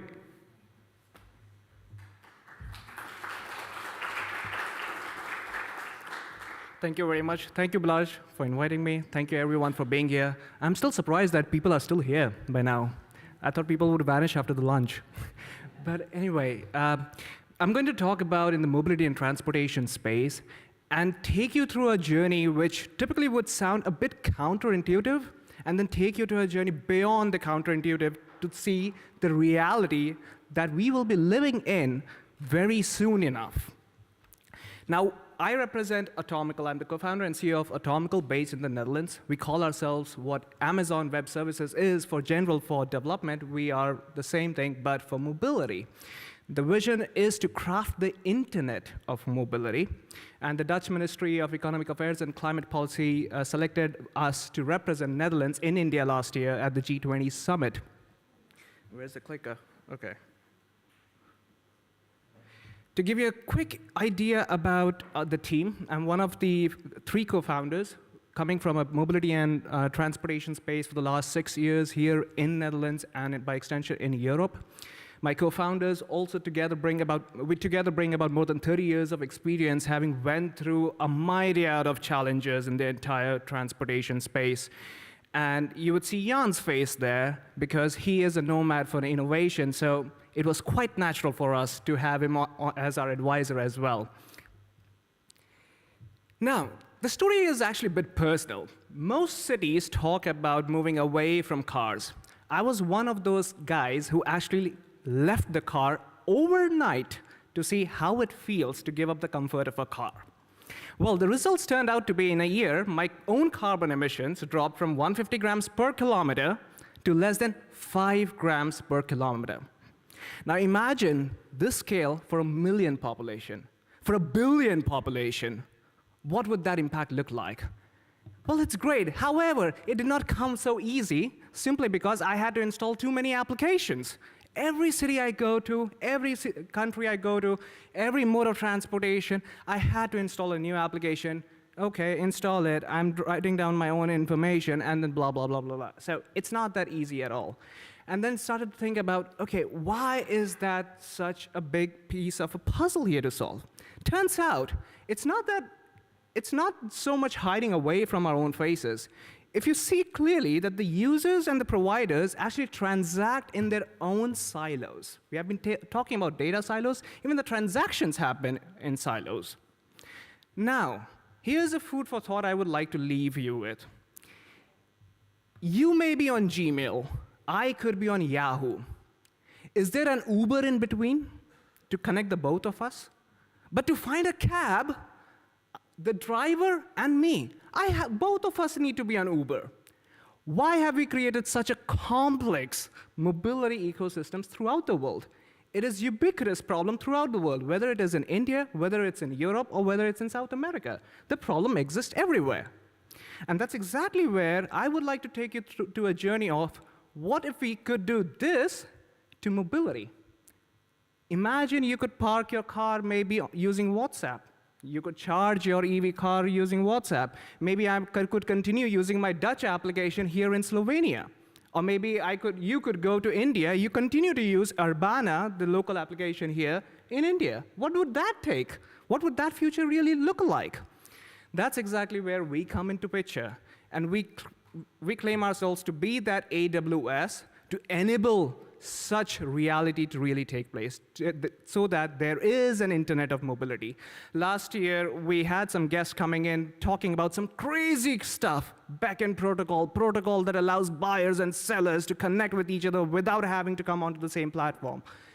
That's not as crazy as it sounds. It's actually very innovative, very simple, and that's what we are going to show you, that we actually implemented it. In Netherlands, we have also implemented in places in India as well. And in July, I was at the United Nations headquarters where we made a commitment, and I invite even Slovenia and Croatia to come to join this initiative, that next year we'll be presenting at the same United Nations headquarters an interoperable mobility network covering United States, India, and Netherlands.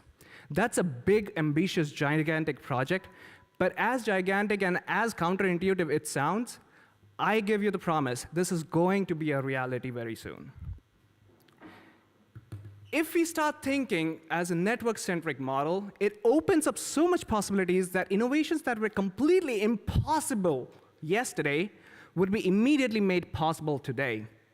So imagine you flew into Ljubljana, you booked an Airbnb, but you still have to go from the airport to Airbnb. So what do? Naturally, okay, I find on the airport website, find something, okay, how do I go from point A to point B? And figure out all by myself. But here's something that we missed out in the process. Could Airbnb help me with that, all that information? By extension, every website has one place that says how to get to that place, how to get to our office. But that's just information. It doesn't allow us to really get there. We still have to figure things out by ourselves. How can we enable any application to offer mobility services? You could have your own community-driven Uber without having to depend on Uber. You could provide your own community-driven models for involving public transport services put together. My hotel could provide me public transport services without me having to figure out how the hell do I get to the hotel. And that's the reality that we are going to be achieving. So while this sounds like, okay, we are hitting some blocks there, but imagine all these companies are actively working on AI too. Imagine the possibilities that are going to be opened very soon. Airbnb, AI, open mobility networks, I leave it up to your fantasies. Here are some innovative use cases that even I didn't know. One of our customers implemented planning, booking, payments, everything with just 20 lines of code inside their Microsoft SharePoint environment.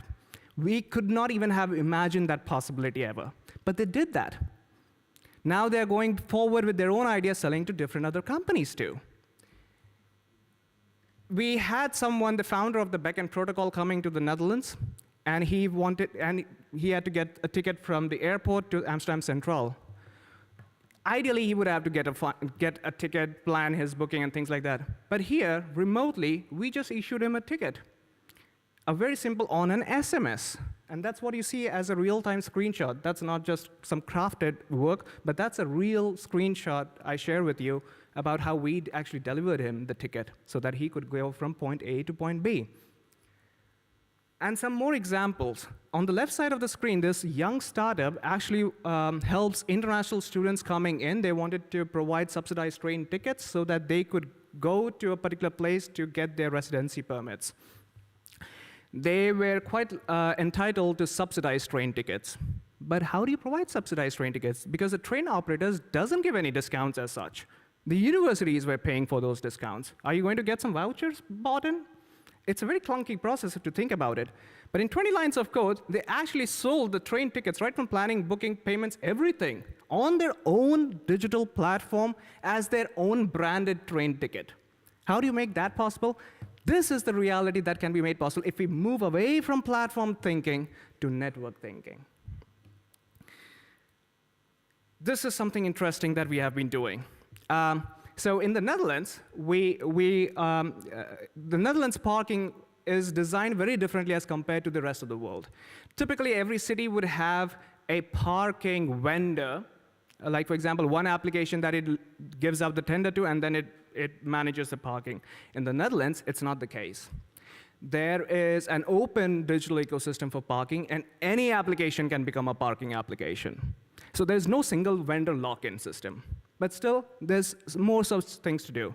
Then I started to think about, well, I come from India. Bangalore, whenever you think about Bangalore, the only one thing that comes to your mind is traffic. I mean, if I have to meet my friend beyond 5 kilometers, I would say goodbye. I would rather meet you in another city than in Bangalore itself, so we meet next time. But here's the idea. Parking is actually a very good strategic pricing tool to change the behavior of the people, to opt for more public transportation. It is a critical bridge between car economy and other modes of transportation. In the Netherlands, back in 1970s, we had a lot of cars on the streets, a lot. But today, we all know that's a model city for the entire world. How did that happen?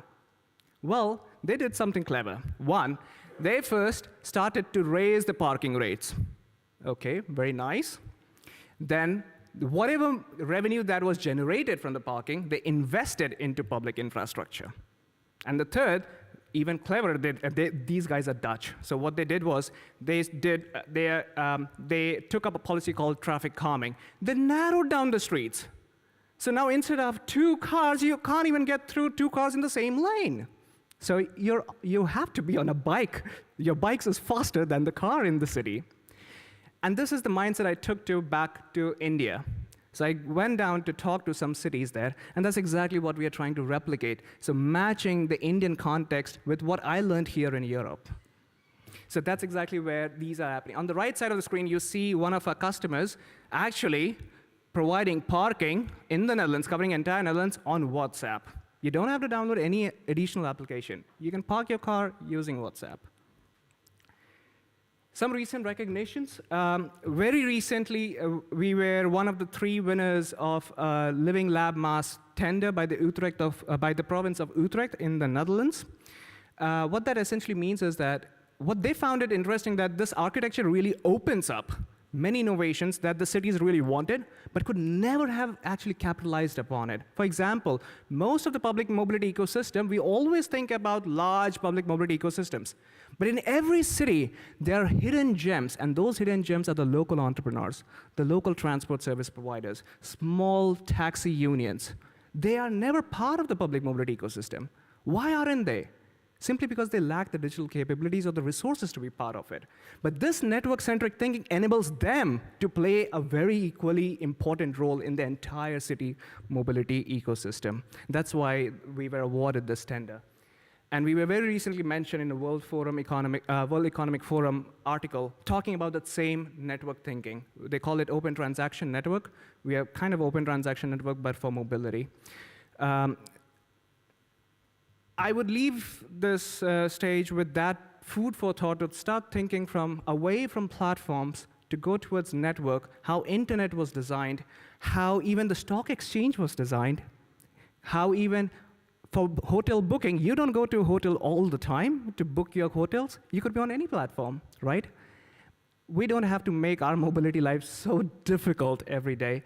But if we crack that code, I think we are heading towards to realize the goals of the 2030 cities that we have been talking about all this morning very soon.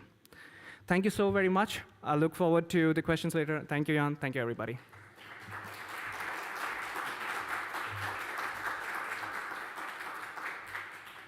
Thank you, Mohit. Exactly. The power of networks, the network of networks. I think that's an invitation. That's an invitation for all of us to join that journey beyond platform thinking. So thank you, Mohit, for all your energy for that one.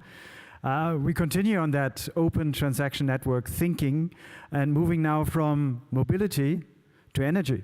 Because exactly the same kind of thinking we can apply in the energy sector, and we have to transform the energy sector. and one guy who's really digging deep and digging through all this red tape which is on the way, trying to get, big companies moving. I'm just mentioning some company starting with an H, continuing with an E and ending with a P. Some Croatian fellows might know this company. It's hard. It's hard to transform that area, but Damir took the braveness to do so. So Damir, please come on stage and provide us with your insight on Beyond Energy. Thank you.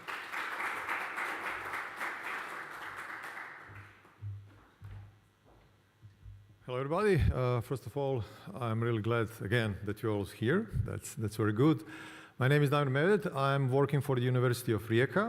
I'm the director of the European Digital Innovation Hub. And today we will see some examples, or one of the examples that will show you what we are actually doing and how we are trying to innovate and how we are trying to push advanced services into also the small and medium enterprises. So first of all, what is the European Digital Innovation Hub? Our mission is to provide, especially municipalities, small and medium enterprises and public organizations with the support to implement advanced technologies. That's a mission. So how we are doing that? We are having consortium, which consists of the University of Rijeka, University of Pula, where we have around 80 researchers, mostly from the AI domain. Then we have two industrial companies called InfoBip and Ericsson Nikola Tesla. They are a large international company. We have this practical experience with IoT technologies and AI. And then we have some business development organization and structures. So the process likes that we are having interviews with the companies or with municipalities. It's called digital maturity assessment, where we identify what are their needs and what is their level of knowledge. When you have this identified, then we can send them to the trainings. We have a lot of the education regarding AI. And then when they are ready, they are going to the central part of our service, and this is called test before invest. So in a nutshell, the organization or the municipality can have an idea and a problem is coming to us, expressing this problem, and then we are basically creating a prototype for them. So based on this experience, currently we did over 100 interviews, and we are currently executing around 50 tests before invest. What we are created is a number of the microservices. These microservices are tailored to fulfill the typical problems that are present in all these organizations or municipalities and so forth. So we created 3 groups of tools. AI assistants and tools, traffic optimization tools, and the IoT sensor network tools. That means that we have a components when you are coming in municipality, we are listening what is their problem, and then choosing among that microservices, we can complete a test bed where we are making practical testing of their problem. So how this is working? Let's see in one practical example. It's a real example that we finished just a few weeks ago. So it's a kind of real scenario.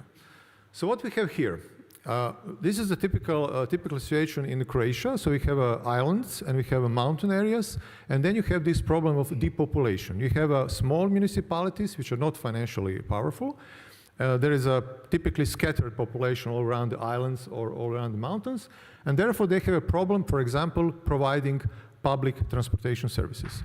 If you have a traditional approach, these services are just too expensive. So this is a typical requirement, one of the typical requirements what we got. As you can see, it's quite complex. So first of all, they would like to see how they can improve the public transportation services, what is currently present there. They would like to see, can we change this traditional transportation service with something that is on demand? How the public will accept that? What we have to do that it's accepted by the public? So how to optimize that type of the system? This is something new. It should be better than existing fixed lines. So probably some kind of AI tools and identification and traffic patterns will be really interesting. And obviously, as we are part of the European Union, and we have all these green deals and all these things we heard today, everything what should be a solution should be also ecologically acceptable, should be sustainable. And that means that we should think about how to introduce these advanced transport mobilities, which are theoretically based on the electric vehicles. Now, what is very important for these smaller communities, as I said, we have a depopulation, can we provide additional revenue for the people that are living in these areas? Can we provide a situation in which, for example, these people are forming the energy community, and they are having solar power plants on their roofs, and they are having charging points, and they are providing the energy for a new on-demand public transportation system, which is electrical. If we do this, then we are accomplishing quite a lot of the issues what usually they have. And obviously, the last thing, not less important, is a rational use of public money. So instead to giving for the poorer communities some kind of financial, giving some grants to them or giving them money, no, we are giving them, let's say, solar energy. They are becoming from the consumers of the energy, they are actually becoming producers. And now you can see immediately there is an entire circle here how we can do it. There are several steps. So what we did here, and we are, as said, we have around 80 people in our team from the different areas, and so it's very helpful to have the combination of the university and the industry. So first thing what we are doing, if it's not existing, we are creating a digital model, basically kind of digital twin of the selected area. This is the island of Cres, it's on the northern Adriatic.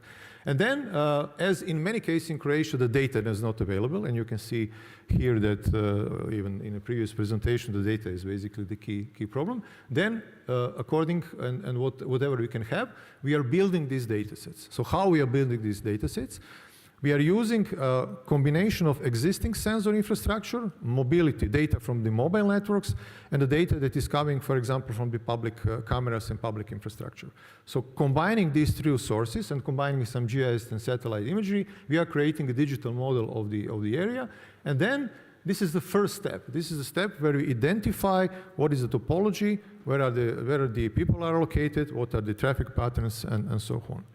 The second thing is, now we have this infrastructure defined. The second thing is to identify, okay, how much energy they're actually producing, how much energy is available on the island. And then we are identifying how many energy communities are existing there. Are there any energy communities? How many solar plants are present there? So we are making this additional analytical we have the additional analytical tools, and we are identifying all these points where the additional energy is available. Now there is a number of the obstacles, as Jan mentioned, some kind of legal obstacles, dealing with our national operator, but we are moving forward. For the moment, we identified what is the available surplus of the energy from the people. That's important, and also from the power plants that are established on the municipalities. The key idea is to be self-sustainable. The next thing is what we are doing. We are now having, so we have two key components. We have the energy community. We have some tap patterns of the consumption of these energy communities, of their production. And then what we are trying to do is to see exactly how they are distributed. Where are the location of the EV chargers? Is this EV charger location appropriate with this model we created earlier for the public transportation? Everything is done. We have there are a number of the optimization tools we have. And then we are creating the final kind of decision how much energy is available, where this energy will be consumed, who is provider in the energy, and how everything will work. And now we are coming to this opportunity that was mentioned multiple times. As you can see, we have here many different domains. So we have, first domain is somebody is producing energy. Then we have domain where somebody is offering transportation services. Somebody has e-vehicle. Then somebody is having application which is interconnecting all these actors. And then on the end, there are also some additional maybe services that can be provided, like distribution of the medicine and many other things. And the fundamental problem is that all these things are separated, as Mohit previously said. So what we found during this analysis, we found that basically the backend protocol and this infrastructure and this logic is quite useful for this kind of application. Because in this particular case, it's a question just to interconnect all these different cases. So what we have here and what we now are testing on the island of Cres is, instead of having these three different domains, which are controlled by different actors, what you're trying to is combine all of them and have basically one infrastructure that will be seamlessly connecting all these together. There is a lot of things, and these open digital networks means that also we don't have any kind of centralized solution. So one of the things we would like to avoid, and that was one also requirement from the municipality, nobody should be left behind, you know. So everybody who would like to participate in this transformation of the public transportation system should participate. If you are small owner of a building or small power plant, you should not be excluded. You should participate in that. If you have an electric car, you should participate in that, and so forth. So that was one of the fundamental requirements what we had, and we believe that the backend protocol is, and all technology behind is completely fulfilling. Well, this is not a simple thing. The backend protocol is something that is helping you on the transactional level, so ordering, but there is still this energy or smart energy level, which is quite complicated, and there are many challenges behind. So how the energy is produced, where it's stored, how it's distributed, and all these kind of things.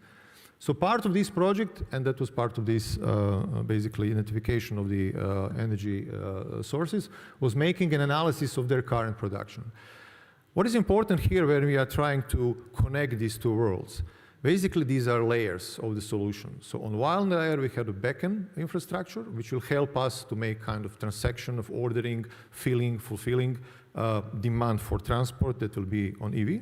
And then we have a smart grid layer, which is enabling us to provide appropriate information also on that, where the energy is produced, are there any disruptions, any kind of that.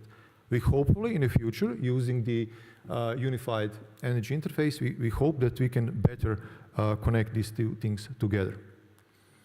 So what is the conclusion for this example? First of all, we are currently working on 4 cases in the Croatia. There are 4 small municipalities. One is a mountain area. It's an area called Gorski Kotar. The second one is a heavy, dense urban area. We have these islands, and the fourth one is kind of a combination. And I would say in all these cases, the answer was always the same. The people, when asked, do you like this kind of service? Are you ready to leave your car at home? Are you ready to use this new on-demand based service where you can be part of this new service providing your energy? Would you accept it? And the answer was absolutely yes. So everybody is waiting that we close all final, not so much technical, but legal obstacles what are still present, and then in that case we can work. So to conclude, that's good. We are pushing this forward. Now, with every project we completed in EDIH Adria, we are creating new microservice. As said, why we have so many finished, completed prototypes and microservices? Because we finished and completed a lot of these particular examples. So, for example, microservice for this optimization of traffic infrastructure and optimization of the energy is available for the next city who will come. It will be much easier to provide the same services. Here is the EDIH Adria website. There are a lot of news there. And with this, I will conclude, and the questions will be answered later. Thank you.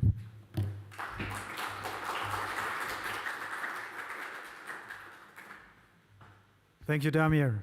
Yes, it's adding the next spice to the soup, the spice of including equitable economics.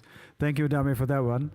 So we move from here to Emilia, which is an AI-based platform. And it helps the citizens to obtain city permits and information from Mr. Leonardo Parcher. Here he is, give him a hand.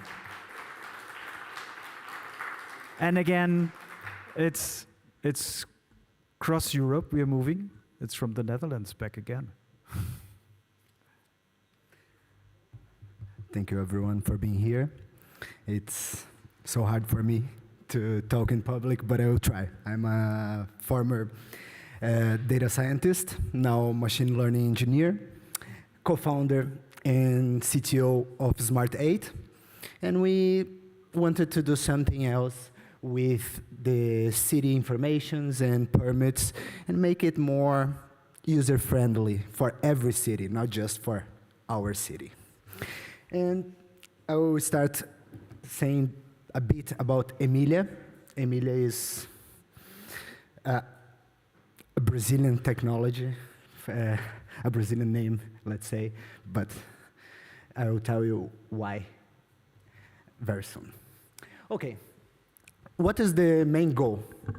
The main goal of Emilia is to streamline governmental processes. And the whole idea is to improve the public service and give all the users, doesn't matter how they know about business or improvement on their cities, the power to get it in a professional way and in a correct way.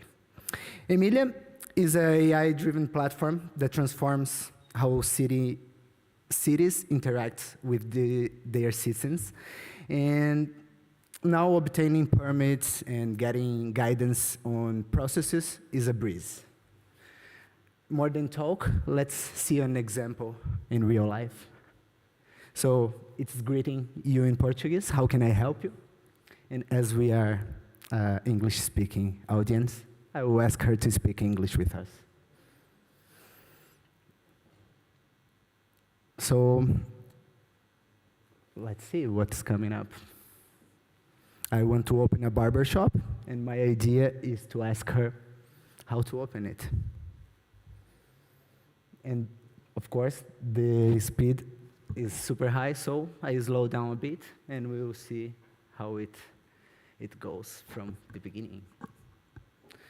So first of all, it guides you through the process of how to literally start your business.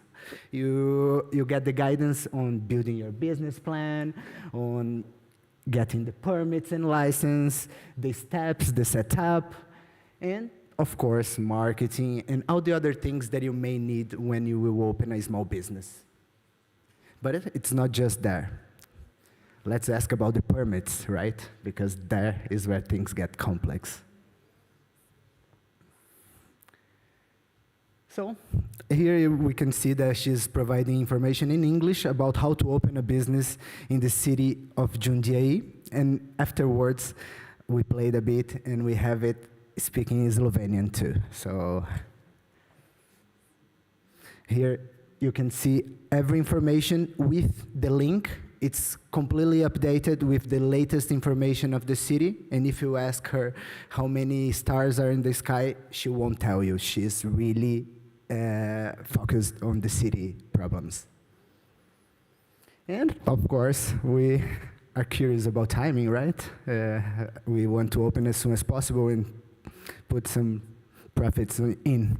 So it will kind of advise you on the average time that it found on the city data.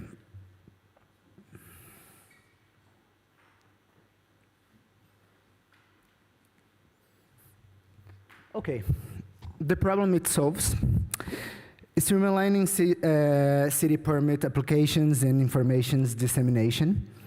Emilia interacts through natural language processing and provides intuitive and useful response. And the information source, because everyone asks about that, GDPR and laws, they're all open at the moment, and it feeds from the city website, general government websites, city publications, those publications that are in a certain link that nobody reads and are constantly updated. So she learns from that daily, weekly. We just set the training mode in the pace that we want. And how Emilia works? Of course, we put the GPT there, the most known one, but it works with closed AIs and open AIs, so you could have it self-hosted, just like your own website.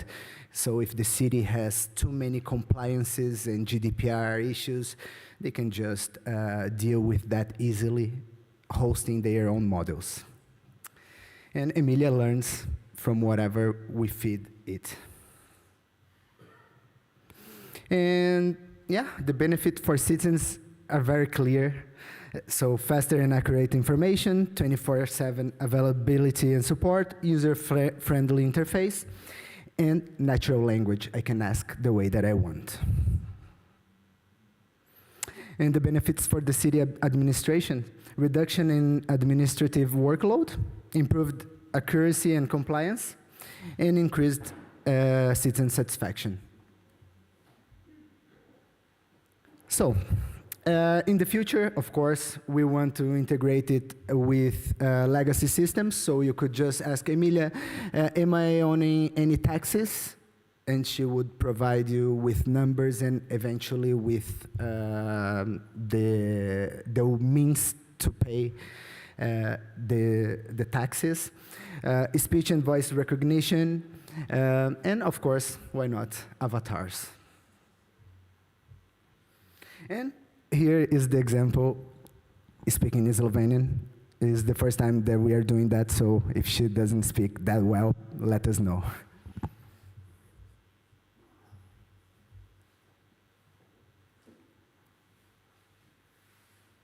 So I will ask in English, and she will answer in Slovenian because I can't speak Slovenian yet, but I will learn eventually.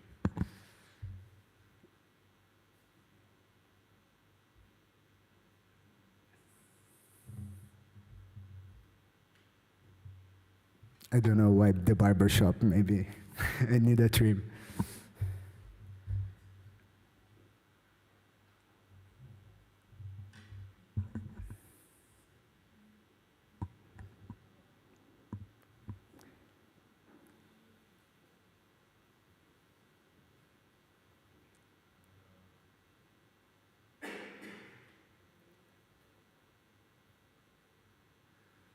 And here is, speaking in Slovenian, how to get the permit in the city of Jundiaí. That is our beta, and where we have it rolling. And here she won't understand very well, looks like. But she gives us the indication of where to go. And Havala, thank you so much.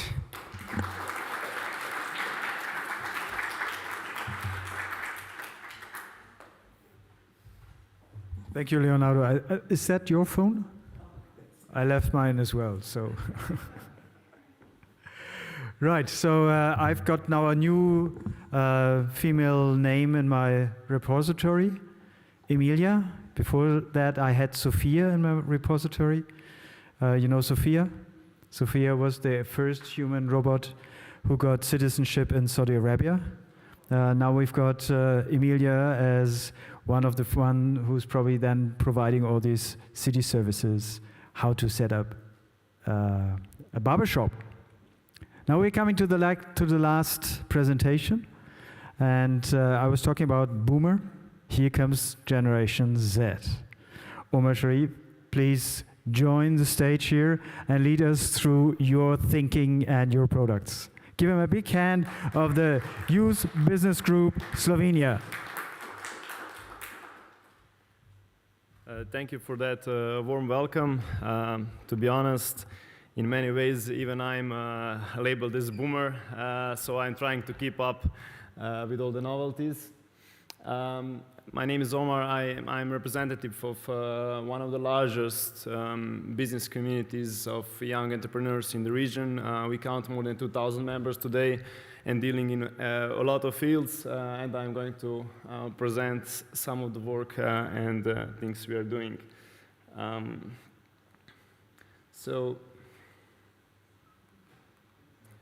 Sorry, my mistake, I was pressing the wrong button, like I said before, trying to cope up with all the things. So first I'm going to present some of the challenges that what was the reason why we established our organization and what we are facing with each month and year of our existence. So first is difficulty in finding jobs, appropriate jobs and careers for the youngsters. And we are trying to cope with this problem and to try to establish, especially the youngsters in Ljubljana, the jobs that they really want. Because once we finish our faculties, it's hard to make some match that is something that we really love doing and that makes us, wake up at 6, 7 a.m. in the morning and say, oh, I can't wait to go to my job. So that's one of the difficulties we are starting. Secondly, is extremely hard startup and business unfriendly environment when we are speaking about Europe, Slovenia, Ljubljana especially. In comparison to, for instance, to the US, it's much easier to get funding or some advices and similar things that we need for business development, and we wanted to make a change in this area as well. And yeah, because we lack experience in business leading, we often need a mentor. And we are lucky to have many of them, one of which is, of course, Mr. Golob, who's invited us graciously to this event as well, which we are very grateful for. And yeah, like mentioned before, the capital is a big thing that we need in order to make our dreams come true when starting a young, new companies. So regarding our mission and vision, our mission is, like I mentioned previously, to help young entrepreneurs on their career path, to give them a career that they really want, either as a business or as a job. And our vision is to become the biggest business organization for young entrepreneurs by 2030 in a region. So how can the cities of the future provide an ecosystem for active participation of our generation? So firstly, regarding education and skill development, I believe that partnering with different organizations can provide us access, knowledge, and support we really need in order to fulfill our goals. Creating affordable co-working spaces that can help not only with the spaces, but also with some sort of mentoring and possibly connections to the capital that we can grow our ideas further. Entrepreneurship hubs that can help with government or private-owned entities foster, as I mentioned, in terms of networking and mentorship. And of course, one of the most common themes in Ljubljana, in Slovenia, is affordable living spaces, because the prices in the past years have really skyrocketed, and it would be a really suitable thing to locate some of them near these business development centers. And of course, to provide subsidized fees for youngsters in terms of business, cultural, or sports-related activities nearby. So how do we help overcome these challenges with our doing? We are trying to connect our members with professionals from different fields to provide them with the network needed for success, like mentioned before, in terms of mentoring and in terms of contacts that are needed to raise capitals or some other ideas to continue our path.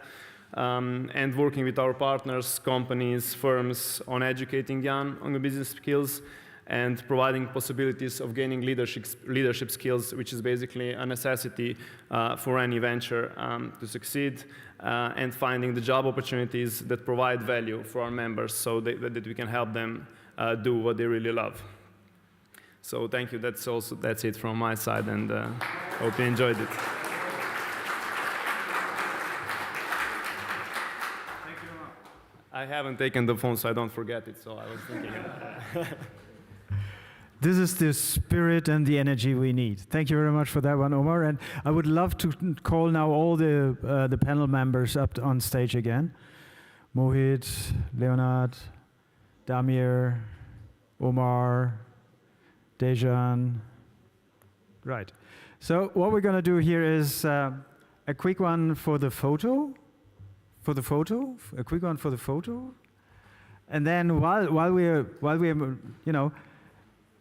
getting ourselves organized, it's for you now, for you guys. You've been speaking. You might get now a fairly challenging question. The challenging question would be, in 5 words, in 5 I will count, what is your takeaway from today? So you can still, while you're doing the smiling for the photo, you can think of these 5 words, right?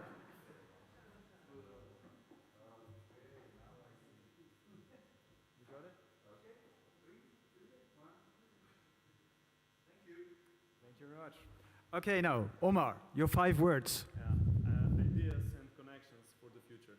Wow. It was very interesting. Fantastic. Mohit. Interoperability and collaboration. All stakeholders working together forward. We are a good part. Wow, give them a hand. This is precise. This is very straightforward. Thank you very much. Thank you for keeping up with us for this whole session. And I'm coming now, thank you very much. So I'm coming to the last part of the Ljubljana Forum. And it basically, no, it's not basically.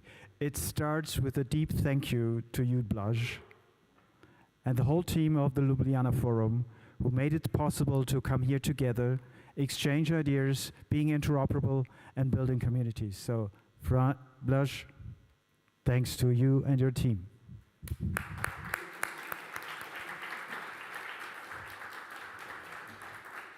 Second is, I want to call Frane with us on the stage, because we've got now one of these final announcements. As you experienced a couple of times the Ljubljana Forum, at the end there's always a prize. Now, the challenge is, we decided as chairs of the Ljubljana Forum who's going to be. And I hand over now the mic to Blaj to do the final part. Thank you, Jan. So actually it's not yet the final, because we decided that we still need to think a little bit in order who will receive a 2024 an award. And this award will be delivered tonight at 7:30 at Dvorni Bar. It's a wine bar in the center of Ljubljana. So all of you welcome.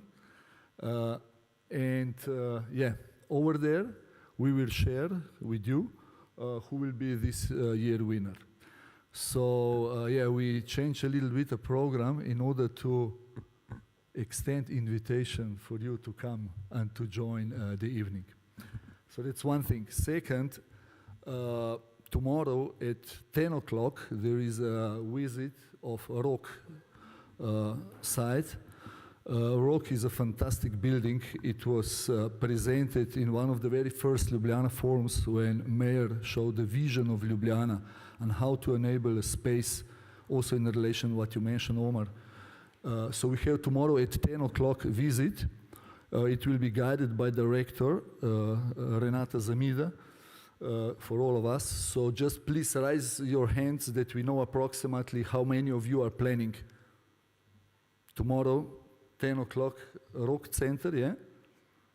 Okay, good to know, just the first insight. Okay, with that I will pass also a microphone to Frane, a co-chair of the sessions, really for the final thoughts, and then I come back. So first Frane, please, and then let me come back then. So for me, it's always fruitful to come to Ljubljana Forum. I will be very simple. I hope we will. Okay, I will be also honest. It was inspiration to form the Zagreb Forum almost 12 years ago, and we are still cooperating. And I would say that we are like we have strong brotherhood between Croatia and Slovenia. I want to keep this to foster this cooperation further. And I hope we will share our ideas and we will implement in our surroundings and build our future of the cities much better than it is now. Thank you so much.